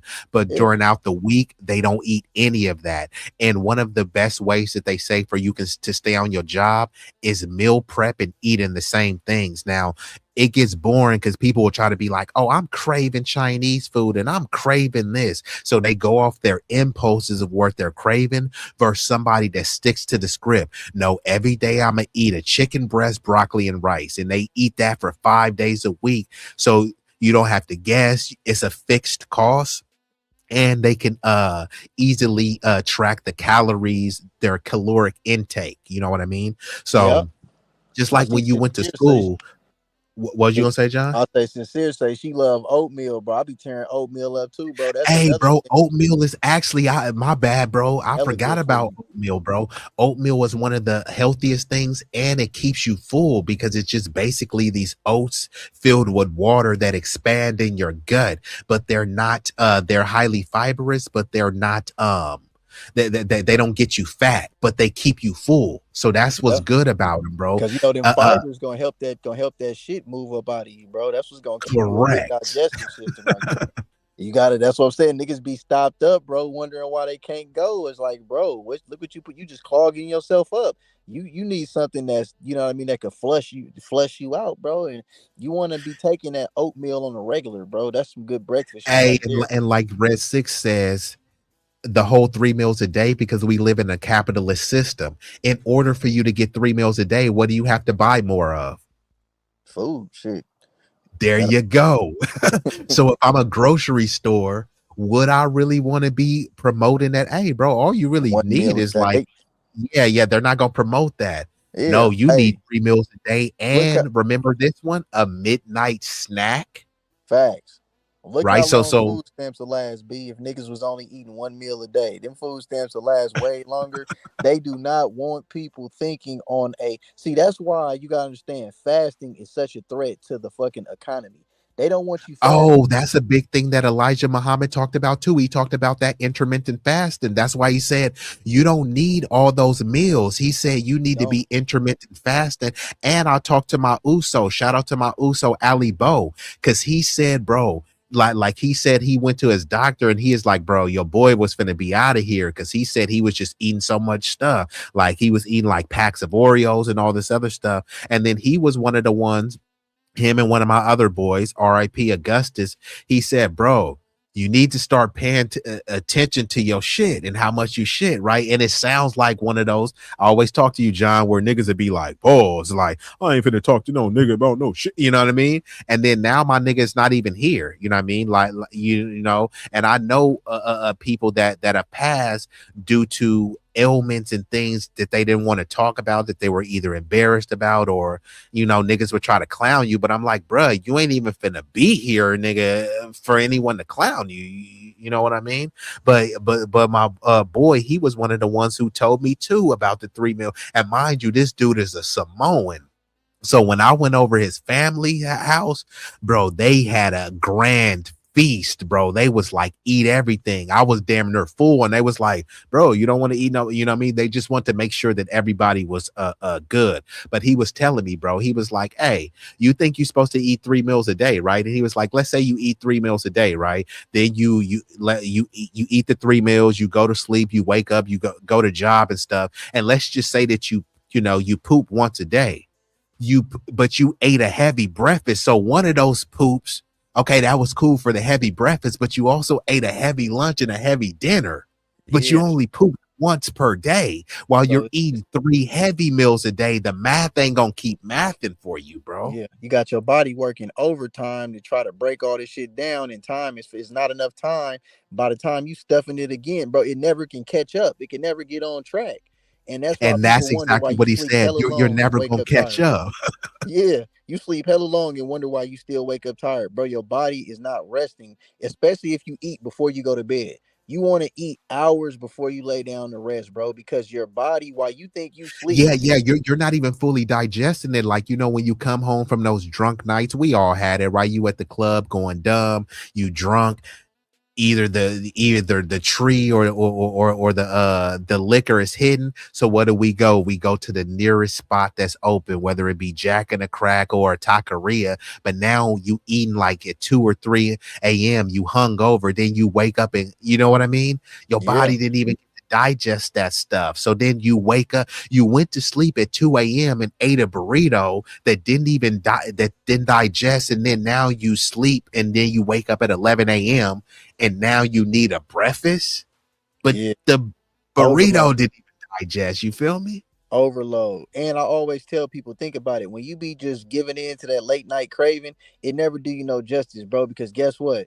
Had you not eaten at 3-4 in the morning when you got back from the club, didn't you wake up and still had to eat again? It's like you wouldn't have died. You still would have lived, bro. Just go to sleep, because guess what? You're gonna rest better, because your body ain't trying to just fight, ain't trying to your body's not trying to digest all that food, so it has more time to calm and heal. When you're in a state of sleeping, you're fasting actually, because you're not intaking nothing, so your body's fasting. That's why when you're eating breakfast, you're breaking the fast. So you want to be on a fasting frequency more so than being full. When you eat, don't eat to get full, just eat to just to pacify your hunger to a degree to where it's like, And okay, you're supposed to, bro. I tried to do this, bro. This will really help. I thought it was some BS, bro. They say you should chew each bite a minimum of 10 to 20 bites, even 30 if you can get out of it. And it sounds weird, right? Bro, I tried doing that. Bruh, literally, it's like a face workout, bro. Like bite a burger, but each bite you have to chew that thing like 30 times, bro. It will take you a long time to, because mind you, like you might get a pizza and then it may be a slice of pizza and you take 3 bites and the slice is gone, versus you taking a bite and it took you like You know what I mean? It took you a minute to eat that slice. You're automatically training your body to eat less, because it literally is like a workout, bro. I encourage anyone to try it. I did that, bro. I had a burrito and I was like, you know what? Each bite, I'm gonna do about 20 bites. So I bit the burrito and I chewed it about 20 times, and that's considered one bite. Bro, my face was feeling sore from how much I was chewing. I couldn't even finish the burrito, and I just came back and I said, I'll eat this thing later. And that's supposed to be the concept of it. You know, not only will it make the food easier to digest, because if you just take these chunky bites, right, now your body has a chunky bite to digest versus some kibbles and bits to digest, right? Yeah. And like FBA Strong says, digestion is everything. This is gonna help it go smooth when you gotta poop it out, versus you pooing out a smooth uniform trash broken down, or just some big chunky mess. You know what I mean? So it gets deeper, bro. You know what I mean? I'm gonna get into these things, but go ahead, John. Yep. But nah, bro. I was responding back to, I seen Cloudness that hate me in the comments about the vitamin D3. Nah, bro. Hold on, it's the same ones, vitamin D3 or D2. But nah, bro, all of that is real shit. How much you chew it up, because I was just thinking about that too. Like, damn, when you really chomp something down hella fast, you can't possibly chew it up to the you know, the grainiest way possible, because you so focused on chomping it down, you just chopping it to where you can swallow it, but you can also chew it way better. Exactly. And peep this, you be taking another bite when you still got food in you. Yeah, bro. And if you chewed it up all the way, your body don't got to work that hard to digest it. On top of that too, because it's broken down. Because it's broken down. I'm like, damn, bro, you gave a good ass. I wasn't even thinking about that. Counting how many. I got to get on that. Count how many Get on, times I'm bro. chewing Get some on that. shit, bro. Bro, once you do it, then we'll come back on here and tell me about it, bro. Because I'm not gonna lie, when I did it, bro, I could not I had a super burrito. I could not finish that thing, because as much as I was biting, they also say before you eat, drink anywhere from 16 to 32 ounces of water. I think 16 will be okay, but once you drink that water prior to you eating, you won't need to eat as much. And this is what they always do with, even at the fast food place, right? They say, do you want it supersized? So you think that, hey, I'm getting a bigger meal, but all you're doing is getting a bigger fry and a drink. So when I think about supersized, I'm thinking everything supersized, right? If I want something supersized, if I have a burger, my burger should be supersized, right? So that little burger you was going to give me, I'm getting the supersized. So make the burger bigger. But they're not making the burger bigger. They're giving you more fries, which fries are worse for you than a burger, especially when it comes to clogging. And they give you a big ass drink with ice, right? So you're going to get full by some clogged fries and full by drinking hella stuff, but you want to get full from the burger, but they're not giving you a bigger burger. That ice gonna cut your drink. You ain't getting even the amount of drink you think you're getting, because the ice taking up most of it. Bro, you slurping. By the time you get home, you like, where's my drink? It's like, bro, you gotta say no ice. Yeah, then that ice that you got came out the ice machine. That ice machine ain't been cleaned out so long. The filter is bad on that. Long. Ice got hella. Bro, those things are bad. I know. I had to clean out one of those things because it's tedious. Nobody wants to do it. So rather than do it, they just don't clean it out, bro. And then they hire a lot of people that they never trained how to clean it. So it's like, it just is what it is. We got Riggs in the chat. Riggs say, not gonna happen, Captain. What Riggs talking about? Oh, I don't know, Big Rig. I'll try to tell Big Rig to come up. So I don't know. I don't know what he's talking about. I don't know if he was talking to Sincere or if he was talking about us.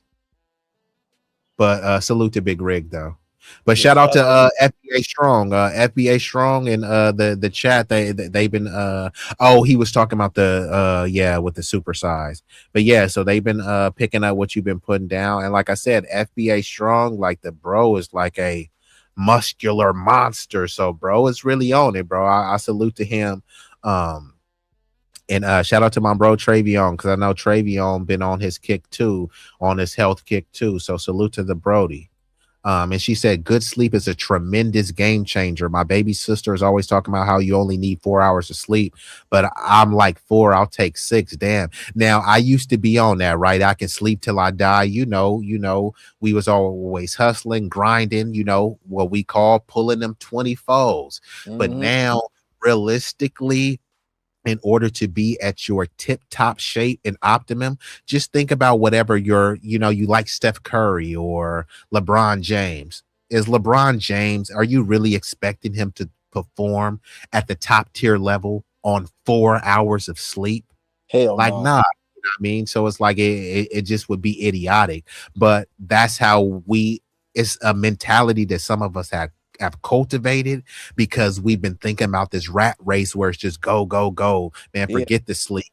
Hey, But and they then put that when your body breaks down. Yeah, they killing us faster if you're not getting no damn sleep.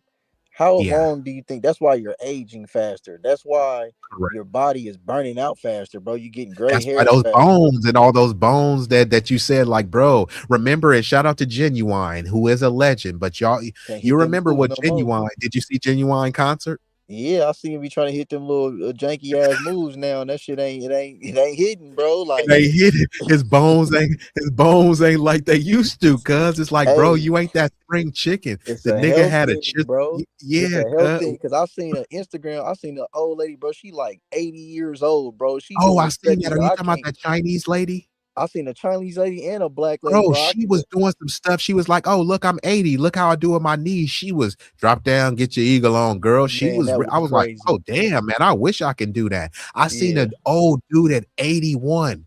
Bro, this dude is bench pressing more than me. I'm like, Hey, I seen God, an OG nigga stupid cut. He doing calisthenics, bro. He going crazy. This nigga doing bro, I one arm seen pull up, dude. He was doing a one hand pull up. one hand pull up. I say, yeah, I gotta step my Bro, game, that bro. dude is like 80. Nigga like 80, stupid cut, bro. And I Like, seen another one 70. Bro, I gotta tip my hat to that. That's gonna that be just go to FBA show you, strong. bro. It ain't about FBA the strong gonna age, be bro. 101 doing pinky pull-ups, bro. Yeah, bro. Real shit, man. So, nigga just gotta lock in. Not just tap, you gotta lock in, bro. And just start small where you can start it. That's what I always tell people. Don't compare yourself to somebody else.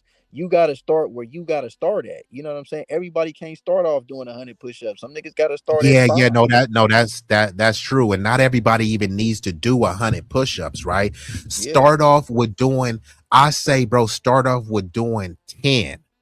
Because then what happens is you say, man, 10 ain't nothing. Cool. Start off with 10. And now once you go to 15 or 20, you've shown that 10 is not enough. So you're automatically going to up the ante. But if you start off at 50 and you struggling, then you just like, man, I ain't going to do this stuff. So always set that very minuscule goal, which is why they say you got to crawl before you walk.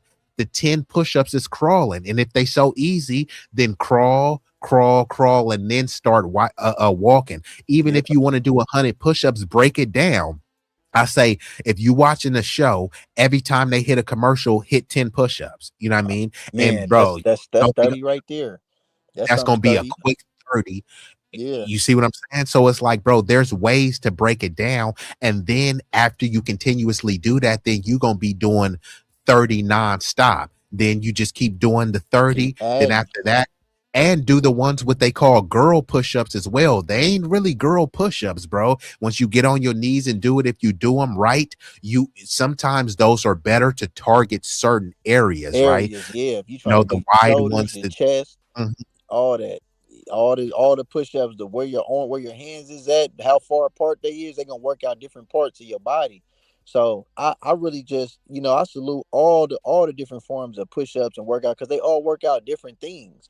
You know what I'm saying? So, and hold on, John, I want to touch on this because Travion says, and a woman full of chaos will F up your diet and vice versa. Because I really want John to cook on this, and Cloudness, you can touch on this too, because it is true.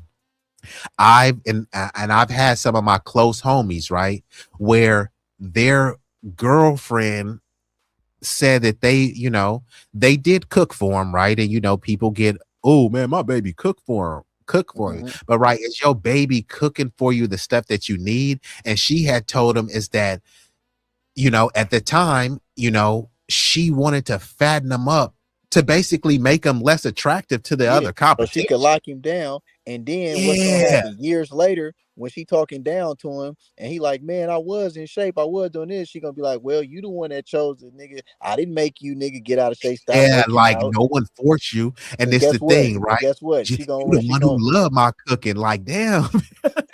Hey, bro, you gotta be careful of people, bro, that's gonna shut you down like that. That see your potential, and then instead of it, pouring into you, they taking out of you, bro. You know what I'm saying? So Or it's peep like, this, John. Some chicks have like fattened a nigga up, and then on top of that, then they switch up, and you like, hold on, why is my baby at the gym all the time? So now she getting her body banging, but you sit over there hella fat and shit. Like, yeah. See, that's why you always gotta put yourself first, bro. Real talk, bro. you got to, cuz. You gotta choose you. The same way your woman chose you, you gotta choose you. Cause the moment you stop choosing you, and it's a real game, the world gonna stop choosing you, bro. Think about it. Everybody tends to the person who put themselves first, but nobody cares about the person. Put it like this: if you was the type of person that gave everybody your last, so you ended up homeless on the streets and you asking people for change now. Some people gonna give you change, some people gonna be like, shit, that's his fault. He should have invested better, he should have did this or that. But guess what? The rich person who don't donate, who don't do nothing for nobody, they all gonna kiss his ass. They probably gonna do shit just off GP, not even charge him. You know what I'm saying? When they'll give you a fee, they'll charge you to do something for a rich person for free.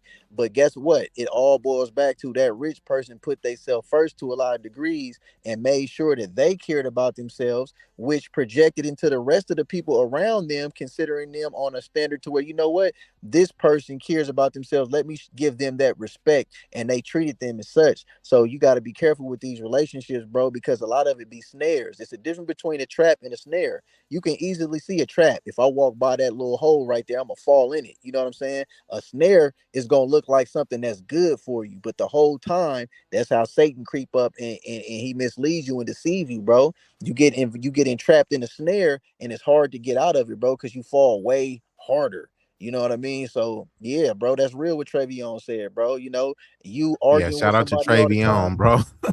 Hey, I no, fuck with that's bro. real, cause bro, he just brought up a whole thing. And shout out to Ronnie Q, what it did do. But yeah, and it kind of pains me, bro, because to be honest, I seen a dude really get hurt by that, because it gets deeper, bro, and it actually gets a little bit sinister. So basically what happened was, the dude was in shape, you feel me? Bro was looking like FBA strong, bro, chiseled and stuff, you feel me?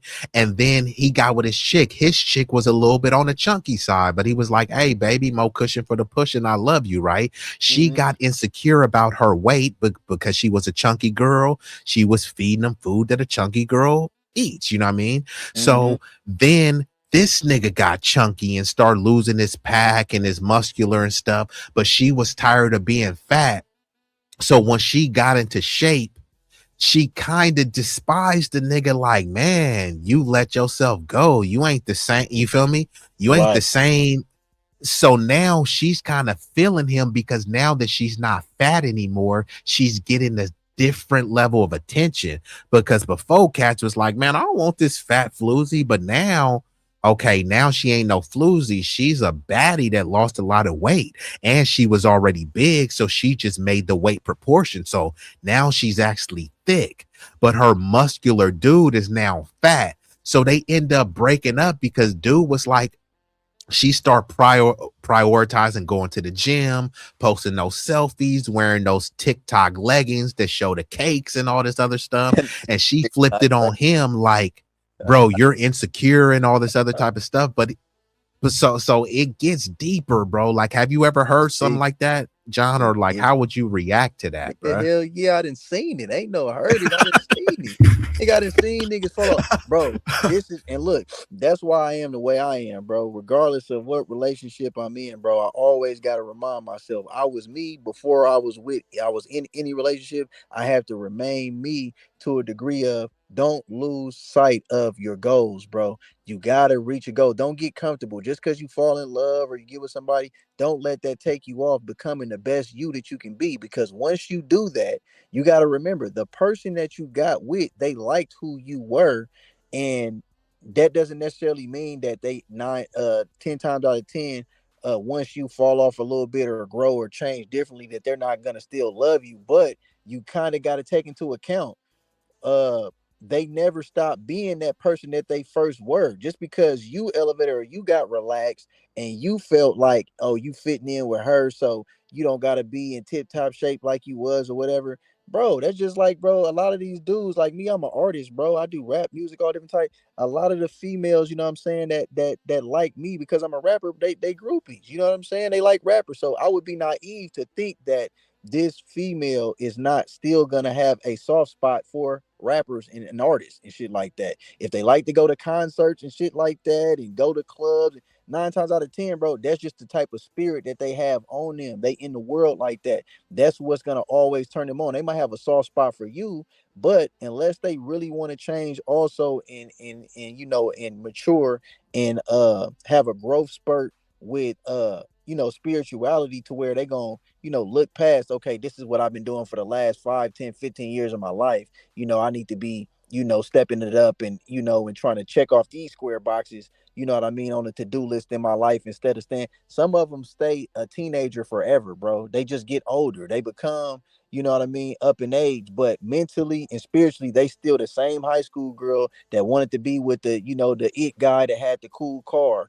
or the it guy that had the chain, or the bad boy that just had the name in the streets, or what the reputation. So um like I say, you got to put yourself first, bro, and don't get comfortable. Always be on the look for the next best thing, that the way that you can step yourself up and elevate it. They always say just like this, man. They all say like, "Hey, man, a pimp will outlast a hoe." Why? Because, bro, a woman's looks and all that stuff, bro, it's the shelf life is way shorter.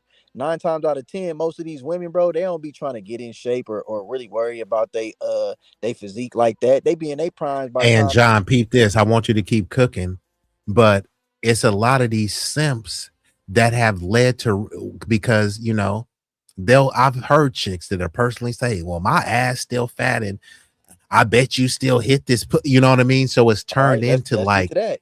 Let's get to yeah, that. if you'll still hit it, or if they still get sexual attention and access, then hey, I don't have to work. You feel me? You know, hey, you know, who cares if I got fupa if they got a nigga eating a box and shit like Yeah, that? But it's that's what like, you think. That go ahead, doesn't John. last though. That doesn't last. See, this the thing, bro. How many times you think he gonna hit that ass and eat the box? You know what I mean? He's probably, if he really is so following his Hey, blood, until we so find a flat chick with a BBL. man, look, bro. And the BBL, that's so common now. Like that shit burnt out, bro. That is not even impressive. Like that's really showing that you got some real low self-esteem, bro, to keep it real. You know what I'm saying? Because once you get your wait, I gotta cook on what you was CB. Hold on, wait a minute. Let's start at A. I still got this ass, and I'll still niggas gonna still hit. Yes, women, if you listen closely, there is always a man that will still hit. It don't matter if you are 1,000 pounds. It doesn't matter if you stink. It doesn't matter if you don't brush your teeth. Like it's always a nasty ass, dusty ass dude, bro, that will take it down, bro, and try to drink your bath water and all that fairy tale shit, right? But is that the dude that you want to settle down with? No. And keep it real, No, women. Be honest. The the dudes that want nigga to that fuck they want to you, settle down with is ignoring them. Go yeah, ahead, yeah. John. Thank you. The dude that you want to settle down with is going to ignore you. He's going to look past you. And even if he did hit because he was drunk one night or he was bored or just fell into his lust and temptation, he ain't gonna double back and keep. And if he do double back, man, the hourglass is getting so low on you. Like you gotta try to milk that. You better try to make a videotape, make you a little set, a book or something. You better try to clout up off of that because it ain't gonna last long. Because a man that got his shit together got way more options than a woman that's in the has been shelf life expired part of her life. You see what I'm saying? So what a woman should be trying to do is worry about, you know, investing into the man that she is with and making him the best that he can be, as well as her being the best that she can be, and building something that's stable with longevity, rather than thinking that, oh well, my ass, I've been looking good for this long, so I'm gonna always be able to pull. Yeah, niggas gonna hit, but the more that niggas hit, your value is just depreciating. It get to a point to where now, if the more that word gets out, you got to go to another state You know what I'm saying? And yeah, a California girl can go down south and be the new girl on the block. But you know, the world is small and is round for a reason, man. Shit'll get around, and eventually, like I say, no matter where you go, there you are. That's why that saying is, it's not about where you go, it's about how and who you are. So if you don't fix yourself, you're gonna have the same problems. It's inevitable, no matter where you go. So it's like, and I've seen this. We all have seen it. The girl from ever since middle school, high school, she been getting around, and now she want to be in the church, or she want to, be the against all it. And I'm not saying that she shouldn't change. It's just sad that it takes so long, and that you done been through so many pipes and down so many slides, that by the time you trying to have standards for yourself, you got to move to a third world country just for a motherfucker to see you Respect you as because they don't know about your body count. a man, bro. But It's hold sad, on bro. real quick, John, because we have been joined by an illustrious guest, but I gotta get y'all to cook on this, because Travion says if you put that woman first, you gonna end up like Jaheim. Now y'all see what I got on the screen. This is Y'all Jaheim. both put each other first, my nigga. I'm on mute. Oh no, so you gonna have to come off mute after I set this up for you with this alley-oop. Now y'all see Jaheim over here at 41, right? Jaheim, who is a legendary singer, right? And here you go. What's his favorite word? Yatch. 54 years old. Not only Too Short popped out a baby at 54, so bro is looking pretty good. Meanwhile, Jaheim, he put his whole life in the hands of a biddy, and now look at bro, looking damn near flabby and sick, bro. But I'm just saying, when they say AOB, is this what they meant? But according to Big Rig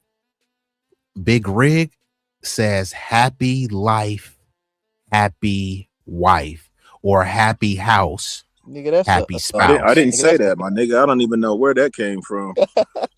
This nigga he just threw a narrative, bro. This is crazy. He been around them sectors. This nigga threw me on a cold one, bro. Because I was listening to him, I'm like, nah, he didn't say Rig said that shit. Quick little jacket. Hey, but look, hey, you already got the flirt jacket. What's this one too? You know what I mean? But I'm on mute. Go ahead, Big Rig. You got it. Nah, man. But I mean, just with the little topic that y'all just hit right now with the woman first thing, bro. Like, I'ma always, try to make my woman happy, bro. You know what I'm saying? Period. Like, I'm, things that she likes or whatnot. I'm gonna do what I can. You know what I'm saying? And just pop up with the shit, but it's got to go both ways, though, bro. You feel me? Like, I'm not just on that whole happy wife, happy life shit, my nigga. You feel me? I count too. Shit. Okay, got you. Yeah. Your feelings matter too. Yeah, no, absolutely, man. All I'm on happiness mute. matters. Okay, yeah, Big all Rig, but hold happiness on. matters, man. What's going on? But have you ever encountered one of the issues? Because I have seen this, John, Cloudness, and others have seen this too, where let's say you get with the chick, she may not have her stuff together. She may, have a little extra fluff, a little bit more cushion for the pushing. She gets with a dude, and then, suddenly she starts feeling herself, whether she's losing the weight, gaining more esteem. And then, she starts taking more provocative pictures, dressing a certain way, getting a lot of time in at the gym. But meanwhile, she spent a lot of time feeding you these home cooked hearty meals, and now you didn't put on about 50 pounds and you looking like the Nutty Professor, and she over here looking like an OnlyFans queen. Have you ever dealt with that personally, or seen that type of scenario play out? Well, shit, I'm a big nigga already, so it's like you done threw a mirror on a nigga, but Hey, I'm on mute, bro. Yeah, go on mute, motherfucker. But I did, notice, man, with the BM and shit, when a motherfucker was trying to, kind of get right and everything like that, I would kind of, get a little bit of negativity, bro. You know what I'm saying? Like, you just trying to do this, like I'm gonna be the one trying to take provocative pictures and shit. You feel me? So, and then when it comes to the cooking, she can cook her ass off. Was hella funny. You feel me? I'm keeping it 100. But when it came to the cooking, she cook her ass off, bro. And I could be, 3 a.m. or something, like, man, I want some wookie wop. It's finna crack. So, it came to a point where like that, that shit kind of slowing down a little bit, but it's just like, questions was being called. You know what I'm saying? It's like you want a motherfucker to be big or something, you know what I'm saying? So, not too many women, you know what I'm saying, is, gonna be all, I'm gonna be their cup of tea or something, you feel me? Like if I go ahead and, you know what I'm saying, get to getting right, you know what I'm saying, it's gonna be bye-bye or something, you know what I'm saying? What's that, New Kids on the Block, my nigga? Bye. You know what I'm saying? I wasn't even on that. I've been drinking, bro. Look, I'm on mute. Yeah, I'm on mute, bro. That's insane, Hey, bro. no, I I'm hear. sorry to tell you that. Hey, what'd you say, Cloudness? Bye is either Backstreet Boys or NSYNC. I know I That's fucked what that off, but I mean, y'all know who I was talking about. I'm back on One of them white boys. the nigga. Yeah, that's what I'm saying. He had that part. And they all the same. One of them Michael Jackson 5, whatever you know. One of them joints. Hey, but salute to Ronnie Q. Ronnie Q said she said why y'all hating on Ja? I don't think we was hating on Jaheim. We was just saying Jaheim was a great artist, man. I ain't got no hate for bro. He was looking rough in the picture. I ain't gonna do shit. Nah, cause he had the reason why is because he had put a biddy first, and that's what happened. Don't do that though. That was just his song. Don't do that. What's going on, but bro? it gets what information y'all got that I don't know, bro? Yeah, I don't know if he really did that in real life. This nigga said he looking bad like that because he put a woman first. This nigga clowned bro. I mean, that's what the memes were saying, though. That's what I'm saying. Okay, allegedly, that's the rumor. Otherwise, why else is he looking like that, bruh? And Travion says he was married for 17 years. Salute to you, bro, because that's some discipline, bro. Hey, cuz look like he was ain't married for about a good 45 years in that picture, but I'm on mute. Yeah, he said I was married for 17 years. If the man ain't it ain't gonna work, period. Yeah, that's the thing. Like I think Sincere said we up here doing too much. Yeah, see, when it comes to the marriage, I mean, is it really up to the man to hold everything? I guess that's where the whole happy wife, happy life comes in. But some other people say happy husband, or I might fuck your cousin. I'm just saying that's what some people think, bro. But like, yeah, if the man, I'm just saying, if the man ain't holding it down, is the marriage really gonna last? Because when you look at the divorces, over 80+% of the divorces are initiated by women. Now, I'm not saying that all of these dudes are sweet, perfect little angels, but when you sign those vows and it says to death do us part, the divorce is not supposed to happen. You know what I mean?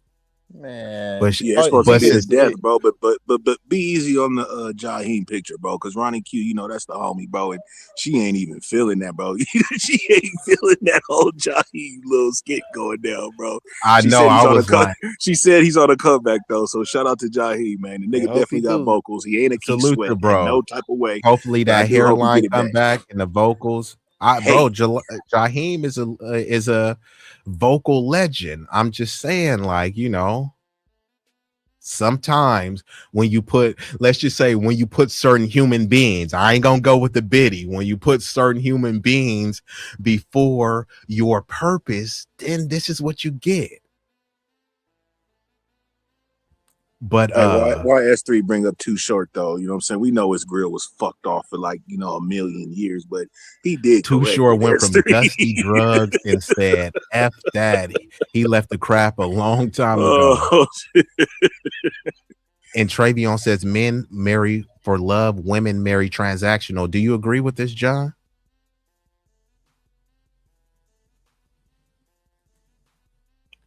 Oh, John, I don't know if he's still there, but like, oh no, I was on mute. My bad. I was talking. And I'll say hell yeah to a degree, cause shit, nigga, Bill Gates' wife left him. Like even niggas. Jeff Bezos' wife left him. All of them. So it kind of just shows you that you can't really lead with your pocket, bro. It's really like but I say. A lot of people think men don't be having love in them though. Remember when that shit was going around? I'm back with the whole thing. With Jada too, right?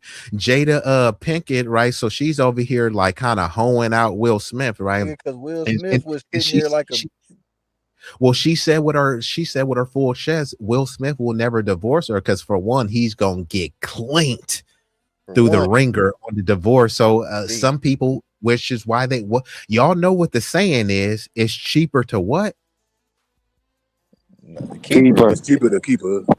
That's what I'm saying. So this is what Will Smith, this is why Will Smith, literally every damn day, you hear Jada talking about how much she is like obsessed with Tupac. Nigga, Tupac has been dead for how long? Salute to Tupac. I love Jada Tupac. Smith But will go to Jada is 30 always years talking about bang how herself. You've been gone for 30 years now. every day she keeps talking about 30 years later, she keeps talking about how she loved Tupac and what she would have went. So she just keeps humiliating Will Smith.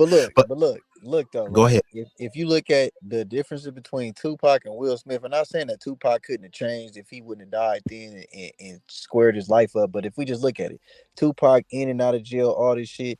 Women love riskier shit, bro. They love shit that they really can't have or shouldn't be having. So if Tupac would have continued that path and Tupac would have ended up getting 100 years, nigga, she wouldn't have been trying to stay down for Pac. She would have left Pac for Will Smith, nigga, and been like, see, this is about womanhood and growing up and realizing it all. How do you know that though, John? Because she look really at Monica loved, bro. and C Murdered. Because look at Monica and C Murdered. Nigga, this shit it didn't happen millions of times, bro. A woman is not finna stick around forever, my nigga.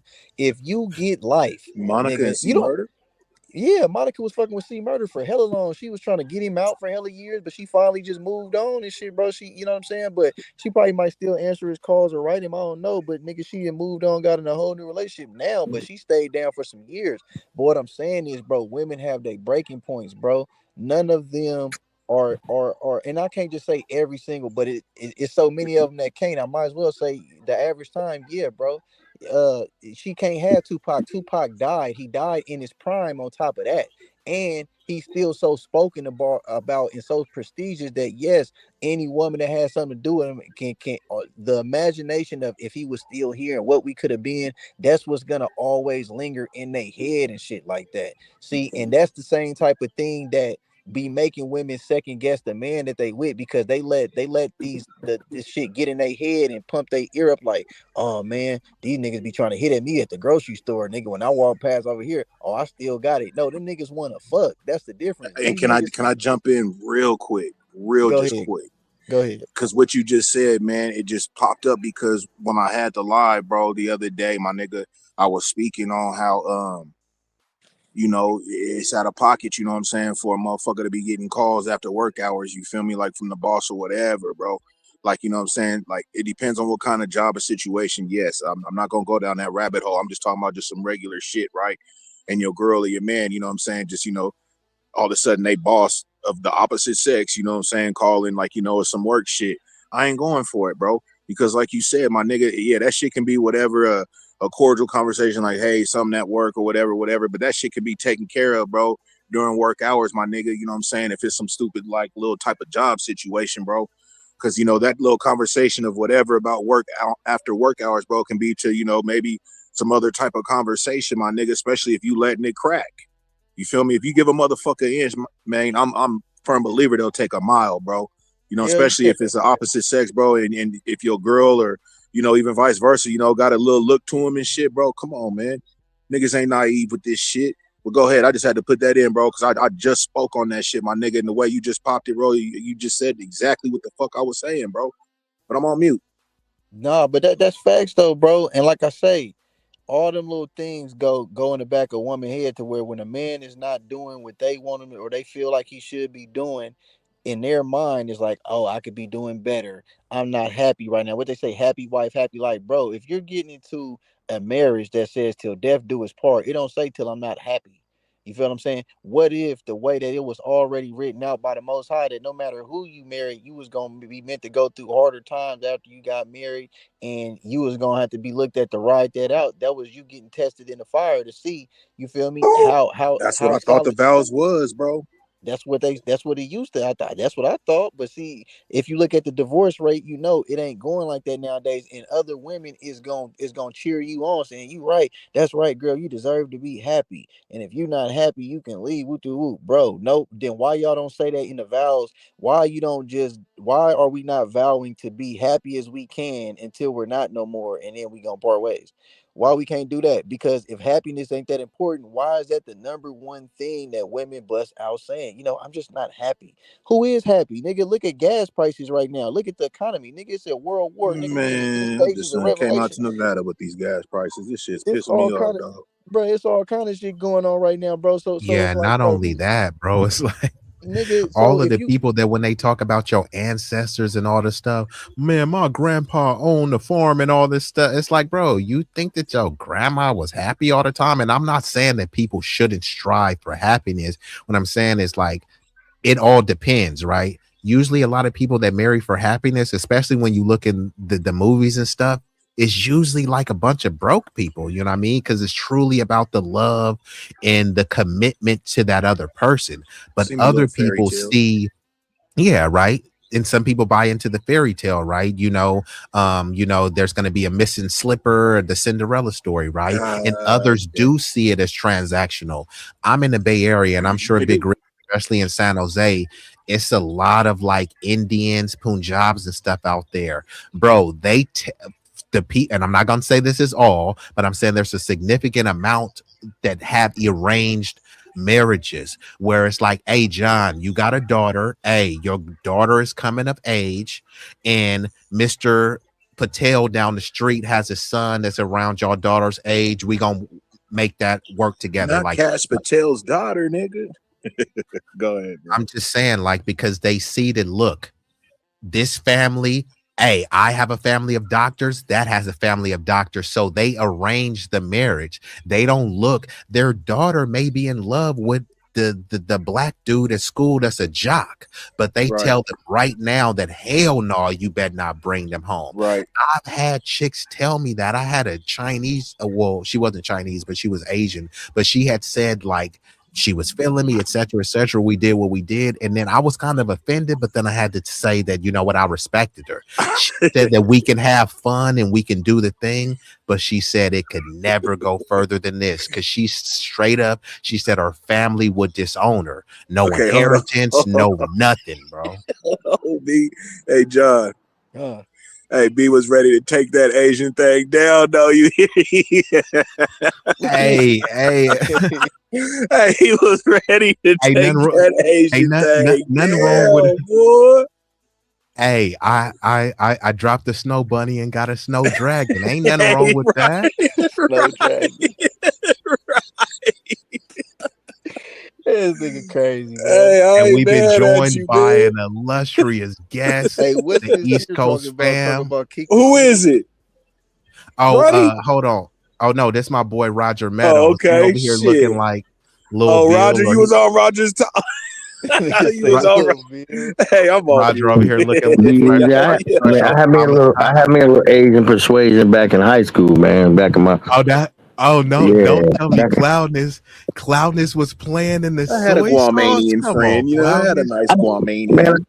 Man, you gotta think I was on a military base, so it's yeah, so it's everything with you know what I mean? No, everything goes over there now. Yeah, so you know what I mean, like Roger, I had you a on little bit mute. of everything. Hold on real quick, Cloudness. Roger, I think he's trying to speak. You on mute, Roger. You gotta unmute. Oh, he said he can't hear me. Hold on. Oh, he may have to drop or something and come back. Hey, because we for sure. so can't hold hear on. you. I'm gonna Can have you to hear me, drop B? him. Hold on.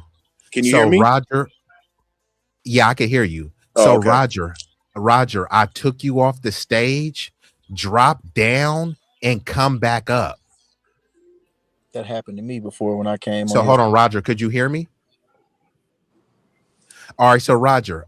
Hey, S3 on the helmets right now in the chat, bro. Hey, read her comments, bro. She said something about too short in the video. I don't know what she's talking about, bro. No, she said keep Maybe the you may sneak. know. I'm asking. Or yeah, Okay, yeah, keep the cool, sneak. cool. But he was in the video yeah, too, or yeah. some shit. Yeah, what she So talking basically, Hey, but she on our helmets right now, though, dude. oh, I haven't been seeing the chat. I seen one of the videos that she was talking about. This is the video. I can't play the music on it, but basically the video she's talking about is this one. Ass niggas, man. Hold on.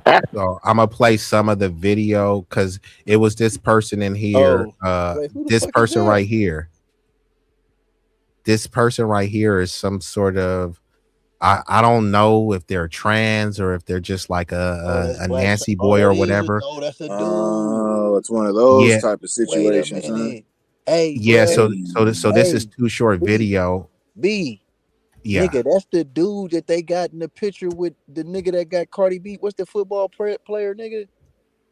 They got Cardi Stephon B. Diggs. That nigga, yeah, bro. They saying this nigga was with Stephon. They got this nigga in some wild pictures, bro, with Stephon Diggs, bro. This Oh white wow, dude. what the hell? Yeah, bro. This same white dude, bro. That's a dude. So imagine this white dude. So what Sincere was asking, because this dude had a history of being like anti-black.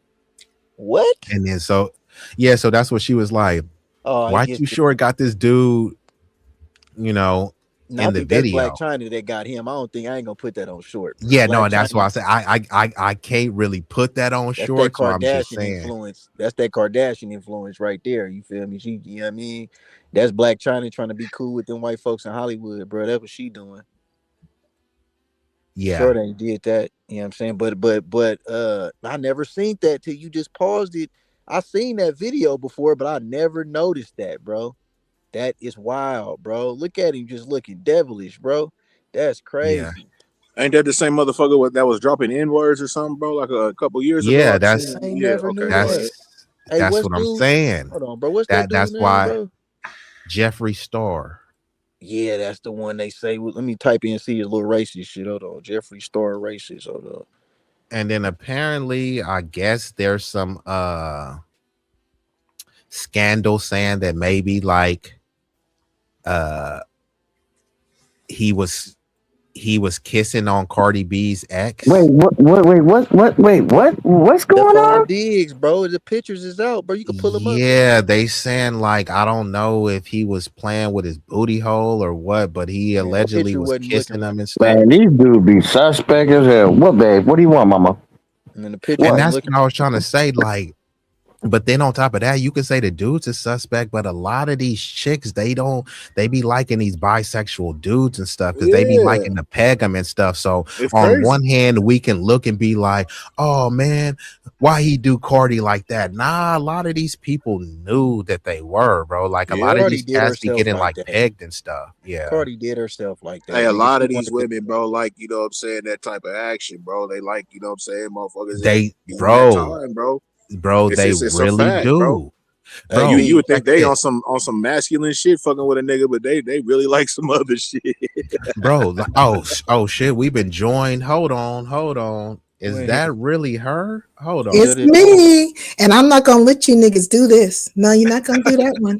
S3. Oh no, I got. That's We're what not I'm saying. gonna do this because we see Too Short and Keek the Sneak, and I like Too Short. Bitch, what you smoking?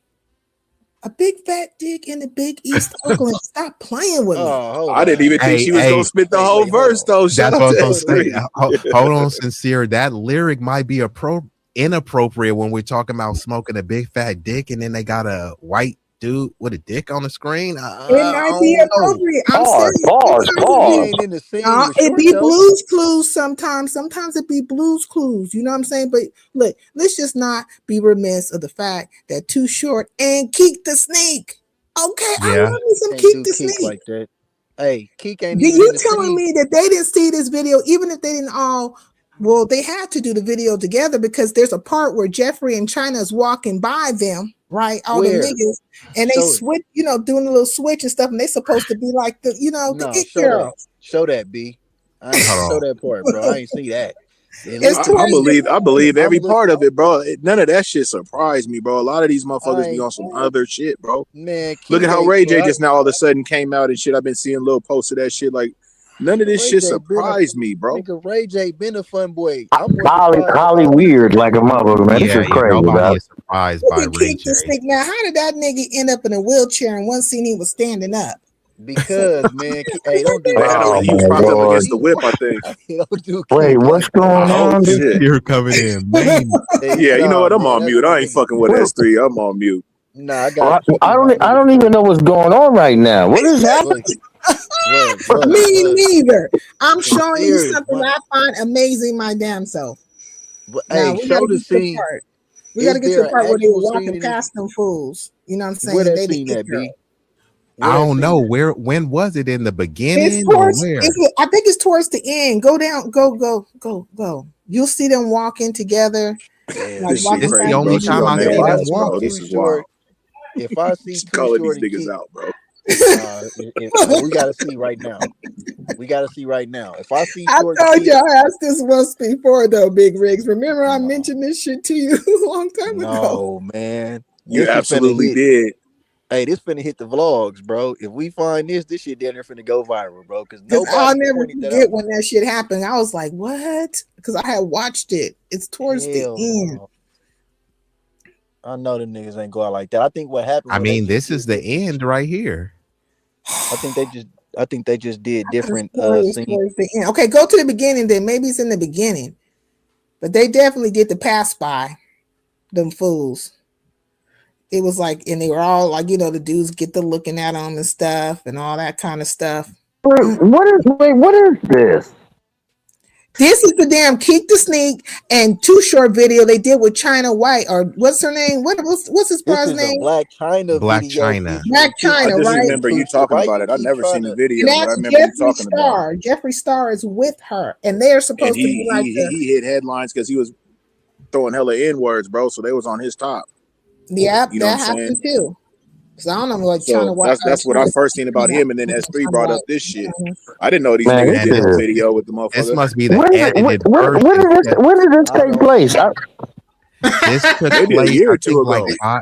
no, They I are think not. it was it said 5 years ago. Yeah. Yeah, it was a little They bit. ain't walking past. They ain't walking past Shorty. I don't see it yet, bro. Yeah, because I'm going through all the things. I It's not remember showing. seeing that. I'm gonna find it. If it ain't in this one, I'm gonna find it where they was They walking might past. they 'Cause might I have mean, cut that's it the out. stuff that struck me, like in the whole damn thing. I was like, what? Like this was crazy. Yeah, because I'm fast forwarding to all the scenes that dude is in there. They Where is got that dude part? almost bucket naked in the pool, but like You know what? You see what it is? That's probably dude car, that pink little Lambo. That's probably his shit that she's sitting on or whatever. I'm pretty sure that Black China is the whole link to him being in that video. I believe this is her song featuring Keek and Too Short. It ain't like they got creative control over the shit like that. I don't think they Say got. what? So you saying it's the this is money? her song. No, I'm saying it's her song, right? Damn, this is not. I'll find it. When I find it, I'm gonna show Okay, y'all. yeah, Yeah. yeah, If you because find that, I then I scrolled through can't the whole dispute it. thing. Because I remember I'm gonna have seeing to. that, and I was like, "What in the hell?" But the whole video in itself, you cannot just say it's about China, right? Black China, whatever her name is. It's her No, featuring them. That's wild. Hey, that scene right there where B just paused it, bro. Yo, hey, I don't even think they was on the set. It looked like I don't see them nowhere around, bro. These is different scenes, bro. so they just don't like have any kind sincere. of creative input. They don't have no final say on none of it. They just Hell, like, not really, unless you really don't. Because look, if we get on your song and then you like, hey y'all, we shooting a video on this day. We come up, we shoot our scenes, and then on your other scenes, you doing whatever you doing. We don't even know. So then the only thing we can really say is like, hey, you know what? After the fact, when it come out, if we didn't even know and we see it, we could be like, hey, we don't for whatever reason agree with this no more, depending on what the contract said or whatever. We might not even can't renege on that shit at that point. Like, you know what I'm saying? look at Keek the Snake. Oh, man, these niggas. Both of them. Hey, man, Keek ain't in those scenes with that dude though, man. Keek You don't sure know. Look about at that, Keek's bruh? face. They all in the top. I'm gonna find it. I swear, I'm gonna find Hey, it. hold on. Who is that nigga in the back? I don't put Now that nothing nigga, past none of these and the nigga motherfuckers, that's in the dog. This nigga's in pool. the back, bro. Hey, it's a nigga in the pool and it's a Pause. nigga sitting with his legs in the. Now them niggas got to be held accountable. Hey, like Travion said, why it gotta be blue? Cuz the big C in the building getting offended. And of course, I've been joined by Lex says, please find it. Lex, I'm trying to find it. I don't think it's this video. It might be another one, but Shout out salute to Lex, Lex she in here. 925, Miss Chocolate Glow herself. Lex But in the yeah. building. Yeah, we see you, Roger. Hey, if y'all And find hold on, that, let me let Roger Meadows cook because he been there. Roger, bro, is your mic working now? No, you know what it was? I was able to hear you. I just forgot to close. You know, this is the first time I'm on here with on my computer. You didn't close the YouTube. There you go. So I Got was you. saying I was getting the echo. I'm like, where's that echo coming from? Well, that's what happened to me earlier. I didn't know I was supposed to close the YouTube too. Yeah, you got to, because it starts. Yeah, it kind of messes it up. But yeah, we've talked about a lot, man. So Roger, bro, go ahead, just jump in head first. I'm really learning from you. I was somewhere else. I think you know where I was. Sunday night. Yeah. Yeah, salute to my sister Sabby. I know where you was, so I was like, oh shit, I was surprised that you even came through. No, man. The second time, the second time. You know what happened Sunday night? What happened? This dude texted me and told me to get on. I was on Sabby too, but he texted me and told me, yeah, B-Eazy about to go live, and then he ain't. Boy, you something else.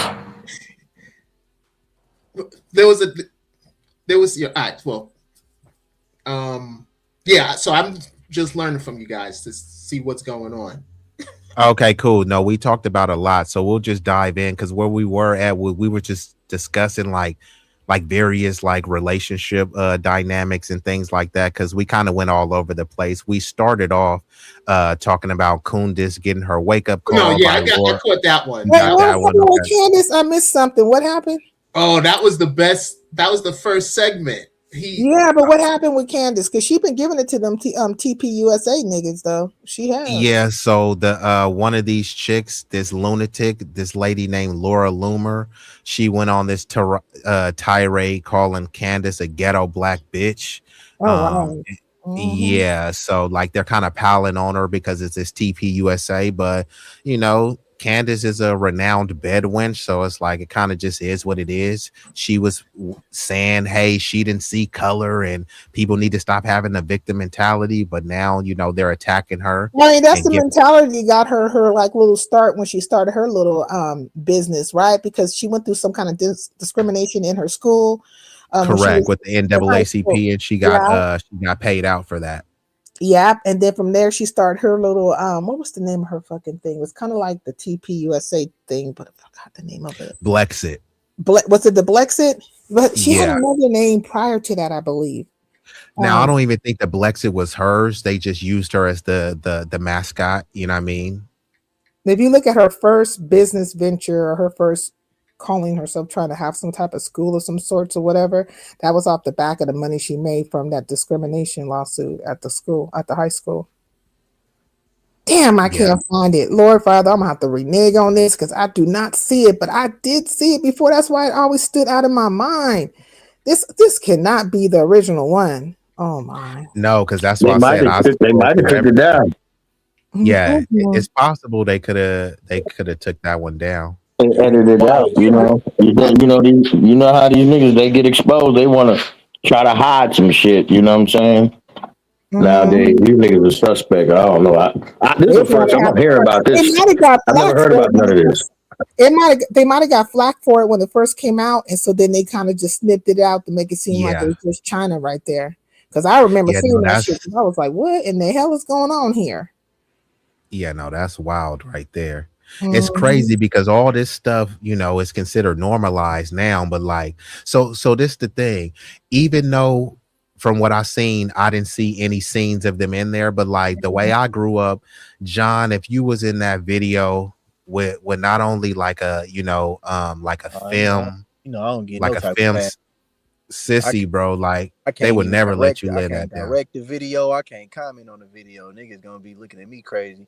Hey, are you transphobic? Nigga, I'm not fucking with that shit to no type of degrees is what I am. I'm just feel like I feel like nowadays, bro, we all get pressured to gotta be like, oh, I don't got nothing against nobody. Hey, listen, man. Oh, like Snoop. Remember Snoop got buck broken? Bro. That shit was wild, bro. He seen the movie. He said, bro, I didn't want to bring it. He brought his grandkid. He was like, hey, bro, I didn't want my grandkid seeing all this gay stuff, right? Then suddenly the gay community attacked him, and then this nigga making gay songs. And I'm going to pull that video. You know what I'm going to do, John. I'm going to pull the thing up. John is my bro. Salute to John. Love the bro.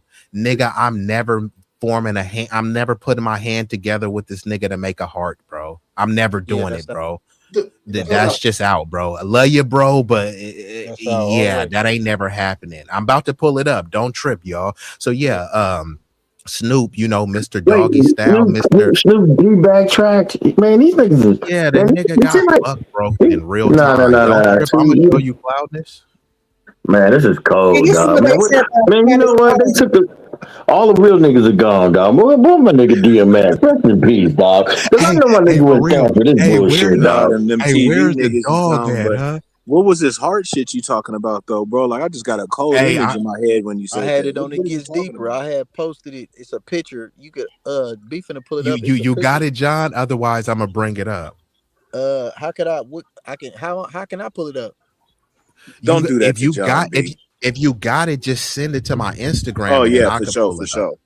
Oh, okay. Hold on. Or if you have the picture already, you can hit share screen. But just you know, send me the image too, or I might find it by the time you're talking.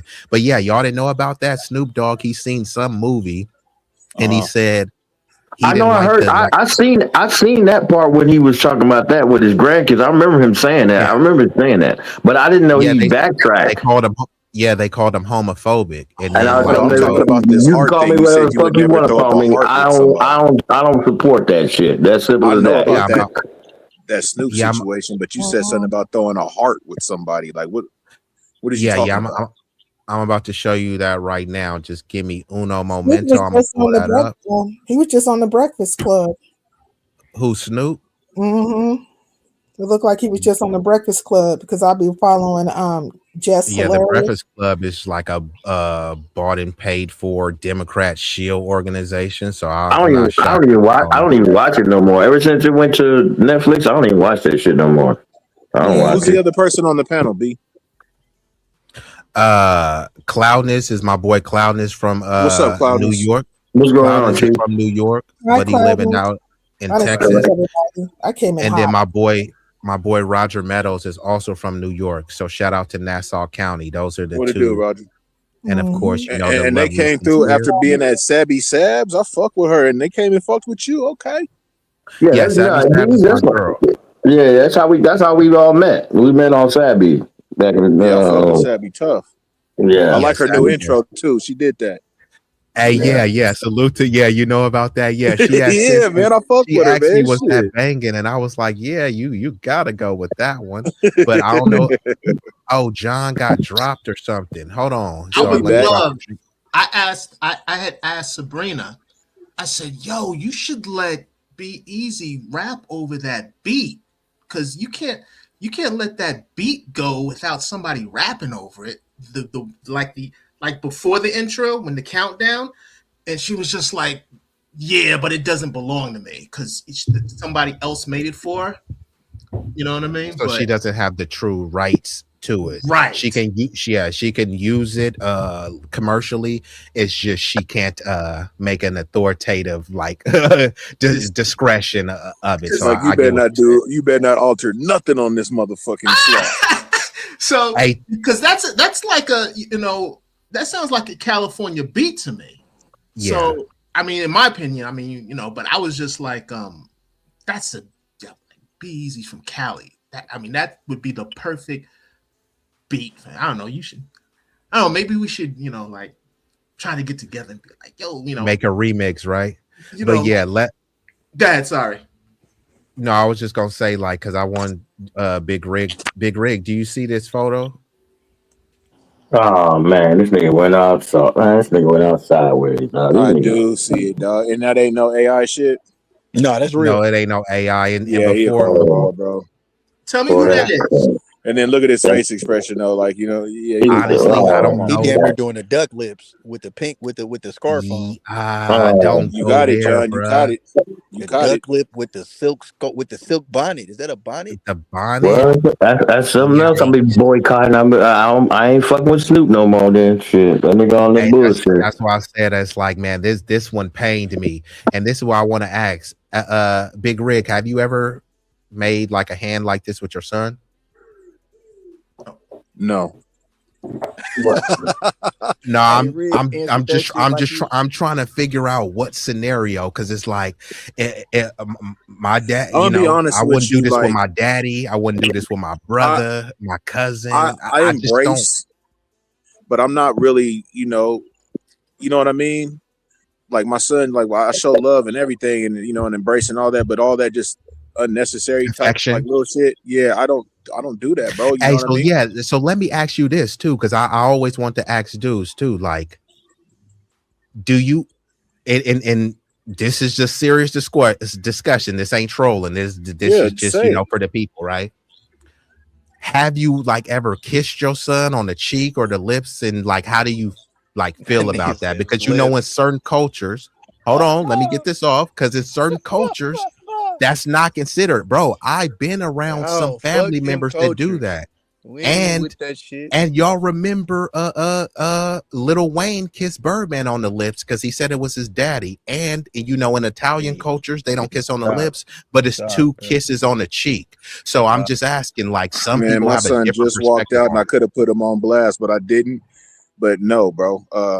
The only time I really kiss my son, bro, is like if he's asleep or something. You know what I'm saying? I'll kiss him on the forehead or some shit like that. You know what I'm saying? I love the dude, Gotcha. but just Yeah. off, hey son, hug him and kiss him on the cheek and shit. Nah, man, I don't.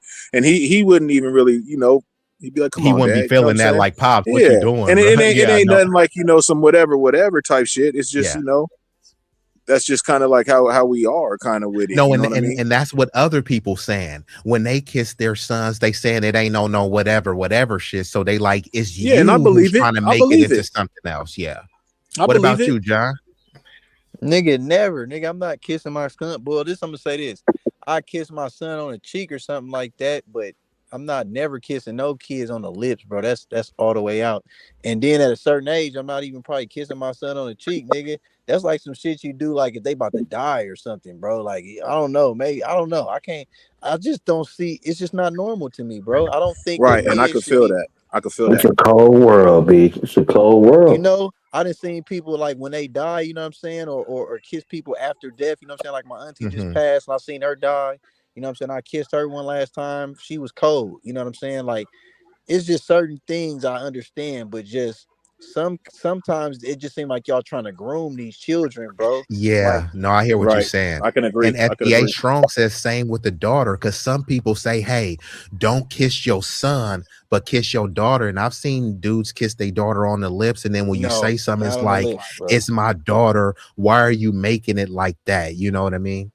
I'm not kissing my daughter. I never did that. My daughter 18 now, so I'm definitely wouldn't. But even when she was a baby, I never kissed her on her lips. You kiss her like on the forehead, on the cheek, or something like that.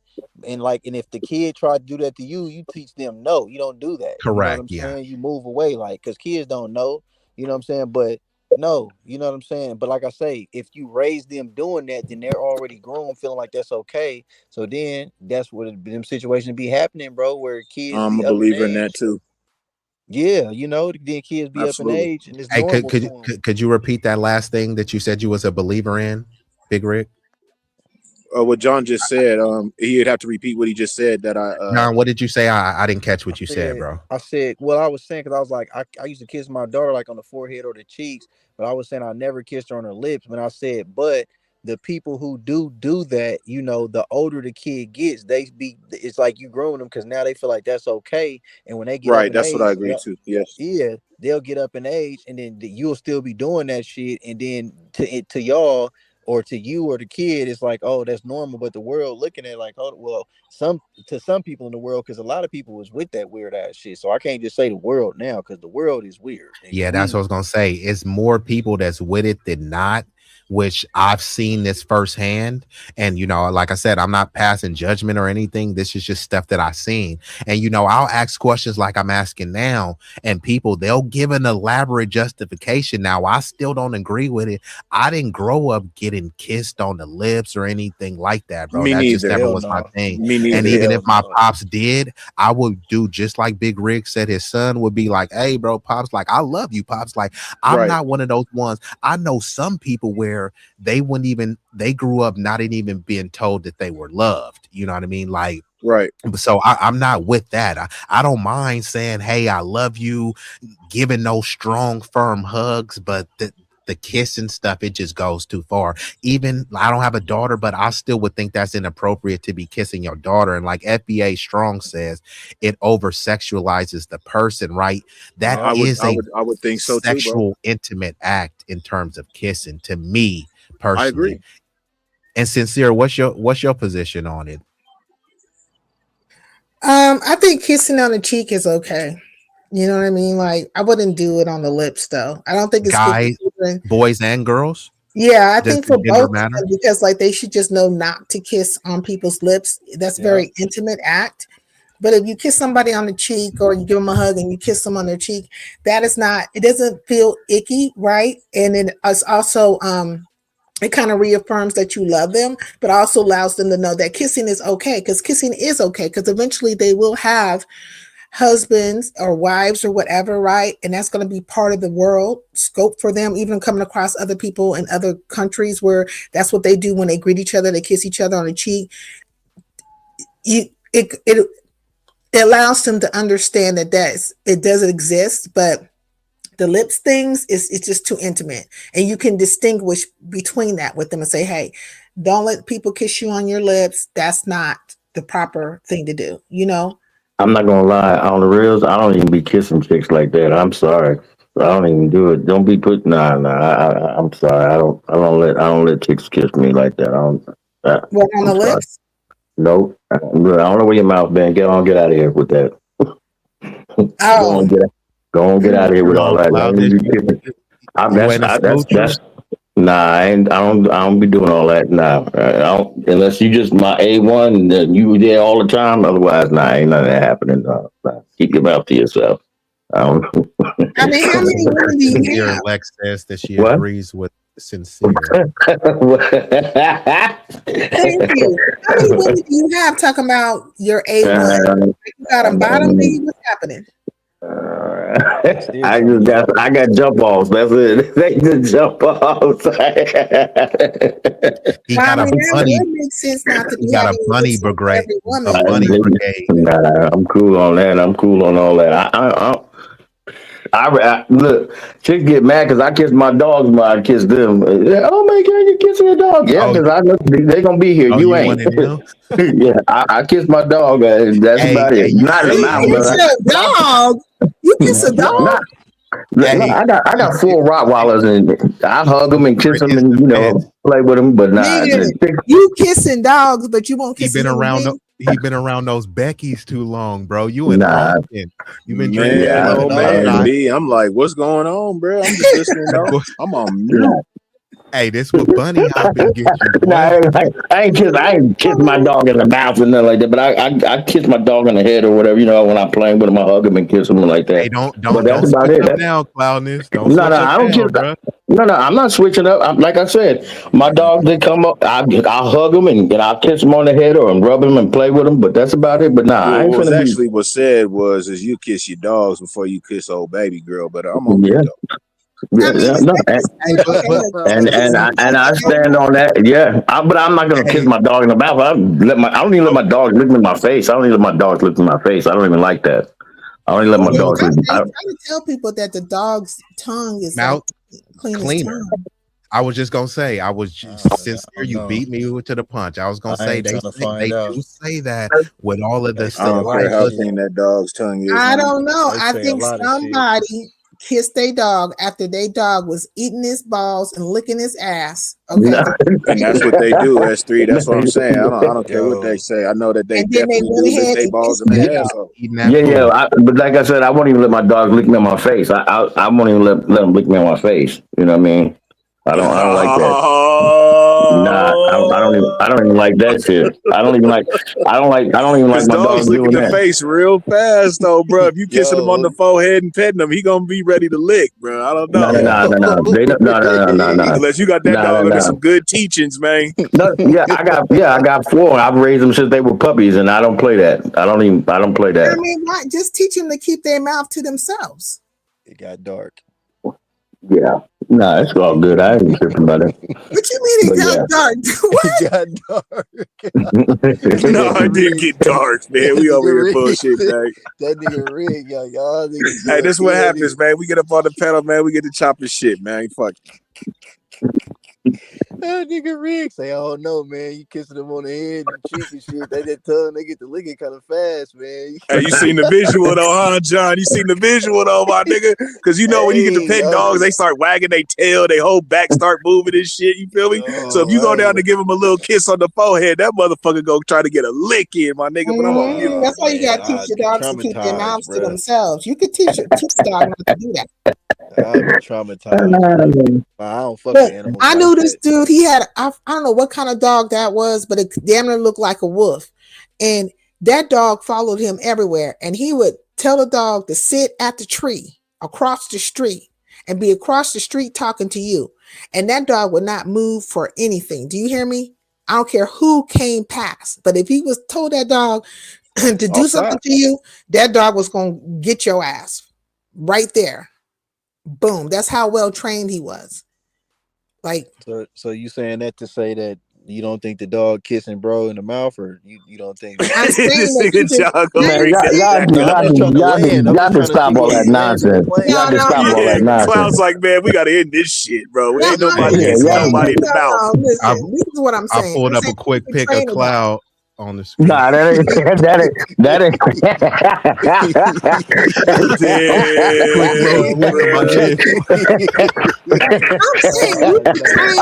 I'm sick of y'all already, man. I'm sick of y'all. Hey, that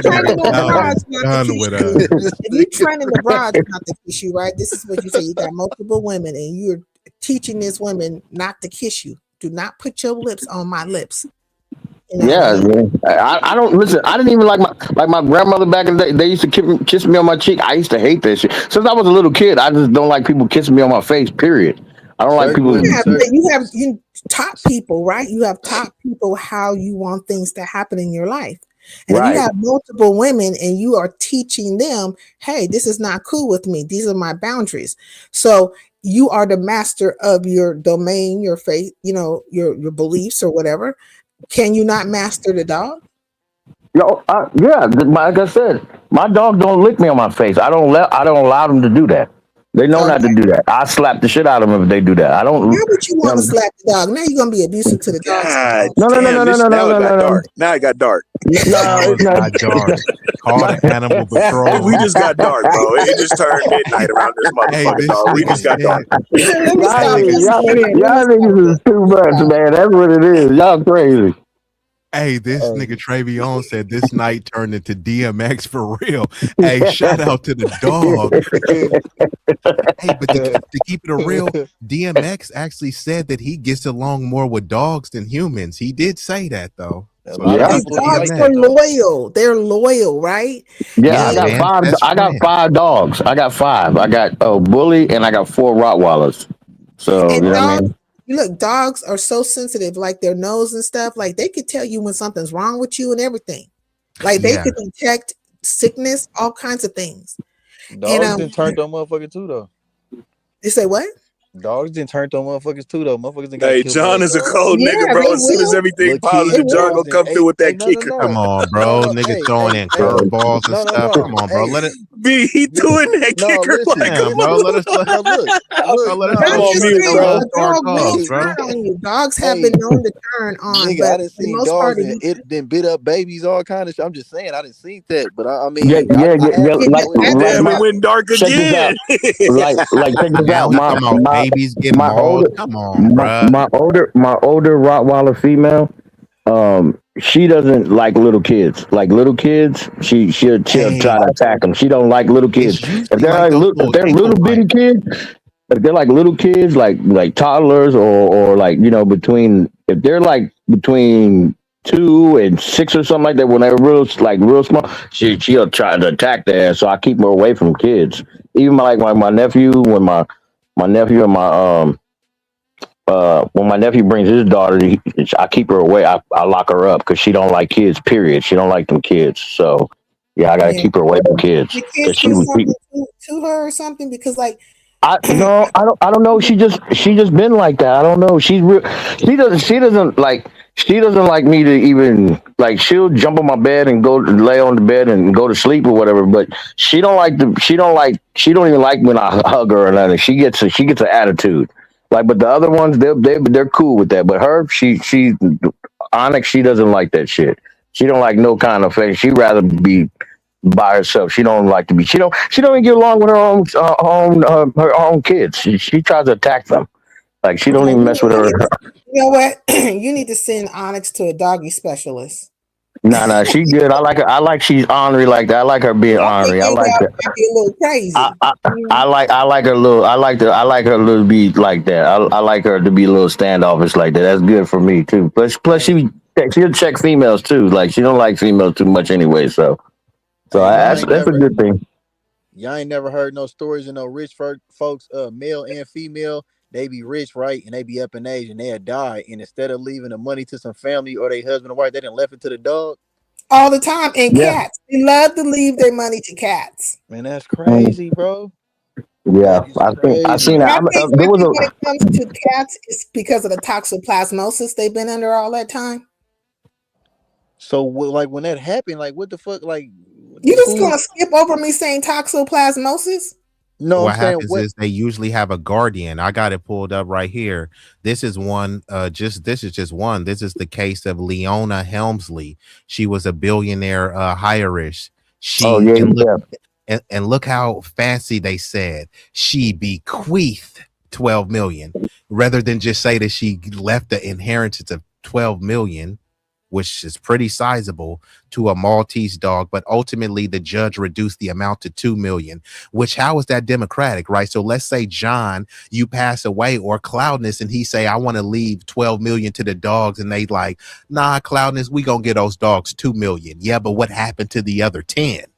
You don't know, right? There was this dude in Miami. He was a rich dude, and he had like a German Shepherd or something, but he left all his money to the dog and to the handler.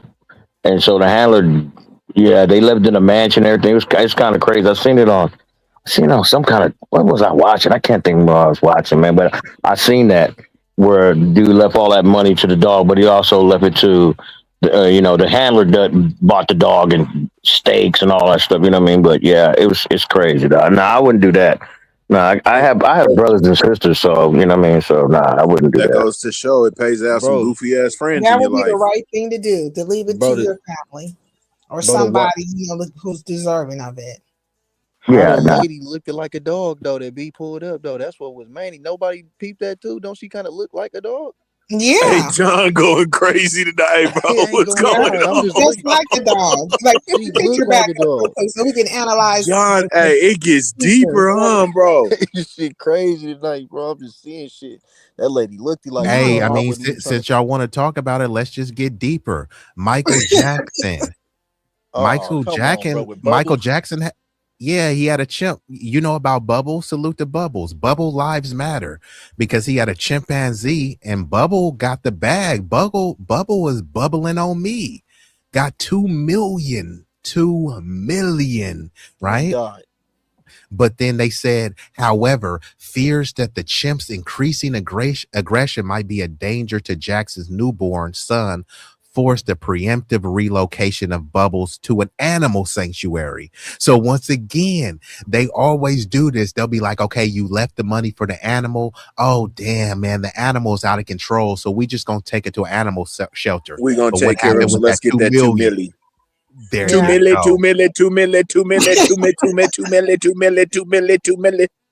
Shit, Michael could have left me with that 2 million. What the fuck you talking about? The Star Trek, the owner of Star Trek, he left 4 million. He died at the age of 2000. Which one, bro? Which one? Which Star Trek? Hold on. His Not the name crazy is looking one. Majel Barrett Roddenberry. This is the owner. Yeah, so I think that franchise. Exactly. Mm-hmm. So this person, he set up a trust, and it was a 4 million trust for their dogs, plus an additional 1 million for the employee to take care of them. So they always leave a little bit of change for the people to take care of them. Nigga, Then I don't know who imagine. Miles I Blackwell never was is. into Star Trek. Just a little disclaimer, but go Who ahead. is gonna be Me spending either. $4 million on a dog? Nigga, Well, how this much do you person, I don't this care if person they're spent pedigree and they're in the goddamn dog pageants. That is a lot of money. well, this person spent 10 million on a Not a rooster.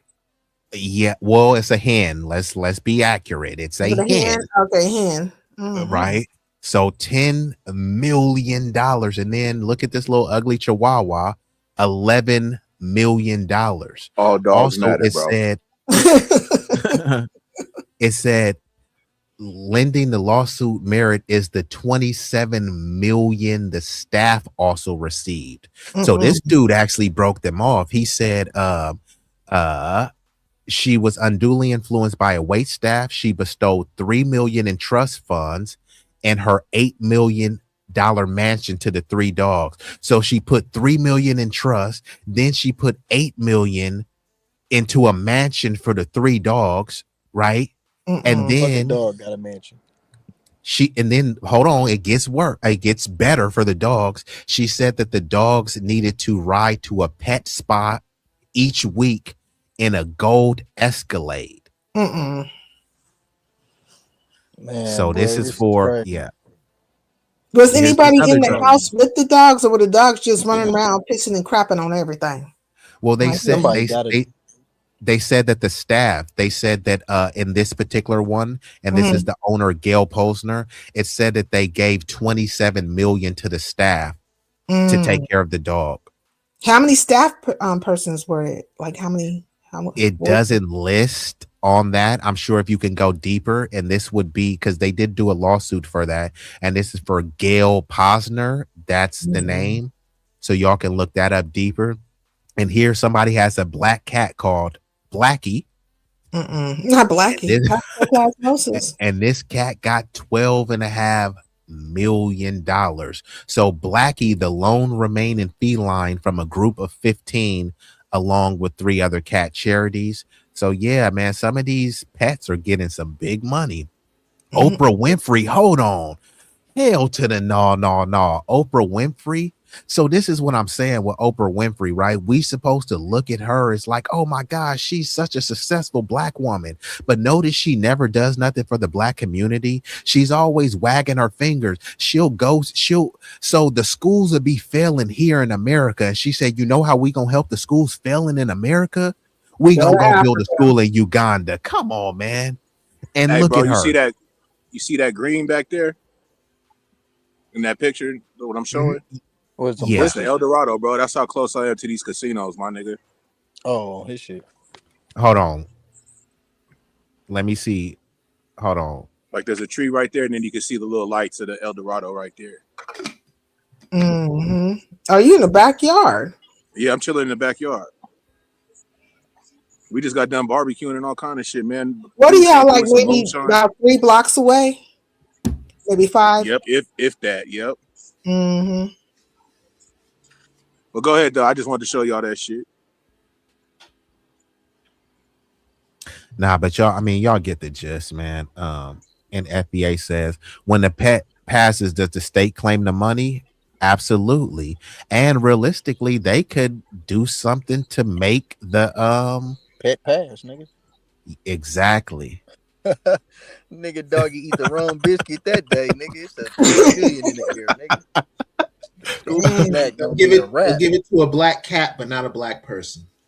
Right? And then they named the cat Blackie. They gave But look, listen. The cat was part of 15 other cats, right? One of 15 cats, correct?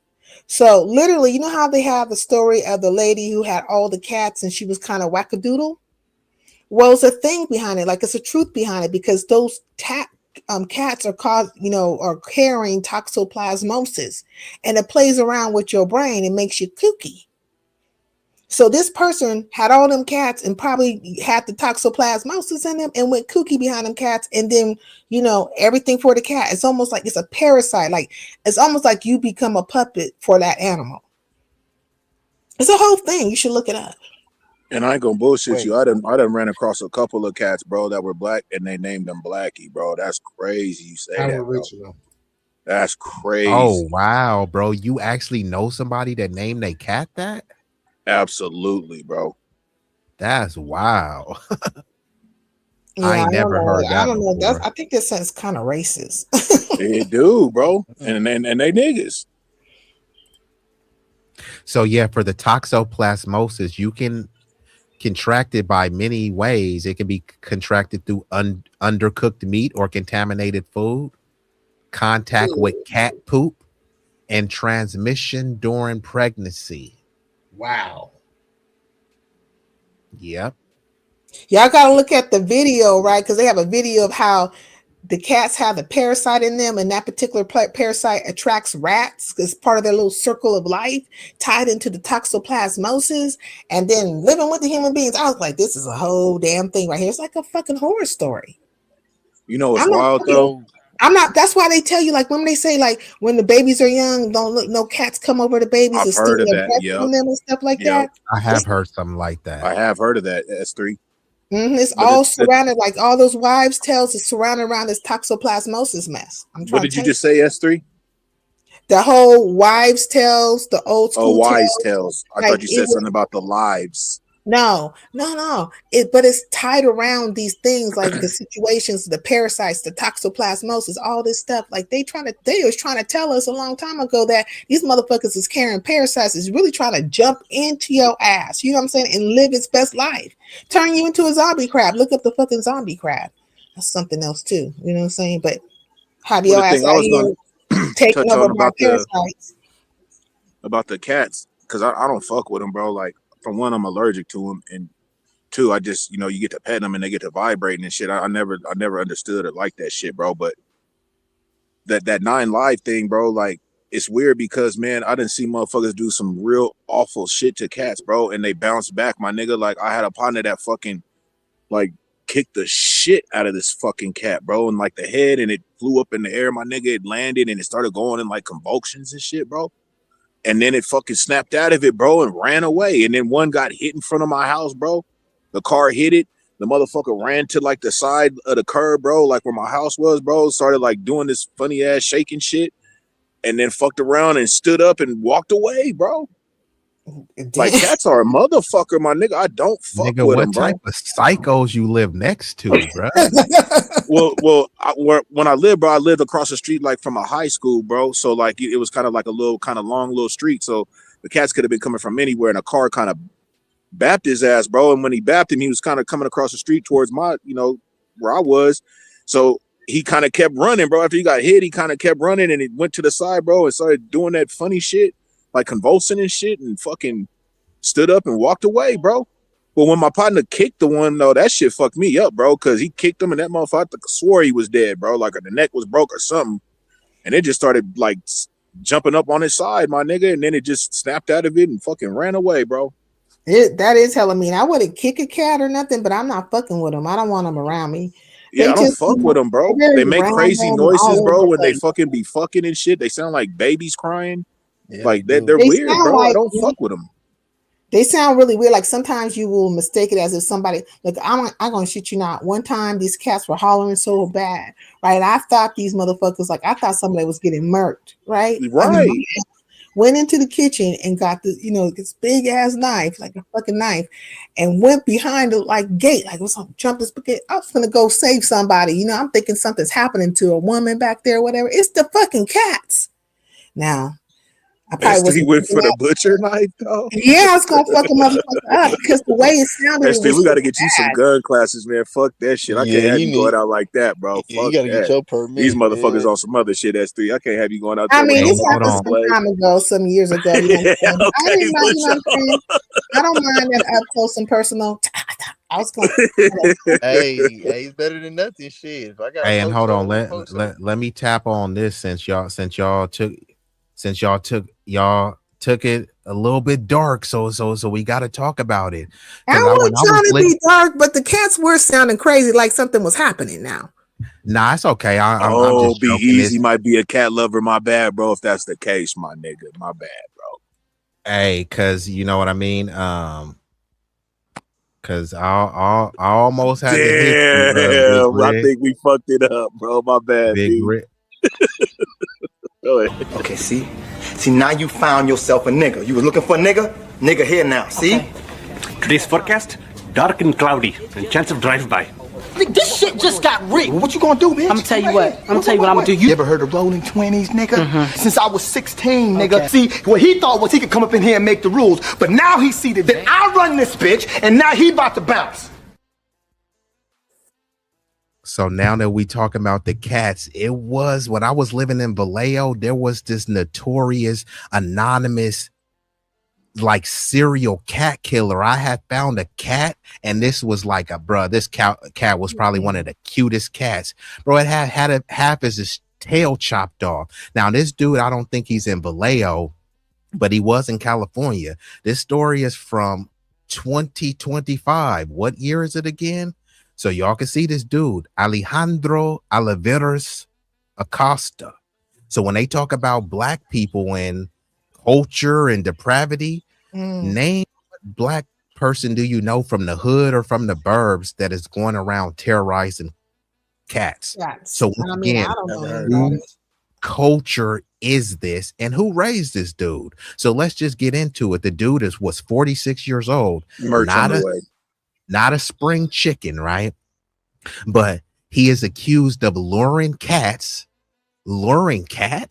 So the dude is treating the cat like a hoe. He's feeding them and shit, or what, to get him to come to the house, bro? He's luring. This is sick. This is some sick ass if you shit feed a right cat, here. boy, they gonna come, my nigga. No, this dude got That issues, nigga was man. sex trafficking those cats out of it. Outdone. But go ahead. No, y'all, if y'all can't see it on the screen, he lured the cats with food. He kidnapped them and starts stomping them and beating them to death. This was just last year. What do they do to him? Yeah, that's one angry fellow. He's a serial cat killer. This is what I'm trying to say. He's just like whatever Jeffrey Dahmer was doing to niggas, this is what he did to cats. Nah, Jeffrey Dahmer was doing worse shit than niggas than he was doing to them cats. But that's still Manny though, bro. Wait, so they gave him time or what? What'd they do to him? So he is facing shit fast. Go ahead.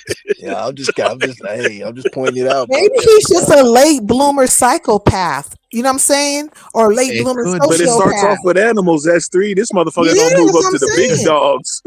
They caught him before he escalated. You know what I'm saying? Shit, I'm glad they got his ass, because he was gonna move up to a whole different type of fucking killing spree. So actually, the dude is out. So we don't know if he's fondling cats right now, because it just happened last year. So he was released after posting 40,000 statutory bail, is what they said.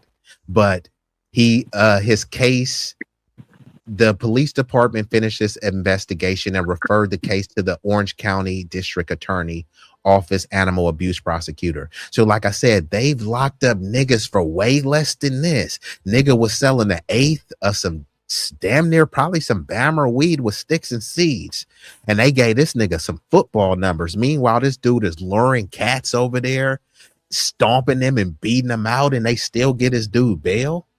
Once again, whose culture is this? Was this dude raised in the fatherless home?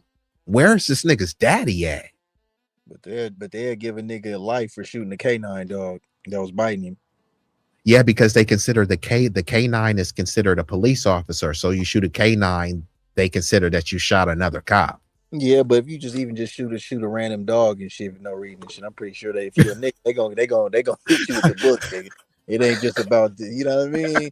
Like if you black. No, I'm just saying you get an enhancement for shooting a cop if you shoot one of those canines. I'm not saying they're gonna let you off scot-free, but you get what I'm shoot saying. a black cop before you shoot a black dog, before a black dude shoot a cop dog, nigga. Hey, that motherfucker kind of look like a cat though, dog. Like his mustache, his whiskers and shit. He kind of look like, that's why he mad. He resemble a cat. Bro, it's nothing that you can be like. What could you really do to be that mad at a cat? I don't care if your girl cheated on you and said the baby ain't yours. Would you still be like, oh, the baby ain't mine? And then you find the first cat you can see. He over here looking for Heathcliff, Felix the cat. Tom and Jerry is like, come on, bruh. Like, what did the cats ever do to this dude? Bruh? Damn, the chat said they should have called ICE on, bro. That's crazy, bro. Yeah, get bro up out of here. Crazy. Like FBA said, probably illegal. Yeah, get bro up out of here. Like, maybe they did this in your homeland. This is America. This is America. Don't. Like, come on, bro. You're gonna have to get up out of here with the cat killing, bro. I heard a cat calling, but not cat killing. His eyes tell a story for real when you really just. But he was cat calling though, bro. Shit, he was trying to bring. Oh, actually, he was. He literally was cat with the S3. Are you? Oh no, she don't like cats. But yeah, that's crazy though. S3, I don't like cats. That nigga I don't might like to fuck say around here, and find kitty, Fritz kitty. the cat and find his ass in the 1970s exploitation fucking movie. I don't know if y'all know who Fritz the cat is. Never mind. Netflix might just drop a series on that nigga and shit. Hold on, Roger do. And what was that name again? Hey, Roger do.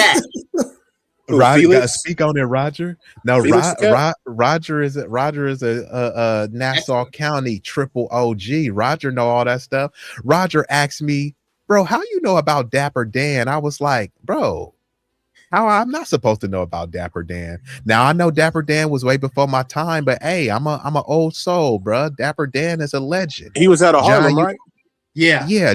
John, you know about Dapper Dan? Dapper Dan, the nigga that was remixing all the Louis fits and the clothes and shit. Yeah, matter of fact, that nigga. The jacket. Roger was shocked. He didn't think us Cali boys knew about Dapper Dan and Big Rig said off the top. Cali, man, we be having some game on everything, man. We don't be hating, bro. That's the thing. I ain't even gonna get into that because I ain't trying to put Roger like he on that type of hype. Dapper Dan kind of made a comeback with Louis Vuitton. I think it was Louis Vuitton, and then they tried to just do the nigga dirty. Hey, like Travion said, and this is my bro from Seattle too, West Coast fam. Like he said, who don't know about Dapper Dan? So when Roger asked me that, actually now that you up here, hold on. I even pinpointed the nigga, bro. Yeah, that nigga got a horrible think about it. Hey, Roger, bro, you over here asking me, do I know who Dapper Dan is? How please? Dapper Dan made the jacket for nigga. What? Nigga, please. Nigga, please. That jacket was so sought after that years later, Louis Vuitton ended up actually taking that design from that Dapper Dan design for him and making it an actual jacket in their collection and shit like that. But no credit was truly Hey, we given. need that sound effect. Fuck. Yeah, they stole that nigga shit and he customized that shit and made it fly. But that just go to show you that nigga, we the source when it comes to all that shit. When it come to fashion, That's why I said we the source and the sauce. For real, we the source of all that, man. What we like and how we want to, you know what I'm saying, rock that shit. That's what they end up seeing as, okay, this is the thing right here. Then they try to get on it. No, real shit. But I heard that story about that. Yeah, like Lex says, they stole his designs, right? Yep, stole his shit. I like and my go ahead. one Go ahead, was Roger. Eric B and Rakim followed the leader when they was sitting on the car. The design They had the gold chains on. They was wearing MGM. Right, the back was or MCM. Yeah. On the Follow the Leader, their second album. That was my. Oh, I'm thinking of Paid in Full. Then I think I might be wrong. Yeah. That's the first one, Paid in Full. That's the first one. Yeah, I'm wrong. You bring up. No, you're right. They're sitting on their back is to the what you call it. They got those jackets on. They're black and gold. Yeah, absolutely. I like that one and the BD and the Boogie Down Production black and white thing jackets that they had back. Yeah, there you go. I remember all that shit, bro. I grew up on all that shit. That joint was so fly. I know about Audio 2 and all that shit when the Bally's was battling fucking Dougie Fresh and all that shit. The video. Come on, man. What I know you about, know all about that Big Rig? Don't play with me. I know about all that shit, bro. I that's can what I can get a little East Coast with it. You feel me? Okay, that's what I was wondering. That joint was so fly, bro. I was just like, yo.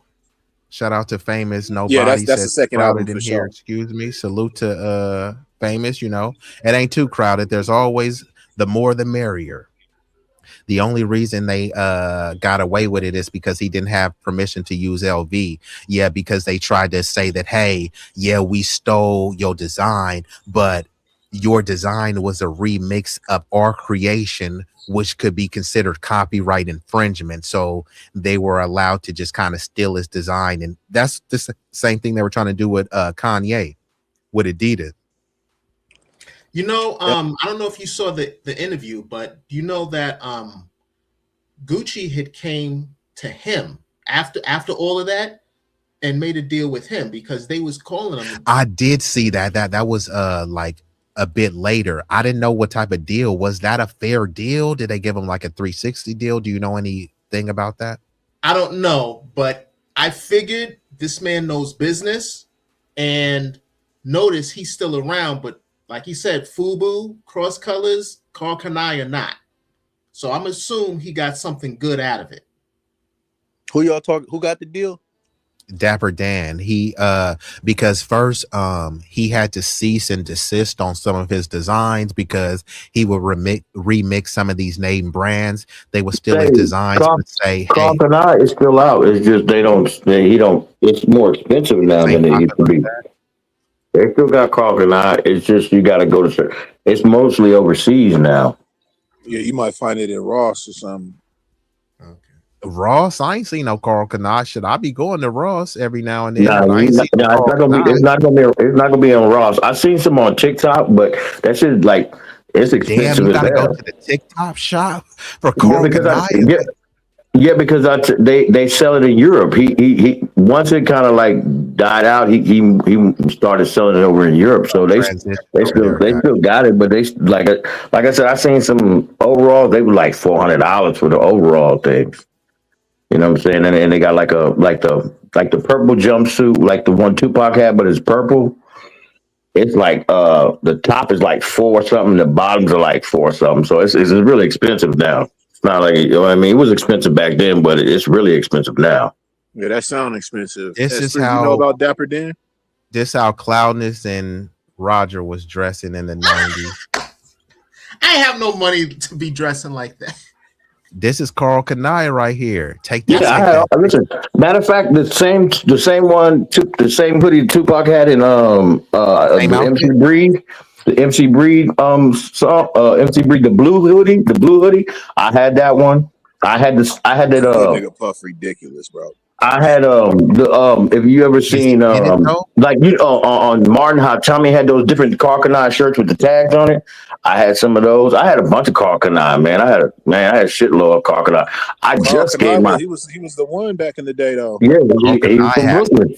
He had some bangers. I ain't gonna lie. Carl, and when I say where Brooklyn at, I guess I'm talking about Carl Kanai because he did have some bangers in the 90s. I can't hold you. And I had all that shit, dude. I had a bunch of look at my bro Travion.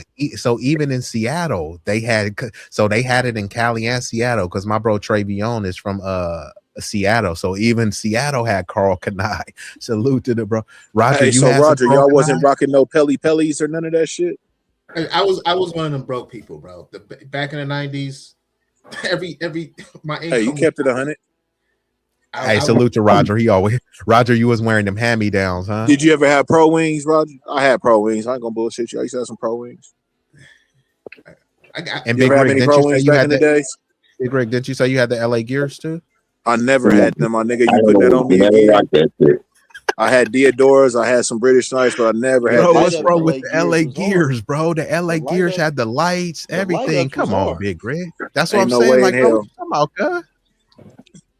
B. You know what, Roger? I'm. You know what? I was. Big Rig. You had some British Knights though.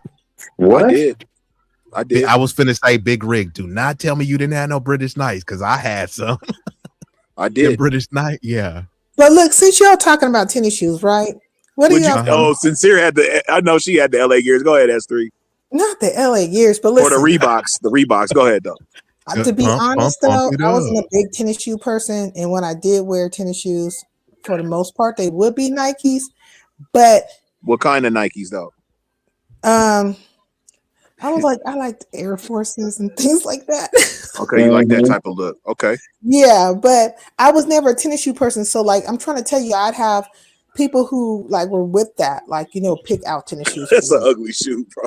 I definitely just wasn't with it, but my thing was more like, and I am tall, but I like to wear heels and, you know, platforms and girly stuff. Yeah, you're a lady. You know what? Ain't nothing You wrong know with the that. crazy thing. You know the crazy thing because I used to buy my Jordans in the PX on post. So Jordans were only $95 for us. I was about to ask you though, were they retros or team? No, that's a No. big difference. I bought my first pair of Jordans in '88. My Hey, first are pair the of Jordans. teams the But one they were they call the numbered? Mexican? Were they numbers Hold or were on. they? No. I wanted to one they ask call y'all. the I Mexican? heard somebody told me that Shaquille O'Neal's son is revamping his brand. Man, I better not see nobody in those shacks. But go ahead. Wait. What's wrong Bro, with the Shacks? Did y'all just Yeah, see the Shacks are whack, dude. You know what? I have What Ewins was he right doing? now. Like a backwards dunk on the shack? I don't know. Hey, I just don't understand why this brand never Shaq really shoes was took at off like this Payless. before. Because it was a No. Payless brand. S3 it was at Payless. Hey, It was right there with the pro wings, the had hoops, all that shit. XJ900s. Shaq has his shoes at Walmart. I was just gonna say he had a shoe He at took Walmart. he took Reebok over. He took Reebok again, and he got him in Walmart now. Okay. You got a pair of Cloudness? No, I don't wear Shaqs, dude. I don't wear Hey, Reeboks, Shaq dude. fooled me when he I came got with the ones that Ewins. look like the Air Forces. I was like, wear oh, this Jordans motherfucker. and Ewins. That's it, dude. But And it's a trip Polo. that his son is like, well, I guess it's not a trip that his son is trying to like bring a more modern feel to the brand, but I didn't realize the brand was still around. I was like, say what? Yeah, a lot of because people be buying Shaq said hold that. on. Hold on. I forgot. I got two New York people on the panel. Bruh, what is with this? Because we was talking to some other East Coast big rigs boy who goes by the name of Malik. This nigga says that he loves wearing Under Armour. Is that like an East Coast thing where y'all like ride No. Listen, Listen, Under Armour shoes? I've never wore Under Armours.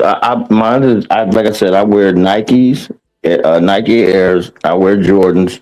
I got a few pair of Ewins and a Polo. That's it. That's the only things I rock. Pretty much. That's it. I don't rock all that other shit, man. I'm gonna pay all that money for the. And it's only certain Jordans that I wear. I wear 3s, 4s. I have 5s. Okay, there you go. There you go. You got the numbers. 3, Okay, got you. 3, 4, 5. I like the 8s, but it's got to be like I got the playoff 8s, and then I do 11 and 12. That's as high as I go. I don't go any higher than 12. But yeah, I don't like the 1s. I don't like the 2s. Yeah, if you like the ones, you like being I got 6. uncomfortable. I got the 6s too, and the 6s. I fuck with the 6s. I don't like the 7s. I don't like the 9s. I don't like the 10s. Anything after 12, I don't mess with them. That's as much as I wear. So. You know what? Over here, like I guess it's different now that you're in Texas and you're on the West Coast. Oh, I got my Timbs. I got my Timbs too. I forgot. I got my Timbs too. Your beef and Brock's. I got a pair of Timbs too. That's the heaviest shoe in the fucking world, bro. I got the red It's hard to Timbs. even fucking drive and press the gas and brake with them things on, but I'm on mute. I got the butter salt. I got the butter and the cream color. I got cream color and blood and then red ones. That's it. And I got black ones. I got a pair of black ones. Shit, That's it. John, the red ones, John.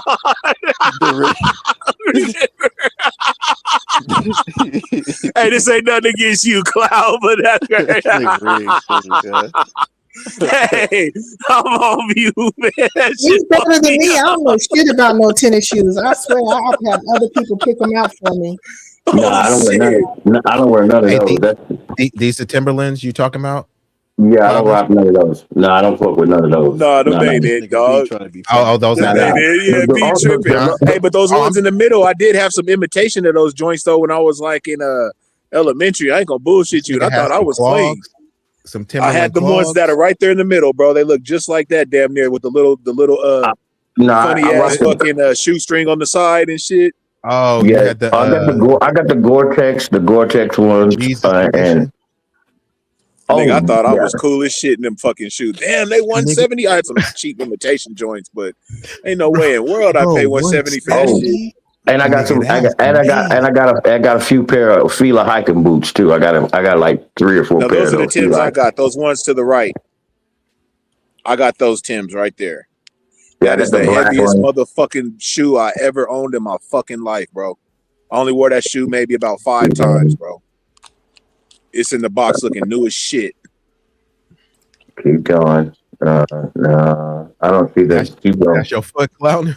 No. Keep Look at that, going. but see how that nigga wearing them Timberlands, bro? Look how big that shoe look on that dude's foot, bro. Look No, even look right how there, nigga. big it look on this. This nigga got Nigga, these that I skinny swear to jeans, you, bro. B, So that that's the make your foot heaviest look shoe I hella ever big. wore.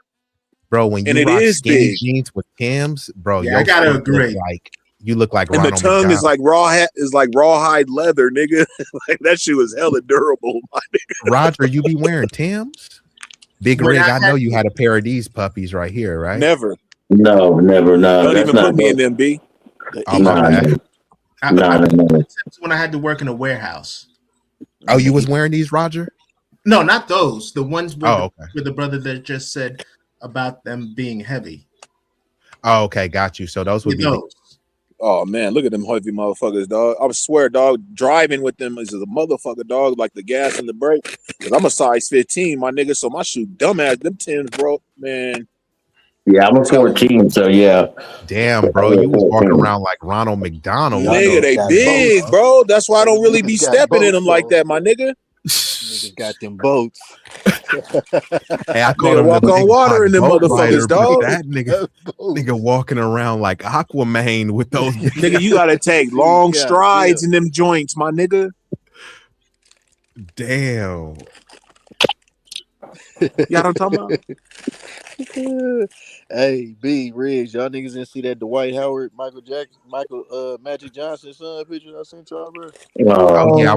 Let Come me on, add, I didn't see that picture, but I know about the scandal. And since we got a lovely lady on the panel, I want to ask Sincere. Did you hear about Magic Johnson's son, about his son was popping it saying I look better than all you bitches and all this shit, and that he don't like he only like straight men. Yeah. Yeah, I saw all of that. It's really weird because, well, it's not really weird. I think he's just jumping on a whole train with the whole T.S. Madison. I don't know if you guys would know about this, but T.S. I Madison. do know her from I heard What's the name of the train though? Sincere, go ahead and say it one time. They'll say what? I said, what kind of train is he on? Say it one time. He on that whole T.S. Madison. The Ho-Chi, what you call it? The Ho-Chi The Ho Chi Man Trail. They on the Ho Chi Yeah. Man Trail with it. I mean, for real. And it's just weird. That's why I even brought up that whole video with Too Short and Keek the Sneak having Jeffree Star up in there. It's like this been going on for a while, especially like within our community and everything. It's almost like all the men are meant to be docile.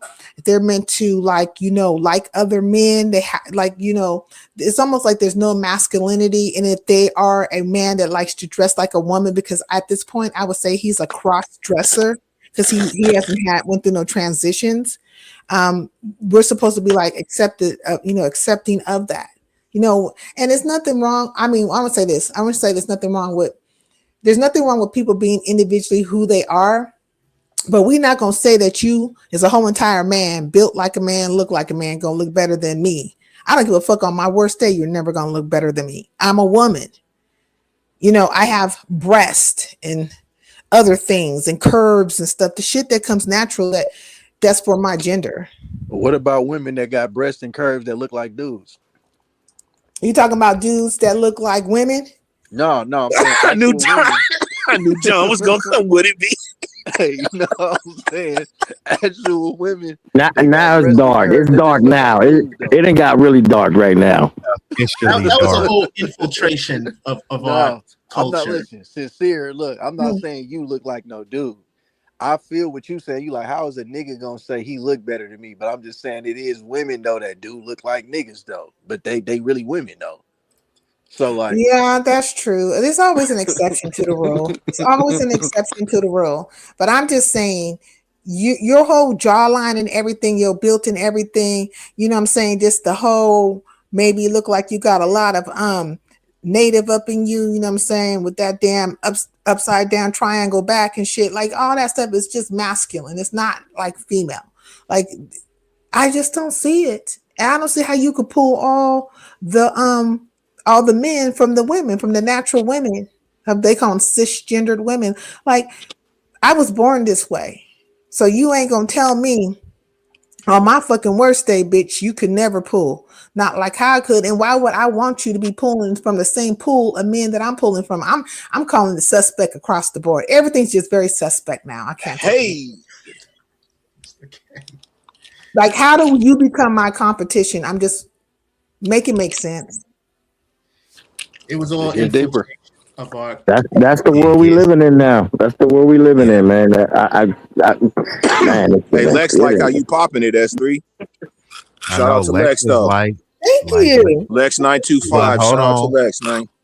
Travion like how you popping it too. He want to hear about them breasts. Oh, hey, but I don't want to talk about my breast, but I want to say is that I feel that for who I am, God blessed me, right? And every woman should feel that way. And I think even men should be happy about who they are and how they were made in this world. And I think sometimes when you're not happy with yourself, you start doing things that are just out of what one would think is the norm. And here's an example of it. You know what I'm saying? So there we go. And hold on, we've been joined by an illustrious guest. I know bro is super quiet, so if I don't pull him up, who up in here? Who up in here? This my boy Braxton. This my New Orleans family. Okay, what it do, Braxton? Braxton, All right, Braxton. Hello, what's poppin'? Hey, what's good with you, Braxton? How you doing, bro?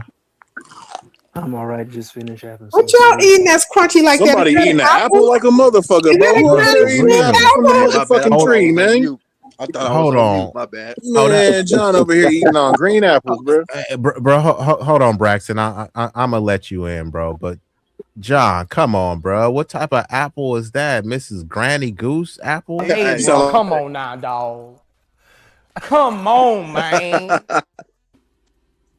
Because, bro, like I was trying to let Braxton. He did it again. He did it again. Hey, come on, John. Bro.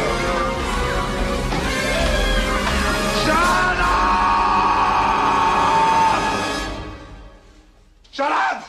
Shut up! Shut up! Nigga, I'm trying to let Braxton cook. Nigga, Go stop ahead, crunching. Go ahead, Braxton. Hey, Braxton, you there? Oh, well, shit. I tried to let you. You're going to take a bite of that apple again. His audio might not be connected, or if he came in on the iPhone, he might be having some issues. You got to stay on yeah, Man, that iPhone ain't the one. I'm telling Hey, y'all. Braxton, bro, you got to get rid of that iPhone, bro. Niggas All right, sincere I'm- on the all right, iPhone. I'm Nigga, back. we all on iPhone. I'm back. Yeah, but anyways, No, we all aren't, John. Okay, We know you no. Nah, you back, but bro, you hella low, Braxton. Is there any way that you can could you turn your volume up somehow? Because I'm gonna keep it real, that crunch, that John's crunch is louder than your voice. That crunch, like, remember He that sound like he snapped into a hiding Slim- from somebody, bro. He that trying to nigga tell us sound like something. he snapped into a Slim Jim. Is that nigga over there with Macho? It's Macho Man Randy. Nah, this Savage nigga over doing there? Apple commercials, bro. That the way he bit that apple, bro, it sounded too crisp, bro. Like, where the Nigga, fuck that you was get the that apple at, my nigga? crunchiest apple. Hey, so shout out to Exclusive Elusive. This nigga listed everything he got on the site except for crunchy apples. That apple was crunchier than the crunchiest Dorito you've ever had. Bro, I said it was green just the way it sounded. It had to be green, my nigga. I could be wrong, but that motherfucker green, bro. Damn skippy, because I love me some green apples. I heard that Me question. too. That's a green apple right there. That's a green apple. That's three. That's a fact. We was on it. We was on it. I thought I had that shit on mute, bro. My bad. That's what you didn't. Where the hell is Braxton, bro? Did he get it right? Nah, he was there. His I'm right his here. voice I'm was just hella low. listening. Okay, you there? Are Braxton, we did you live? Wait, are we live still? Is this still live? Yeah. We been live, man. We all the way live. We all the way live. Hey, there you go. We all the way live. You know what I'm talking about? Oh Lord Jesus! Hey, Braxton, Jump did in you there, have Braxton. Tanya? He's trying to. It's just his phone is hella low. Go ahead, Braxton. Yeah, it was that. It was that, and I was letting y'all talk. Yeah, but anyways, as I was saying, but yeah, I'm just doing nothing much, just chilling, just finished having some food. Okay, that's what's Okay, up. Braxton. Okay, Braxton. Shit. This nigga Yeah, over here, you Braxton, know what I'm saying, enjoying some food like John. Yeah, he usually don't. Nah, I ain't like John, but like, you know, Y'all niggas gotta stop, bro. Come on, we was on Cloud, dog, so we can't get on you now. Tell them, Y'all Cloud. niggas gotta stop. You Yeah, feel man, me? y'all don't get the, You was going through we this ain't gonna let dog this licking ride shit, so now. we Yeah, can't get on the app. exactly. Hey, I'm laughing. This shit crazy, bro. Hey, Yeah, all stream shit matter, bro. What I got? I don't tell them, B. You got to think of one right now. All panel. I don't know, bro. yeah, It all matters, though. You know what I mean? Everybody all can get all panelists matter. it. Right. Braxton got the quiet storm going on. Hey, for reals, right? Braxton is super quiet. He humble though, but I like Braxton. Yeah, he sound like the beginning of a movie or something. You feel me? Like the movie finna kick off and he telling the story. Yeah, growing up in Wooty Wook, you know what I'm saying? It was hard and Wooty Woo Woo Woo. You start hearing gunshots and yada yada yada. Nigga did some time. Yeah, Braxton. Go ahead, Braxton. Go ahead, bro. Don't mind me, man. I'm on one, bro. Hey, yeah, don't. Yeah, Braxton. He know when you come over here, this the roast space, but it's all love, bro. None of this stuff. Oh, Braxton, hella serious, my nigga. All right, let me tone it down, bro. He cool. Okay, for sure. Oh, you said this is the roast space? No, no, it could be at any given moment. That's the thing. At any given moment, I can get roasted. Anybody might unleash a beast in Braxton. Though, like what? This the roast space? He just getting off on all of us, nigga. That's what I'm saying. Hey, welcome to the Thunderdome. Because Well, okay. Go ahead, Braxton. No, I'm just saying. Okay, well, I'm used to that because number one, okay, like, cause I've been roasted. Okay, roasted insults, made fun of, you name it. It pretty much had happened to me growing up throughout most of my life, so I'm used to that. Whether if it's just for jokes or if it's out of like sincere hatred or dislike, I'm used to it. And plus, it's part of FBA culture. So hey, it's just part of the culture. See, like I said, my bro, he's smooth with it. You feel me? But like I said, I respect Braxton. That nigga kind of sound like he sounds smooth, but he'll damn near kill you behind the scenes for roasting type shit. Yeah, that's what I'm saying. He may have like that kind of that knife like S3 was talking about earlier. Yeah, bro. yeah. Like, you know, hey, it can get dark. He probably ain't nothing to really to fool with, dog. Yeah, that's what I'm saying. That's what I'm trying to tell y'all niggas. Like, calm down with the jokes on Braxton. Because when you pull out a knife and shit on a motherfucker, that's really up close and personal. So you kind of a cutthroat nigga, though. I gotta give it to you, bro. You can hit somebody across the way with the thing, That but nigga if you Braxton got the knife on you, blade on y'all niggas, bro. Up close and personal, bro. I think y'all have psychic abilities because I'm right next to a knife of mine. Yeah, bro. See, bro. See, I'm on mute, bro. Yeah, I'm on mute. Yeah, and I have my machete right behind me. Mm-hmm. I saw that at 13th nigga playing Jason, bro. This shit crazy. I sensed it. B-Eazy, did you ever see the YouTube commercial about the Masato knife? No, I didn't. What does it do, Roger? Bring it up. I bought one. What does it do, though? Yeah, I got a couple machetes I keep around me too, so you know. So Roger letting us know that he got some shit that can cut our bodies up, bro. Basically, looking how he's smiling about the shit. He got some shit that can probably do some sinister shit, bro. Talking about, hey, have y'all seen the Moscato knife? Because I got one. Oh, little creepy ass nigga, bro. Let me pull this. Hey, shit yeah, up. I wouldn't fuck with Roger, bro, because he been having that smile since he been up here, bro. And now he talking about this Moscato knife. Only thing I know Moscato is that goddamn alcohol, bro. But let's see what it look like. Oh, okay, okay. Hold on, let me pull it down real quick. Hold up. It's like a self sharpening blade and shit or some shit. It sharps itself, my nigga.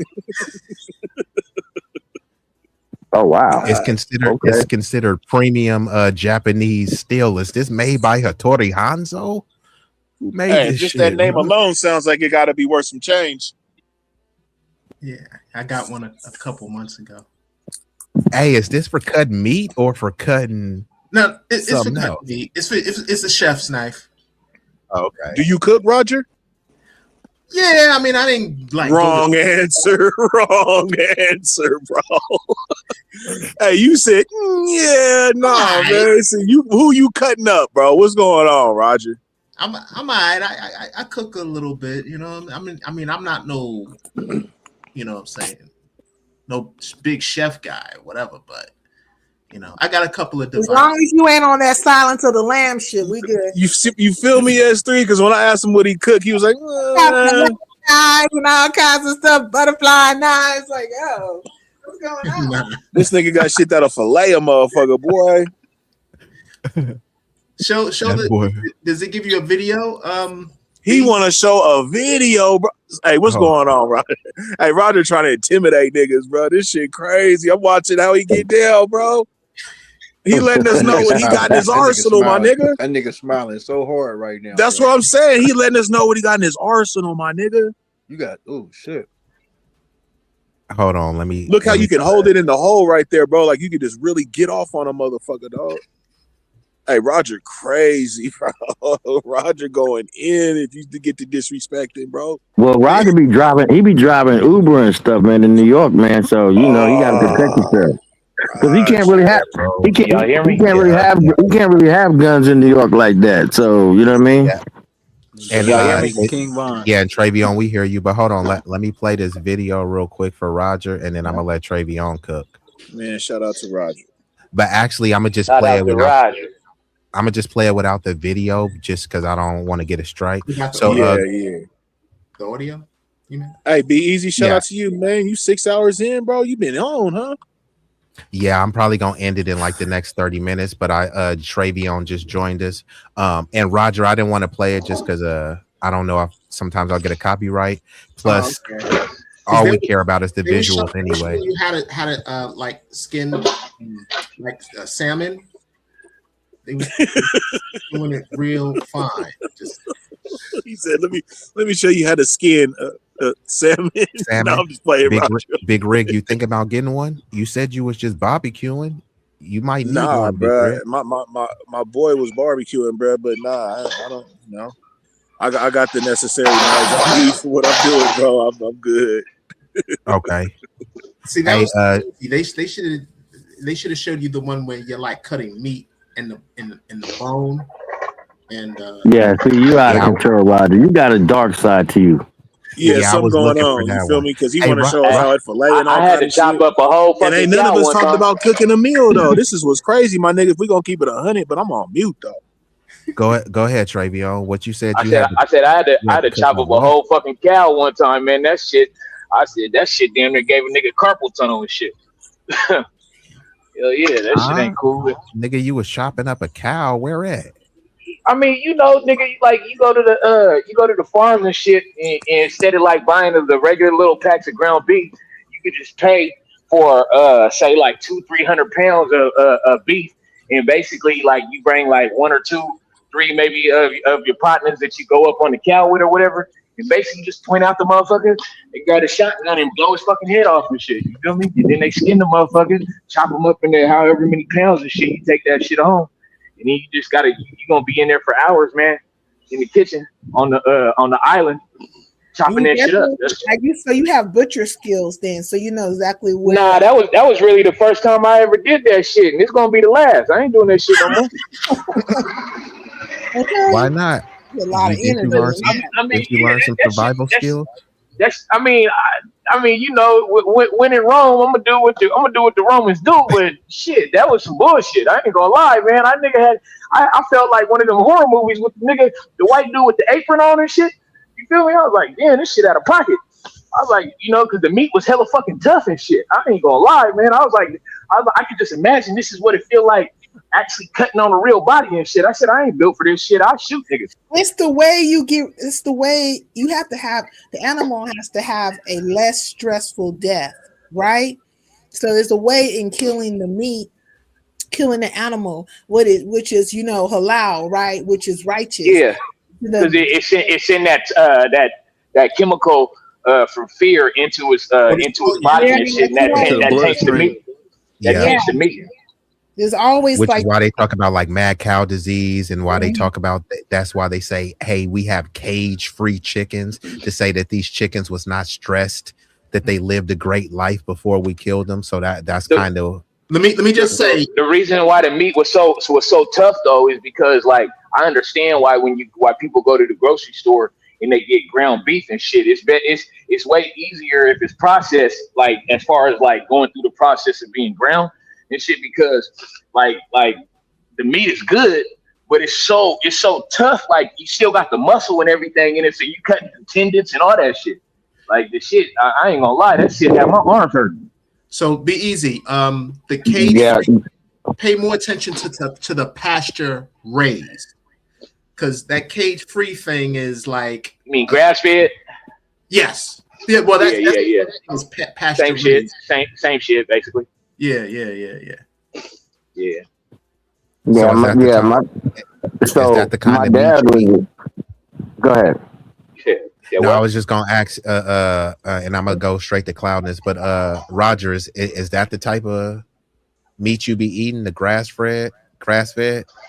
When I could afford it. Yeah, I ain't gonna lie. That shit, like my portion cost me about a good $400-500. It cost me just for the 200-300 pounds that I had got. That shit ran me about like my portion was like about almost $500. But how much did you get?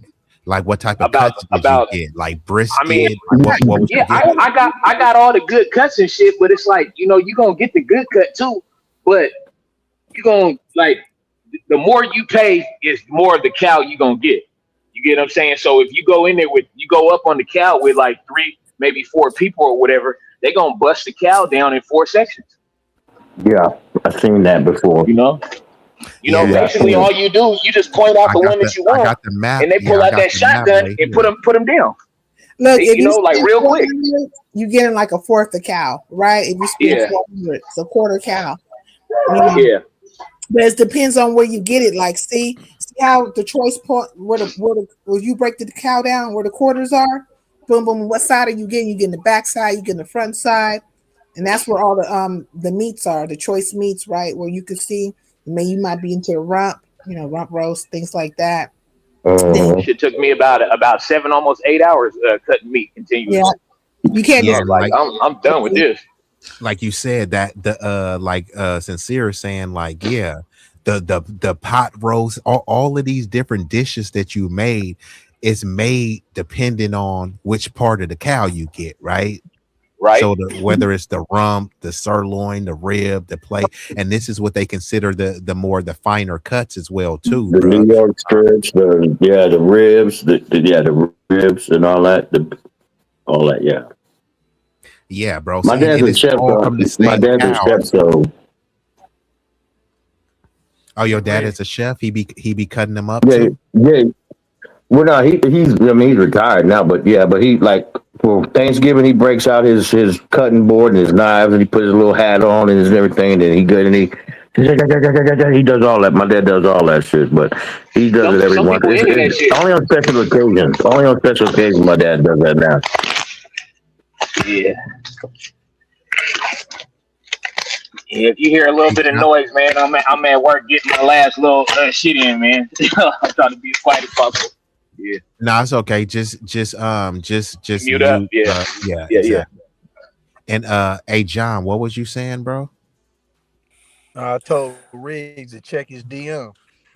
Oh, okay, cool. I was just making sure that you didn't say something. And Roger, bro, you want to get in there? Go ahead, Roger. No, I have nothing to say. I'm just still thinking about my knife.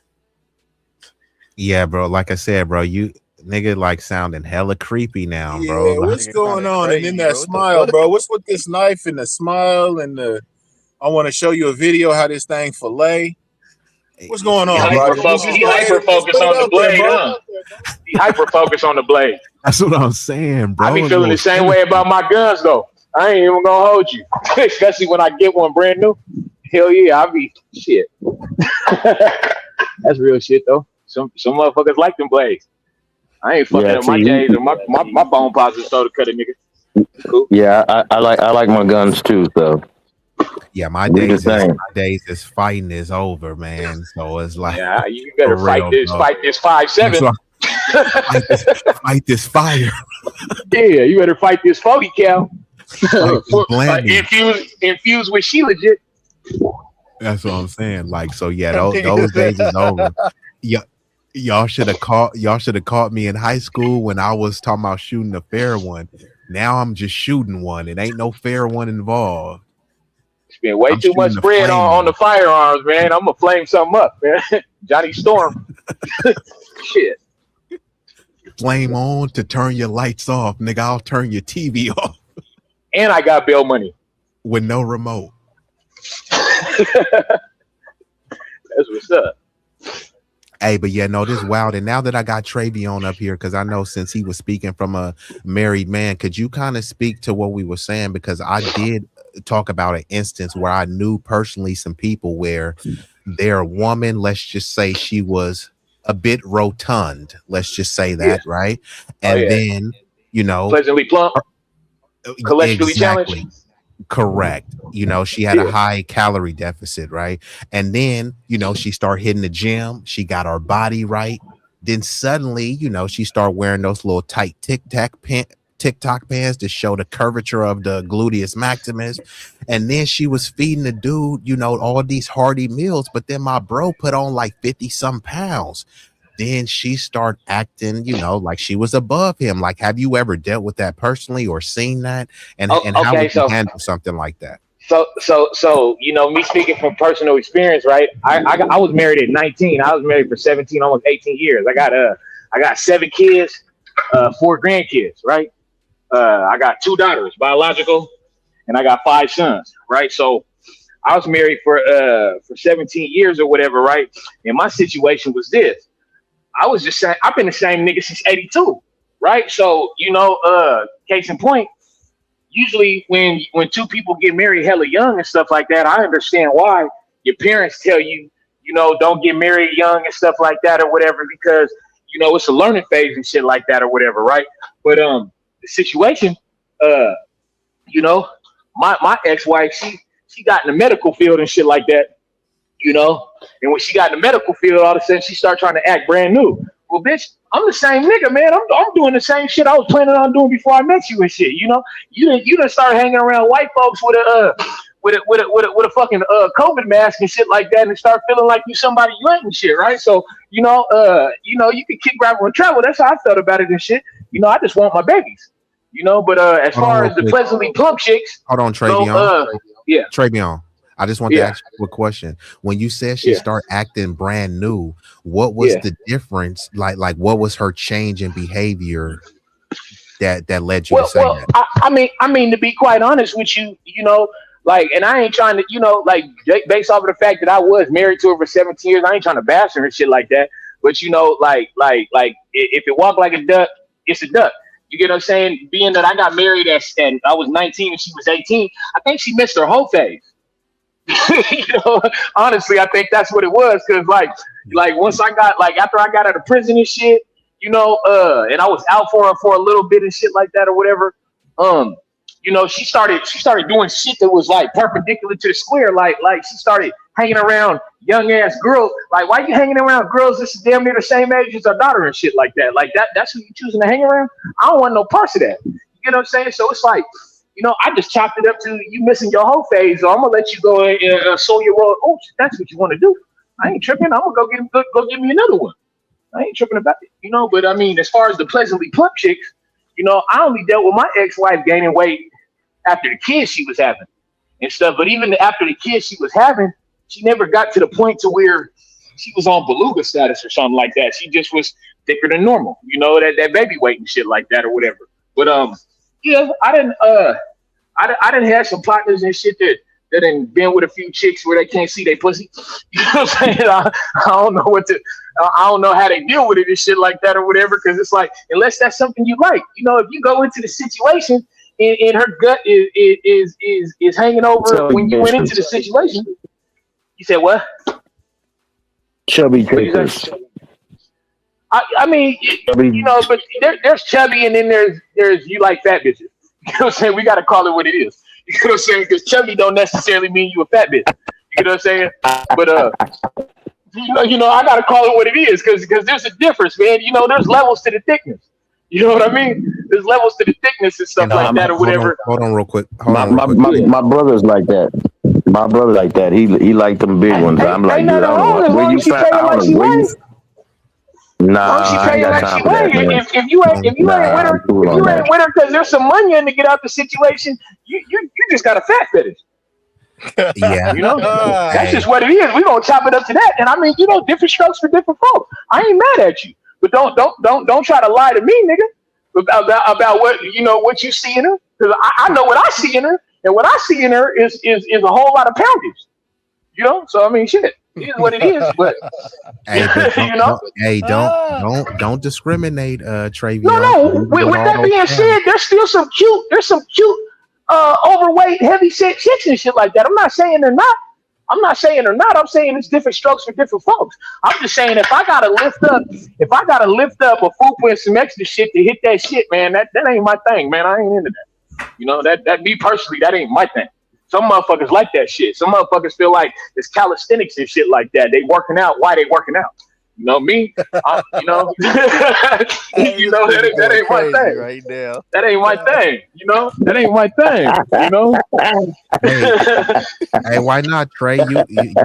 You in good shape. You a pretty strong dude. You don't like working I mean, you remember when I pulled up on you out there in Cali and shit like that. You get what I'm saying? So I'm not saying it like I'm not saying it like a nigga ain't never had a big bitch, but the big bitch I had was a millionaire. You get what I'm saying? So it's like, you know, I'm taking a page out of Mac Dre's book. You get what I'm saying? One thing I could say that Travion, you know, this the big one that he was saying, which, you know, she looked cool. She was a beautiful woman, you know, she just had and she was a doctor. And she was a doctor. I could vouch that this nigga, like, if he wanted some shoes, she got it. He wanted a strap, she got it. I want a house. She got I want a car to drive by itself. You get what I'm saying? Whatever the fuck I want. Like, you know, I'm gonna make it like I said, me personally, and I ain't trying to sound like the biggest Mac or the biggest this or that or whatever. I'm just saying the way I ain't get trying down. to sound like me or nothing, but yeah, I get you. Yeah. We know how you get down, man. You know, we know how you get down. But I'm saying, you know, like it got to be beneficial for me in the sense of where I'm content in the situation. And if I don't see nothing that's gonna make me content, you know, to where I'm not like trying to venture out and do other shit. You get what I'm saying? I can't do it or whatever. You get what I'm saying? Because at the end of the day, if I'm not getting what I want at the situation, I'm settling, and I know my worth. That's hold just all it is. Hold on, Travion. I gotta stop you right there. You said if you ain't getting what you want, but what happened to happy wife? What happened to happy wife, happy life? I wasn't married to that bitch. So where does that come in? Where does that fall into the equation? You know, she was trying to make it. She was trying to get it there. But you know, like, see, my thing is this: I got morals and shit, right? And I stand on code of ethics and shit like that, right? And when you start fucking up and doing shit that's upsetting me, and we can't have a conversation as adults, but you want to throw money in my way as a way of appeasing me and apologizing and shit, you can't buy me with money. So once you start doing shit like that, I'm gonna leave you just as fast as I got with you. The money ain't gonna move me. True. You get what I'm saying? Excuse me. I feel you on that, brother. Excuse me, gentlemen. Hold on, I ain't trying to upset no ladies and shit. I'm just saying, like, from my experience, my experience with the situation, when she would do, if I did something to upset her, she could confide in me and vent to me, and we gonna fix the situation if I'm out of pocket. When she do something that piss me off, she want to buy me some shit. Don't want to apologize, but want to buy me some shit. Therefore, if I accept it, then she can do it again. You get what I'm saying? I don't move like that. You get what I'm saying? Like if we gotta be, there gotta be cohesiveness. And you can't just throw money in my face. You said what? When you came to the table, like when you came to the relationship, you said she was a millionaire, and were you matching her? I mean, I put it to you like this: the millionaire status in the business that she had got to, it was, when you say matching, I was the brains behind the whole operation. You get what I'm saying? That's the reason why I was benefiting from the situation. You get what I'm saying? Like the whole plan that she was putting together with the different business ventures she had or whatever, it was all coming from my brain. She just was the one that was actually in the medical field. I had felonies and shit, so I couldn't poke a nigga with a syringe. You get what I'm saying? I'm just saying, that was the situation. It's almost like like the reverse version of Waiting to Exhale, right? Because remember, Angela Bassett was with her man. Yeah. And she helped build him, right? And he became successful. Then he turned around and he got with that white girl. Now I don't know, you know what I'm saying, the white woman. So I don't know if that was happening. I never do that. Did she get a white man? Did she get a white man on you? No, it wasn't even no shit like that. It just, you know, like, okay, I'll put it to you like this. You know how they say money brings out the real you? Yeah, I would. You ever, okay. So on the come up, she was humble. But once it was all what it was and shit like that or whatever, she thought I was one of these other niggas, and I was really the nigga that was with you from the ground up, help building the situation up, right? So once it got to the point to where and I'm not even saying she just was doing the most, but I'm saying like we can't have no real relationship of any kind if when you got a gripe or got an issue with something that I'm doing and make you feel a certain type of way, for all intents and purposes, I gotta listen to you and hear you plead and all this type of shit or whatever. And if I'm out of pocket, then because I'm a grown ass man, I'm gonna do my best to fix what I did to wrong you or whatever, right? But on the flip side, if I vent or express a disagreement or a gripe that I have, I don't want the new Galaxy Ultra. I don't want whatever the fuck. You get what I'm saying? Like you can only like after I got like 80 fucking pairs of shoes and shit like that. Like at some point in time, you can't just keep buying me shit. Like you know what I mean? Like at some point in time, the items and shit like that don't mean nothing. You can only have so much shit. You know? Yeah, so you want to change behavior. That's what you're saying. You want to change. Yeah, I don't want to.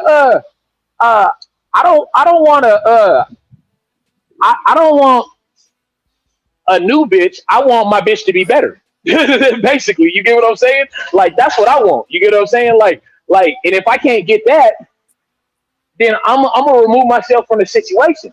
Because if I the longer I let you think that you throwing money in my face and buying me materialistic shit, you're never gonna actually take nothing I'm saying serious and shit. So I gotta stand by principle. Just like I would expect a woman to stand by principle. You get what I'm saying? Like you can't do something to royally piss me off and then get on your knees and give me some top or whatever without apologizing and shit. Like that's gonna fall flat every fucking time. I don't even want to hear. Did she? Did she cheat?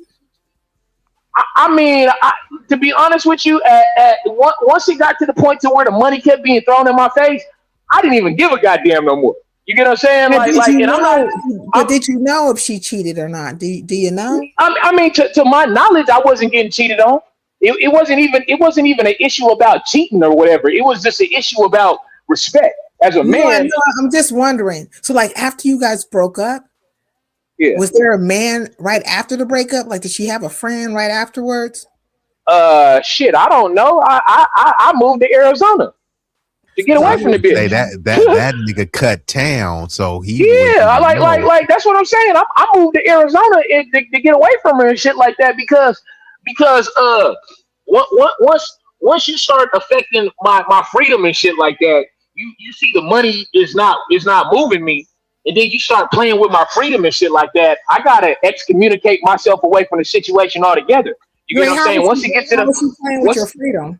I mean, you just what I said, like, you know, like when a female realizes that she can't manipulate you like she thought she was doing, and that shit ain't working no more, she started resorting to doing shit to where now you making fraudulent calls to the police on domestic violence and shit like that. I'm doing music, traveling from state to state, doing shows and concerts and shit like that. You get what I'm saying and stuff, right? So now I'm having to divvy out $8,000 here for a lawyer, $16,000 here to bail out of jail, all this extra shit. And she coming to my court dates and shit like that, pleading with the damn judge to for us to be able to still be in the same home. And then when I come home, now you got me where you want me. You trying to hang shit over my head, like, you know, I don't move like that. You get what I'm saying? Like you're not about to play with me because you playing with my freedom.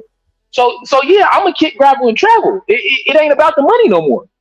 You get what I'm saying? Like, and that's just where I was with the situation.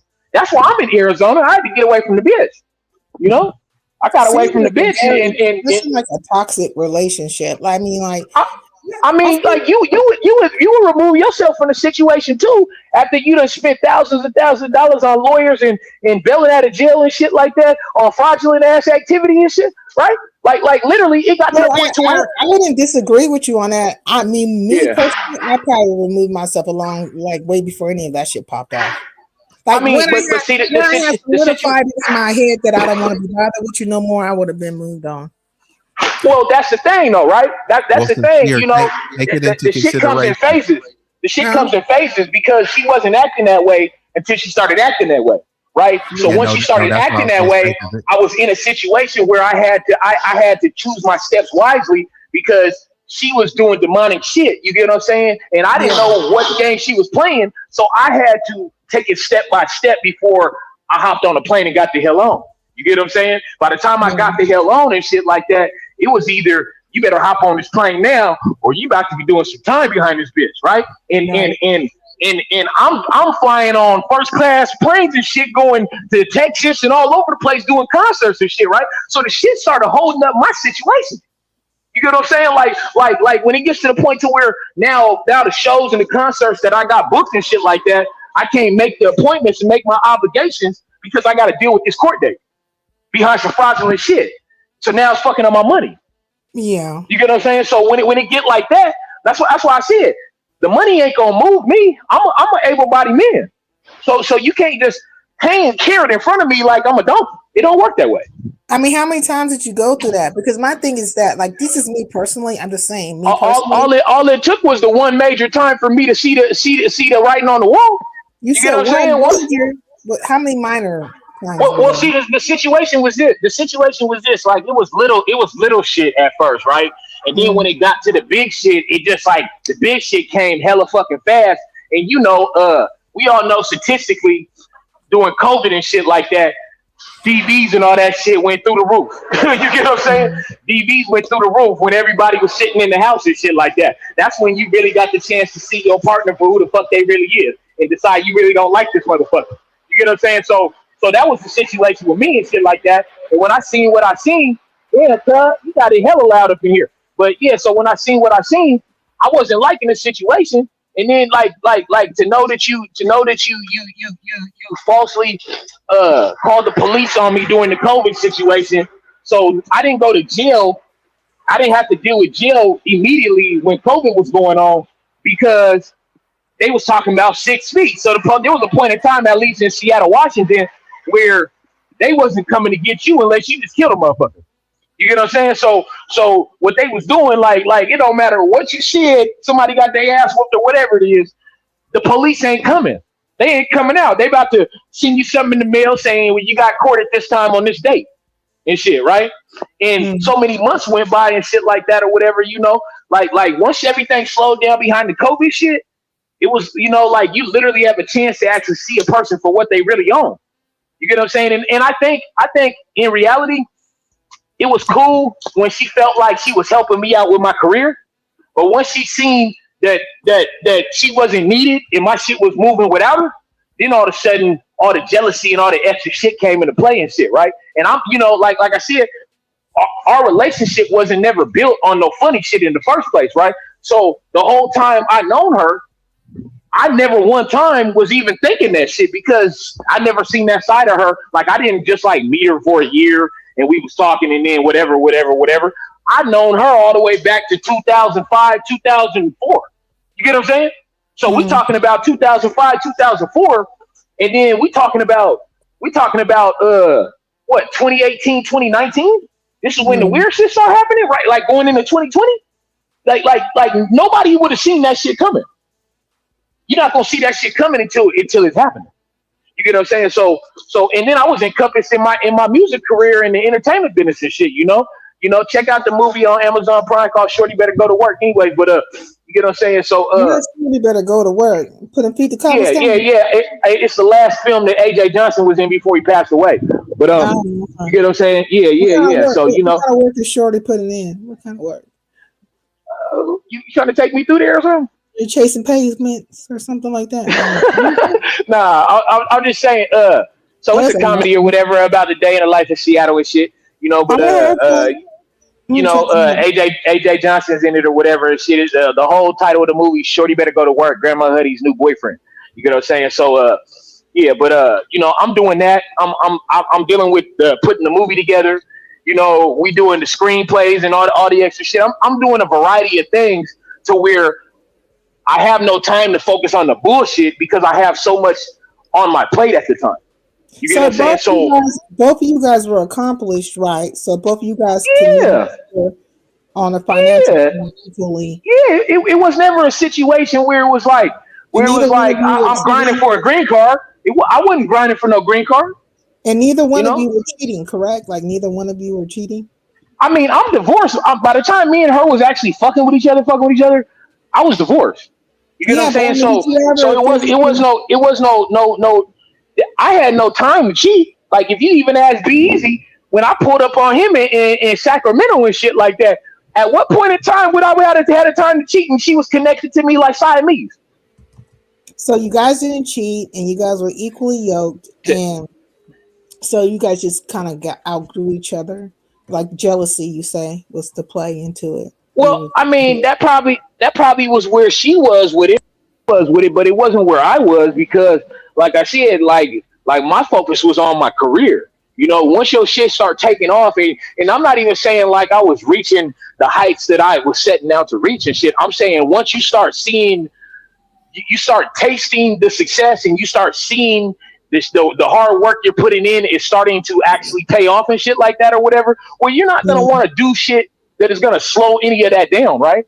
So you're not gonna you're not gonna have the time to have a whole bunch of chicks in your face. You're not gonna have the time to do this and do that and shit like that. Like even if you ask B-Eazy, you get what I'm saying? When I pulled up on him in Sacramento and shit, you know, when we recorded the song that was on my album and shit, did we go to a big ass studio or did I bring the studio to the hotel room? Yeah, no, bro was a one-stop shop. Yeah, right. You know, so I think I'm coming from a woman's perspective. When I know, like when women invest in men, they're looking for a return. So for her not to follow all the way through, especially when the return was coming, right? Whereas that he said he invested in her. She a goddamn Scorpio. Man. As soon as they get mad, they willing to fuck up everything about their feelings. That's just what I've learned about Scorpios. I've never dealt with that with any other women. With any other women, I've never experienced that with no other woman. But a Scorpio will fuck up the whole situation, even to her detriment, when it involves her feelings. She don't give a fuck, and that was the situation. You get what I'm saying? And I'm not willing to fuck up everything about my feelings. You get what I'm saying? Yeah. Like I just don't move like that. But you know, she moved like that, and then she got real vindictive with the situation, right? So when I seen it was like I said, like I ain't want your ass. Why am I going to court about domestic violence?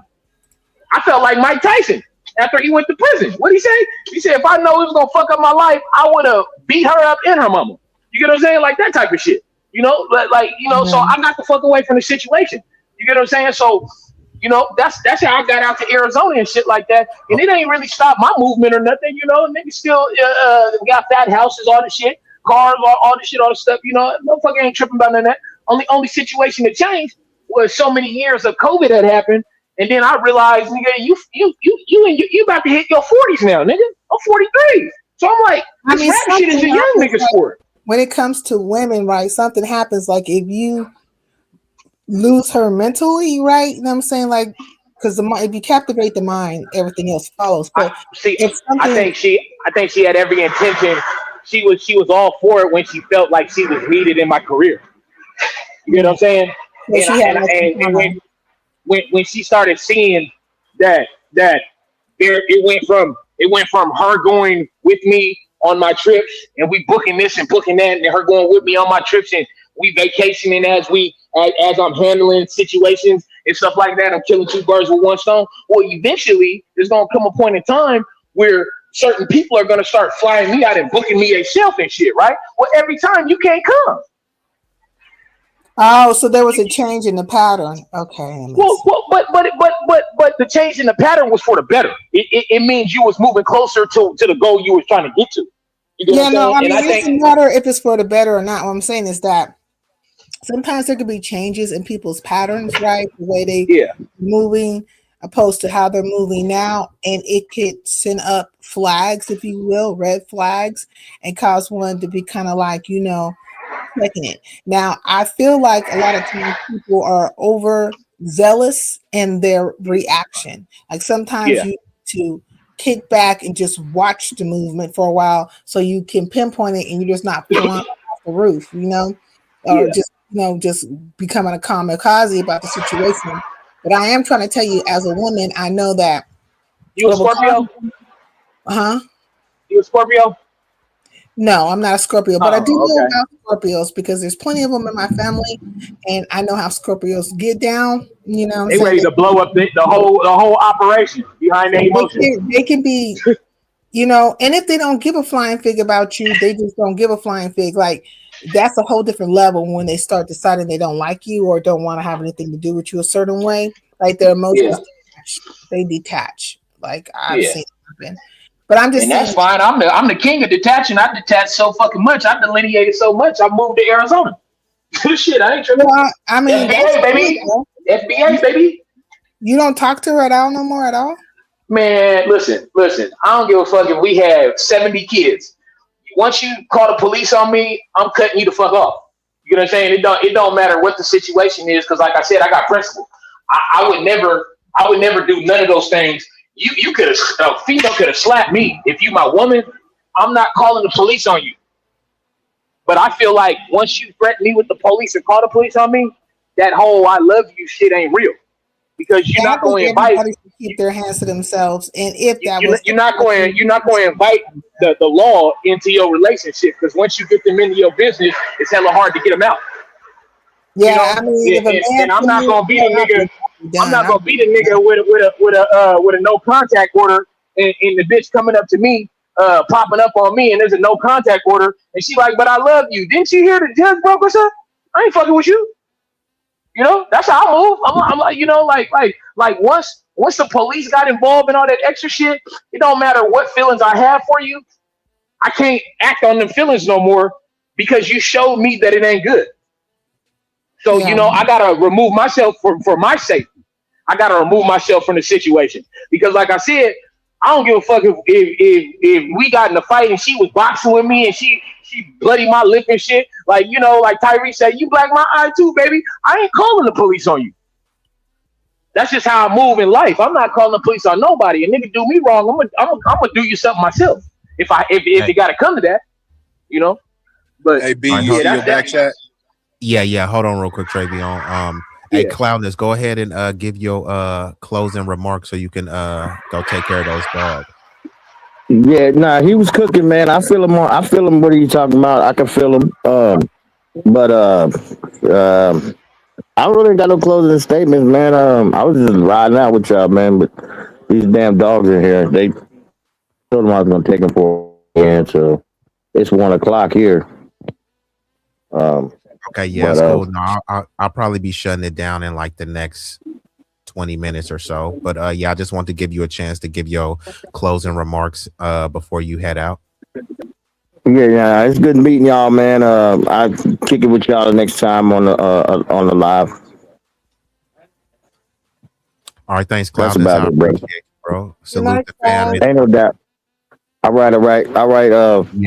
Y'all be safe.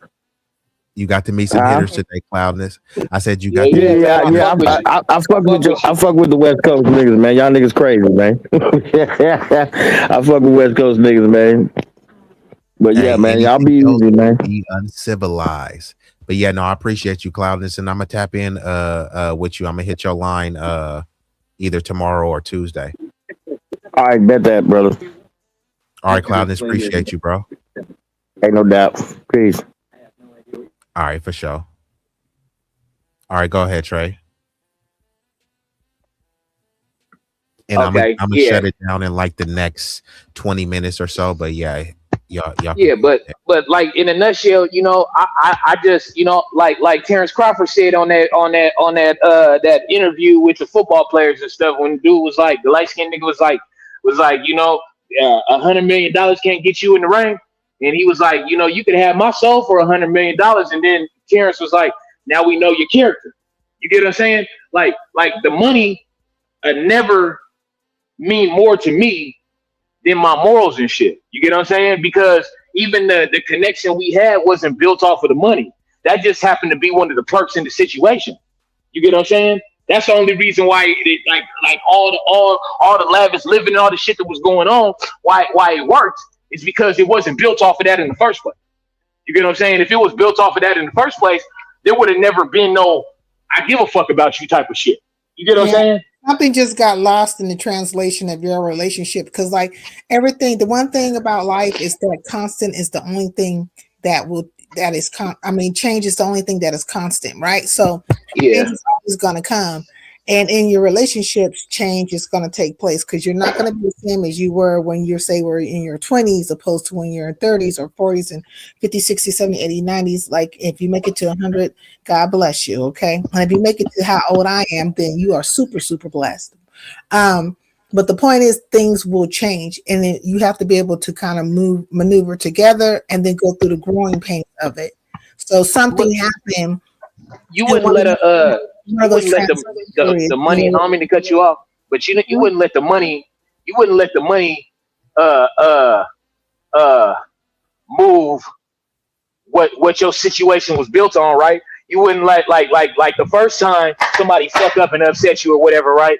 You probably might have the blinders on when you really care about that person, right? And you probably might not be hip to the situation, right? But little by little, when you see a situation that when you address something, right, as adults, we supposed to come together and be like, you know what, baby, you know, I was wrong. I shouldn't have did this. I fucked up, whatever. You know, I apologize or whatever, right? And you have a moment and you move on from it and you get stronger and shit, like, right?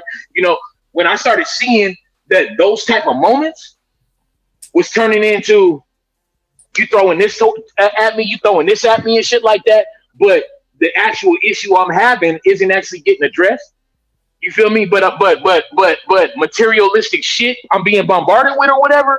I'm like, nah, I'm not one of them. You get what I'm saying? It ain't never been about that with me.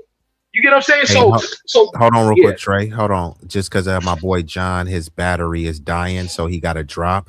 John, jump in there and just give your closing remarks, bro, so you can drop down. Yeah, I mean, man, shout out to the chat, man. I'm still tapped in though. Just this phone about to cut off. This what I was talking on the live through, so I still got it open on the laptop though. I'm tapped in. Oh yeah, just you know what I'm saying. Shout out to everybody on here. Shout out to Trevion. Oh yeah, for sure. Right back at you. Just salute your channel too. So because like I said, I'm gonna end it in like the next 20 minutes, but I want to let y'all you give your closing remarks, even though you still watching. So John, just do that right now, just in case your phone goes. Oh yeah, if y'all don't know, man, John Sinatra, aka John S-I-N different. Y'all check in. If y'all ain't already subscribed to my channel, subscribe to that right now. You know we drop it in the chat weekly. too, John. When you drop down, you're a mod. All right, yeah, I'm about to for sure do that. Yep. Exclusiveelusive.com, you know what I'm saying? Get all your natural superfoods and herbs, you know what I'm saying? Merchandise, everything is going up. We got deodorants coming soon, all natural. We got more toothpaste, more 12 different kinds, all natural. You know what I'm saying? We, you know what I mean? We just doing everything that's best for the body, what's good for the temple, what's good for the spirit, y'all. Lock in with everybody that's on here. Everybody get acquainted, you know what I'm saying? If I don't follow you, drop your channel in the chat. I'll add you on here right now. I'm out. All right, cool. Okay, Trey, you can get back on it. There was some background. I'm gonna purchase some of your stuff tomorrow or whatever. I don't get off work till the middle of the night or whatever. It's like 2, 3 in the morning or whatever when I get off.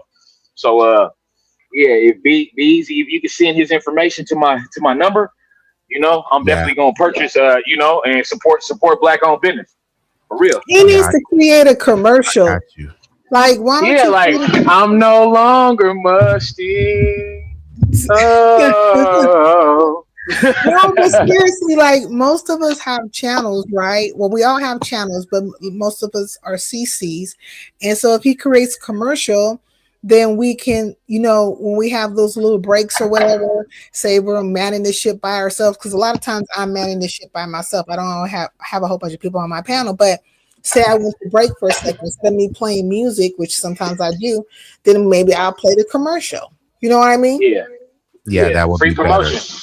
Free promotion. Yeah, because people will promote you and get you out there and stuff, you know, and like we do it all the time. Like when Big Riggs first started off, I used to always promote his channel, you know, and I put his flyer up there and it's happening on this night, and that, you know, starts pumping people, you know, your way.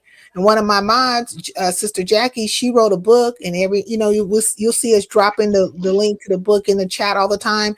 And every now and then I'll come up with the commercial, but I haven't done her commercial in a while. But You kind of sound like that female that was on you know that dude AI Hood Smart, to be on TikTok and he be on YouTube. No, I don't know that person. Oh, okay. He be talking about the FBA shit all the time and stuff. But there's a female that always be on there. You sound just like her. Oh, that's not a bad thing. But okay, that's good. That's good. Yeah. Yeah, but if he I'm just saying, like, if he makes a commercial, or I don't know, I call them commercials, but I don't know what it would be like. Not just a banner, but an actual commercial. You know, yeah, ad. Yeah, ad, like, you know, and then you can run your own ad. I mean, it's equivalent to having a sponsor, but in John's case, I don't think any of us would be like charging a thing or anything like that, because he's trying to get his stuff up and moving. But there's quite a few people out here who have businesses, and because we know them in the chat and stuff like that, we'll run their ads. Yeah. You know? Yeah, definitely. You know, especially black-owned businesses, man. I'm like I ain't gonna charge none of my brothers and sisters nothing to do anything. I shoot commercials for people and all that shit. You know what I'm saying? Like, especially like right now, right now is the time. Why? Like, it's funny because I was watching what is it, 85 South, and they had Space God the Thug on there, right? And he said something that was hella profound to me. He said, you know, the world tripping. And they asked him, they said, why you say that? And he said, this is the craziest world, the times we living in right now. And he went on to say, he said, y'all having a race war with no niggas. You know what I'm saying? I was like, I thought about that and was like, you know what, he's right. I said, because everybody else is at war right now, and niggas is chilling, focus on getting their money in together, getting their business together and stuff. So they say we resting. You know what I'm saying? So now's the time for everybody to come together like butt cheeks and make it happen. You know? So yeah, definitely. Yeah, now is the time. So, and this is the time where I'm gonna start winding it down. So I'm gonna do a round robin and let everybody get their final little piece off. So I'm gonna start with Braxton, because I know Braxton usually has the least amount to say, but I know the bro is gonna cook. So Braxton, you can touch on anything that we discussed tonight. Just give us some closing remarks to send us home. Braxton, go ahead. You got the mic. Braxton T. Hardenbridge. Well, okay, all right. I don't know if y'all can hear me or not, but hello. Yeah, we can hear you. You're just a little bit low, but go ahead. Go ahead, pop it, Braxton. All right, okay, I'm making sure. Yeah, but anyways, but once again, it was a good stream, a lit stream, and a well-informed stream. And I probably should have came on a bit earlier. That way I could have gave a bit of my word on the on some of those topics. But anyways, but as for the FBA, well, delineation, movement, lineage, whatever people wants to call it. Like I said, it's been a long time coming. It's been way past overdue. But at least it is happening now, and I do know about Snoop Dogg taking his grandkids to see something, and I guess, I don't know, it had some gay scenes or something in it. I don't know, but still in the past, but in the past, movies have always had gay scenes and stuff, and which is okay. I say which is fine and all, because of gay couples and straight couples in the world, okay, fine. But the only difference between then and now and then is that it wasn't a whole, I guess, no type of push or agenda or anything, behind it, because I had specific talks with some of my friends who are gay and bi and stuff, and I told them I think where where they kind of went overboard with it, and when people started to really push back at them was because when they started to involve kids in it. So I think there was the huge cutoff for foreign people, and that's understandable and all. But and let's see what else. And oh, and as for Adonis Live, I seen some uploaded video of his. I haven't checked it out yet, but I'm going to. And then right now he's still fighting his case over in Romania. Now he wasn't arrested or nothing, but I think he's still on house arrest, I think. And yeah, and it turns out now he won't be able to leave the country, until the case everything is settled. And and I don't know if y'all seen this other video. Now this is something about going on with Tasha K. I think she's now flat broke. I don't know about her and her husband, but I think it's just her who is flat broke. And of course Kaya, she had to make her joke on it and all. And as for Sinners, Easy, I don't know if you checked it out yet by now or not, but when you do, please do a live stream and do a panel, to give your words and your reviews and observation on it, and I'll come on then and give my own words about it too. All right, thanks, Braxton. I appreciate that, and I definitely will be tapping in with you. And then I also want to tap bases with you just on New Orleans culture in general. So I appreciate you. What's the best medium to contact you, Braxton? Are you more on Twitter, IG, or what? Okay, no, I'm not on. Hold on, excuse me. Now I'm not on IG, and I'm not on. And I'm not on TikTok, but I am on Facebook, right? Twitter. Yep. I'm on Twitter. I'm on Facebook, and I'm on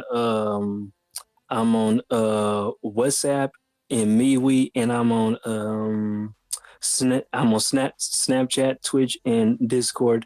But on the main way, but on the main ones I'm on usually is Twitter, Twitter, Facebook, Twitch, and Discord mostly. Okay, cool. Yeah, I'm gonna definitely tap in with you about that. All right, sure, yeah. Oh, yeah, and on Twitter, I sent you my number. I sent you both my number and my email. I think maybe 2 years ago. And as for Facebook, on Twitter, yeah. No, you must have sent it on Facebook because I would have seen it on Twitter. I haven't been on Facebook for a while, but maybe you did. But if you resend it again, just do that because I'll call you. And I know FBA Strong says he'll email me. Definitely email me, FBA Strong, because I gotta get you on that health panel. So yeah, but yeah, Braxton, tap in with me again on Twitter, bro. Because if I had your number, I would have hit you up. I think you did send it on Facebook, but like I said, I haven't really been on there. And then when I do go on there, I got so many messages that I just be kind of, a bit inundated. You know what I mean? But I definitely will tap in with you on that one, so we can set something up, Braxton. All right, sure. I'm doing that right now. As I speak, and on Facebook, you can feel free to send me a friend request on there. Okay, got you. All right, so we gonna go with Big Rig Slaps because he ain't said nothing in quite a minute, bro. Bro been quiet, sipping on that moonshine, perking, and probably dabbing. Are you dabbing or are you rolling something up, Big Rig? Shit, I'm dabbing, bro. But shit, I kind of done, got my get back 8, you know what I'm saying? So, got a little get back, drank on a little bit of tiki punch too, you know what I'm saying? So I'm good right now, but that hunch punch, go ahead and hold on first.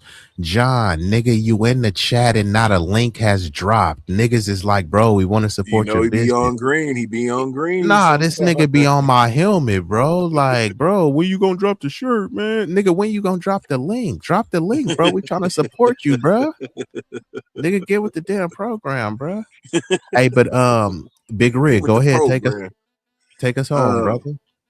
But yeah, man, good stream, bro. From what I caught, appreciate you. You had a good panel and everything. Shit, I'm gonna head back to Cali, man, Tuesday and shit. So Oh, I Can't tell me forgot, what bro you was out of say. state. Boy doing it oovin and doovin. I forgot you was out of state. Yeah, man, this was my first time like running into moonshine, bro. So I had to try it, bro. It was fucking delicious, but it was dangerous, bro. It was like It really gets thick. dangerous. It creeps on you. Yeah. And I started feeling it, bro. And I already had like a little episode, like, you know, That's a why I week said ago that with the one really Julio. creep on you. Because you can take a swig and be like, man, this ain't shit. I'm used to this. And then next thing you know, you like, bro, why am I so on right now? It's like, yeah, bro, Well, you want to luckily, sip. when my boy poured me some, he poured me like a little less than a shot, bro. And I was like, am I supposed to like take a shot, bro? Or what? He was like, no, nigga. He's like, sip that. Like sip it. That's what you want, that white lightning? This one was it was some 200 proof dude said, and it was a cinnamon. So it had like some cinnamon sticks in it for the flavor. So to me, it tasted like some horchata, bro. Like the shit was delicious, my nigga. Like I was like, what the fuck, bro? But then as I was sipping it, it was hella thick, like some syrup, bro. And it started kicking my ass, my nigga. There's definitely a reason why that shit was illegal at one point in time. Yeah, because this wasn't no shit you can buy. This was some homemade shit. And he said he had some Yeah, they even get you there. stronger shit. He said he had some clear shit at the house, bro. You know what I'm saying? That shit And right I'm there like, with Pruno. that's what it is, bro. Because I remember the essays was getting gone off of Pruno, bro. Like, damn, their rides about to jump off over these motherfuckers, bro. Like, you know what I'm saying? So, but I never had that shit, never smelt it or nothing, bro. This shit was some strong ass shit, bro. But yeah, man. So I'm gonna head back, you know, Tuesday, man. Get back into the gist of things, man. And I'm kind of happy, bro, because I'm trying to get out there this summer, man. So I got an appointment finally Saturday, bro, to take my shit.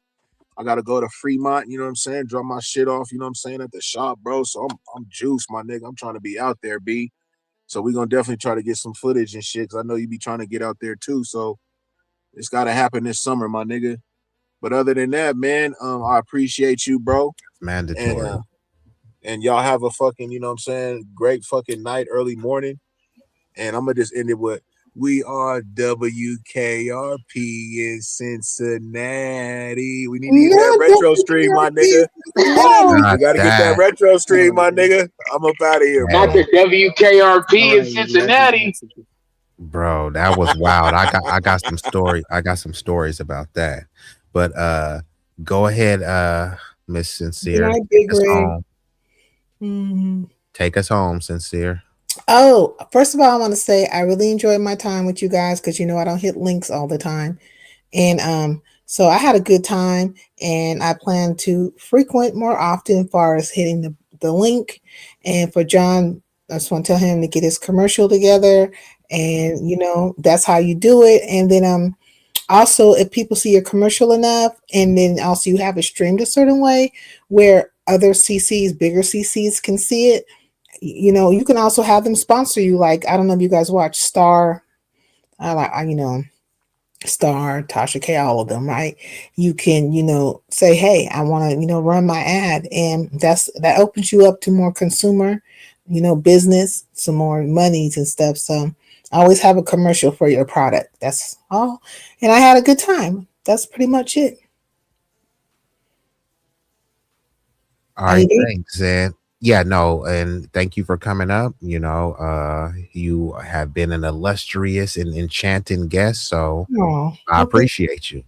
All right, I came in kind of hard, but it's like, wait a minute, we're gonna, you know, You did come in hard, but I wouldn't expect anything less, you know, because we needed that divine feminine. Right? Oh, thank you. Yes, Special, thank you you for know. coming up. What was that? I think you always make me feel special. I like that. That's very nice. Very, very nice. But let me get off of here because I'm tired now, y'all. I'm sleepy. Okay, well, go get some of that beauty rest, and I'm gonna make you feel special because you are special. So there you have it. There you go again. He got, you know what I'm saying, with the words. That's what I'm talking about. Have the words ready. Mm-hmm. Hey, right. well, it's the Bye, thing when it's the truth, you don't gotta make it up. You could just come off the cuff. You know what I mean? What he say? He said something wrong with your left eye? Because you've been looking right all day. Ah, look at this. Wow. Good one. All right, is that Brandon? Who is that? Braxton on here still? No, that was that was Braxton, but that was Travion who was just talking. Travion and Braxton. Okay, good night, gentlemen. I'll see y'all later. I'll be around. All right, man. All right, ma'am. And night to you. All right, too. peace out. Thank you, Good sincere. night. I appreciate Bye, you. y'all. Good Go night. ahead, Good night. Travion. Oh yeah, man. Shut You it know, down. So man, go this ahead is and take us home.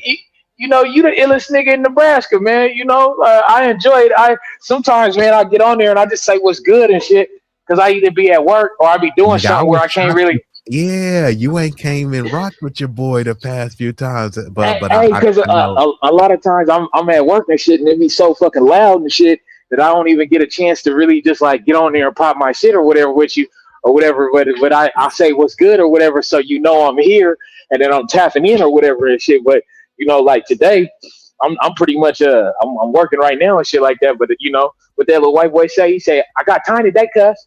You know what I'm saying? Like you know, so you know, as soon as I had the opportunity or whatever to come up, I was like, because I'm staging a lot of the shit up in this warehouse and shit or whatever and stuff, and you know, everything's good. I'm just enjoying the talk and stuff. I did miss the Candace Owens part of the conversation and shit, right? So I'm gonna do the playback and get caught up brought up to speed or whatever and shit. But I've been seeing it come all down my news feed, especially on TikTok or whatever. I've been seeing it come down my news feed. They're saying she got her nigga wake up call or whatever. But I thought she got her nigga wake up call when she got let go of the Daily Wire. So I mean, am I missing something? No, she did get her nigga wake up call. Then this is just another one, and I think a lot of people was kind of saying it tongue in cheek. That was the ultimate nigga wake up call. This was just another one. Yeah. Well, I mean, you know, two things can be true at the same time. You know, like she is married to a white man, and she is a nigga. You know what I'm saying? So I mean, you know, like it is what it is or whatever. But yeah, man, I enjoyed the show. I can't wait for the next one. If anybody want to tap in with me, man, I used to be on Facebook. My shit got hacked by some damn Africans or whatever. They tried to hold my shit ransom, and I said, "Fuck you." You know what I'm saying? So you know, I lost my shit. But I'm on TikTok or whatever. Travion Phillips. I think it's Mariner 206. I think. But if you type in Travion Phillips, TREVIONNEPHILLIPS, you can get at me or whatever. I'm not on no other social medias. Oh, hold on. Which platform? Which platform did you say? TikTok. Yeah, I'm on the TikTok. Yeah, I'm on the TikTok or whatever because I am on Twitter, but I'm only on Twitter. You're a mod too, bro. You're a mod. Yeah, I'm already knowing. So you can drop your link in the chat. So that way, when you drop your TikTok link, people can click right on it and it will take you right to that page. But this nigga said you got hacked by some Africans who Doodoo Tunde got you or what? some damn Kenyans or something like that, man. They try to hold my shit for ransom, and I'm like, we do not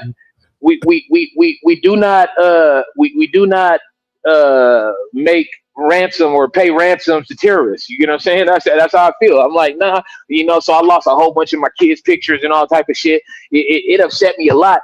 But that transition, you know, because Meta owns Instagram as well, right?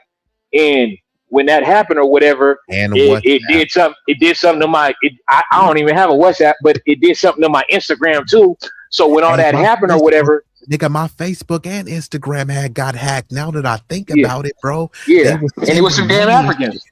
Yeah, it was some damn Africans. Some Nigerian French. Yeah, boy, she money fuck up. Yeah, that type shit. But yeah, I'm like, nah, I'm not paying the ransom and shit. So I lost hella pictures of the kids and all type of shit or whatever, you know. So because of that situation, I just said, you know what, I'm gonna get on this TikTok and make it pop on here or whatever, because I was working real hard to build my shit up. You know, my shit was cracking on Facebook and shit like that. And I ain't been on Facebook. Bro, the last time Facebook was hella cracking. I had like I had like at least 8K followers and shit. Now I can still hop back on there, but once they hacked my shit, I was just kind of done, bro. Yeah, I was over it. That's why I was like, damn. I was like, and then Mark Zuckerberg, whatever the fuck his name is, you know, I go on there or whatever to get back into my shit, and they telling me to put my ID or driver's license up and a credit card and shit like that. This is what they saying on the thing. You got to show a real ID, social. I did all that shit, and they still didn't give me my shit. So I was like, fuck it. By then, I was like, I'm not even about to keep going through this shit. I'm just gonna get this TikTok jumping, and then I'm eventually, because I'm getting ready to move again. I'm not moving out of the state of Arizona, but I'm getting ready to move again or whatever and shit, right? And once I get situated this time or whatever, I'm ready to build up my channel on YouTube and stuff like that or whatever. But I enjoy all your content, you know. Before I even knew that you was fucking with Shabby Shabs and shit, I had been listening to her for a good minute, you know. And it was funny because I happened to see you on one of the lives in the chat. On the show too, yeah. And just to let y'all know, I'm gonna have Sabby Sabs on here in probably like a month or two, so stay tuned for that. I haven't dropped it yet, but yeah, she already said she's gonna come on. But go ahead. Yeah, Trey. she's good people's, man. I listened to a lot of her shit and stuff, and then when we had lost contact because it was the Facebook situation. You get what I'm saying? And when I seen you on there, it was like I had initially seen you on there one time before, and I said something to you in the chat, but I didn't get no response. And Savvy didn't repeat what I was saying or whatever. So I had to wait till I caught you the next go around or whatever and shit. You know, but shit happens or whatever. You know, you can't keep a real one down. We back at it like a crack addict and shit. But you know, yeah, man, I enjoy the show, man. Keep pushing, keep doing what you're doing. You the illest nigga in Nebraska, man. And you know. Your show is perfect because you got the intellect for the squares, and you got the ism. You know, the ism is there for the platform for the hood smart niggas too. You get what I'm saying? For the niggas that come for the street that might be on the sidewalk now, but used to run in the streets and shit. You got a little bit for everybody and shit. You get what I'm saying? So I appreciate that shit. I really appreciate you saying that because that's really try to come with it. Because you already know, bro, when I bring the fam around, like I said, bro, my nigga Travion is with the big C. My nigga John Sinatra, Big Rig. Like the niggas I've been around with is loyal to the soil. And like, if we want to get intellect shit, though. Exactly. And that's what sets us apart, because it is a bunch of crusty, musty, goofy niggas on here, and they just on some hood shit all the time, some ignorant shit. But it's like, nigga, I can talk the hood shit with the best of them, but it's like, bro, we're evolved beings. So it's like, nigga, these niggas is on the same level when they still got black hair. Nigga, I got blonde hair and some long hair and most shit, bro. I've already evolved past the level, so I can't be doing that little baby saying shit that y'all was doing. You feel me? That hanging on the corner and shit like that, drinking 40s. Niggas was doing that when they was like 15. You niggas, I ain't gonna lie, I'm trying to get away from niggas that still because when I got out the joint, I cut niggas off. If niggas was doing the same thing when I got locked up, and then when I got out, you still doing the same thing. You ain't moved up to a fucking bird or whatever the fuck. If you out still doing, nah, nigga, I'm cool. I ain't fucking with you. You get what I'm saying? Like it's 2026 and you still on the corner curb serving, nigga. Something got to be done about this, nigga. You know what I'm saying? Like you part of the problem. I'm like, I'm not fucking with y'all, nigga. You know, and it's funny because I seen this dude. I don't remember what I was watching, but he said some of the illest shit to me that made the most sense though, and I felt it in my soul when he said it. It was like, if you gotta dumb yourself down just to fit in with a certain demographic of people because you're actually intelligent person or whatever, you need to stop being around the motherfucker. You get what I'm saying? If a motherfucker can't bring themselves up to your type of intellect, you get what I'm saying? That's their fault, not yours.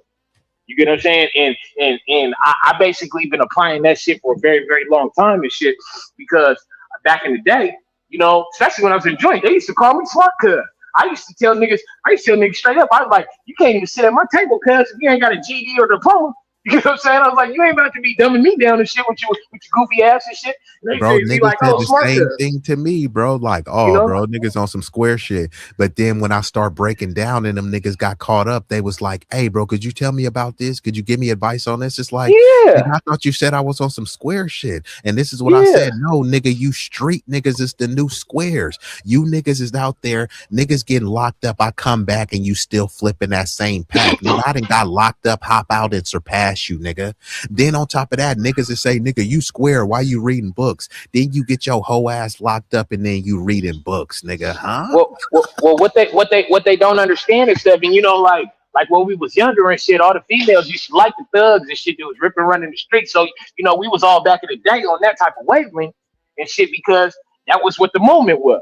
But as time progressed, we got to the point to where you know, like I started realizing this shit. It was like while you trying to be a thug and be in the street and shit, it was like Poindexter gonna be the one knocking your chick down. You know what I'm saying? It's like so if that's really the case, you might as well just be on some shit where it's get money and shit. But you know the new gangster right now is taking care of your business, taking care of your family. Stay out the streets, nigga. You know, longevity is the key. And everybody that's trying to be ripping and running the streets, not doing nothing or whatever, they the ones that's falling behind, falling by the wayside and shit. So it's like, hey, you know, quarter zips and matchas, nigga. Oh yeah, I mean, you know, I ain't gonna lie, man. Like I got a few Nike quarter zips and shit. I got some Polo, Ralph Lauren and shit like that or whatever. But I don't really wear the quarter zips or whatever. I'm gonna be a Nike tech nigga in some phone posits probably for a very long time. I'm gonna keep it You know real, what I'm nigga. I'm wearing with Nike some Techs and smart Air glasses. Forces till I die. However, Yeah. I do clean up nicely, bro. I do clean Yeah, up me too. Me too. See, and it's the thing, man. I have bought this bulletproof vest or whatever, level 3A or whatever armor, but it's like a tank top or whatever, right? So I can actually put on a tuxedo. I can put on all the little dapper Dan shit if I need to or whatever, and a motherfucker ain't gonna even know I got it on or whatever, you know. So it's like, especially being out here in Arizona and shit, everybody named mama got guns and shit, you know. So it's like you could be in a situation where you ain't even trying to be in no bullshit, and you find yourself in the midst of some niggas blazing on each other, and you know, it's better to have it and not need it than to need it and not have it, because if you need it and don't have it, it's too late, you know. So it's like, yeah, man, it's one of them things where it's like, I'm gonna send you the link or whatever, because I was surprised I got mine for under 300, you know, and that motherfucker stopping up to a 4.4 Magnum. And shit, I'm about to give me a hey, I gotta come to AZ just to, you know, cop some blickies just for that. Oh yeah, that ain't nothing. That ain't nothing. You know, come on, man. Anywhere I'm at, man, I'm gonna make sure you good. Yeah. I'm gonna make sure you good. As soon as you touch down, if you need it, I'm gonna be like, here, and put it in your hand any goddamn way if you need it. It ain't nothing. Hey, no, one thing I can say about Travion, like the nigga ain't selfish, you know what I mean? Bro always shows, you know, I got a lot of love for bro, but I do really got to get up out of here and shut it down. So I'm going to play some final visuals so we can get up out of here. Hopefully y'all stick around to the end so y'all can see these visuals. This is kind of like what Sincere is talking about. Have some production, some promotions that's going to promote yourself, but then also we going to be looking for the All Slurs Matter merch and commercial coming soon. The exclusive Elusive coming soon. Also, my boy Travion, he getting back in the mix with his music and filming. We gonna be promoting Travion, Braxton, Big Rig. So we got some big things coming on here. So I'm gonna hit y'all with some final visuals. And shout out to Lex, who I call Chocolate Glow. Yeah, no. She said dope show, and salute to Lex. And before I play the visuals, Braxton, what were you gonna say, bro? And Izzy, so you know, real quick before you do that, I just now DM'd you on your Twitter and on Facebook just now. Okay, cool, bro. I appreciate that, man. And I salute to all of y'all that came through. Y'all could have been anywhere in the world. Y'all chose to be here with me, at least momentarily. And for that, I thank you. So now let me hit these visuals. Y'all interact with the chat and enjoy the vibe. Love y'all. Yeah. Hey. Ooh.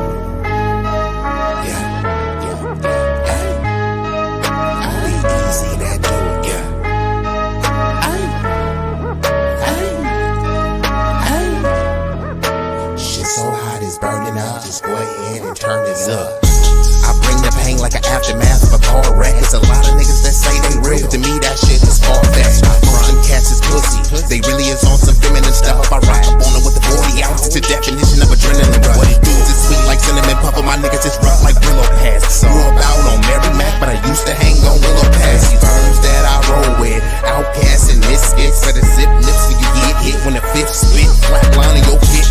Trap habits is black magic, no voodoo. Get the bands like Goku, for the cocaine they go cuckoo. Most these niggas is foo-foo, so I'm shitting on them like doo-doo. I can't fuck with y'all like tofu, I'm just saying, man, like Goku. Bad bitches at the house with me watching Netflix or Roku. Fuck them both at the same time, and I swear to God it was so cool. Street legend, real boss, I call shots cause I'm still saucy. I know some G's to the bike crack on shite racket and fly back out the mill. When they hear me flow, they say I be burning up, burning up. Cookie to the draw is what we burning up, burning up. What you ain't know, oh we burning up, burning up. This shit so high, it's burning up. Just go ahead and turn this up. When you hear me flow, say I be burning up, burning up. Cookie to the draw is what we burning up, burning up. What you ain't know, oh we burning up, burning up. This shit so high, it's burning up. Just go ahead and turn this up.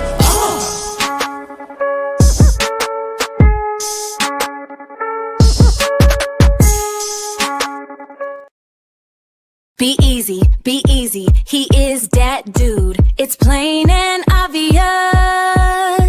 A certified professional, ain't never been a hobbyist. He is one of the nicest, realest, coldest, and dopest. So you should take notice. Woo! That dude, be easy. That dude, be easy. That dude, show love and support to Be Easy Dat Dude. Be easy, be easy. Ooh. You ain't know. Let's just be easy. Hey, hey. Let's just be easy. That dude.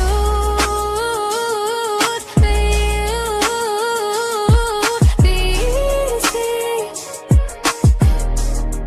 He's that dude. Hear me, you feel me? Ooh, ooh, ooh. Be easy, that dude. Yeah. Be easy.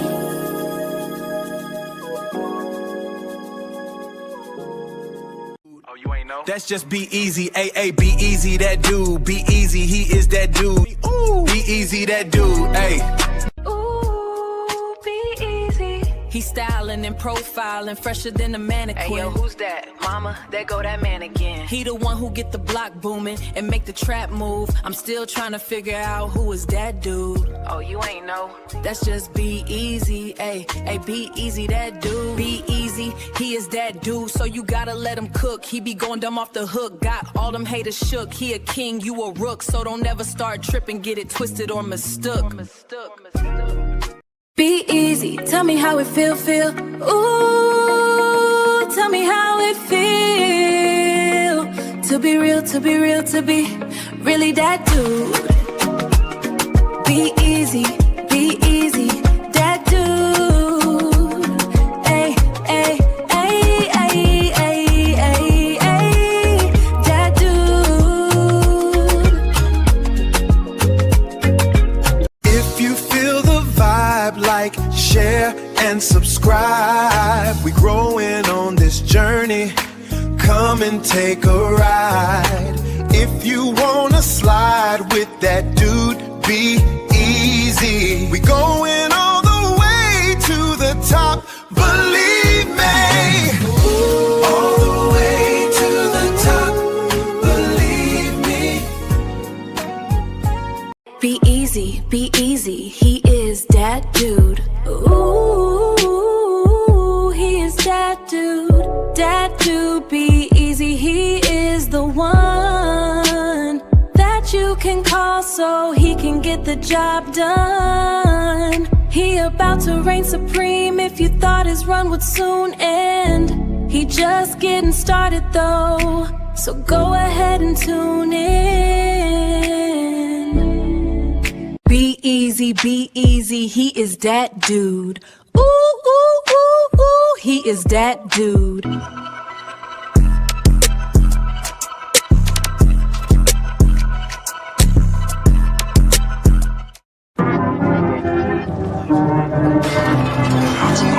you not entertained? Are you not entertained? Is this not why you are here? Follow. Be easy. You know you want to. We're waiting.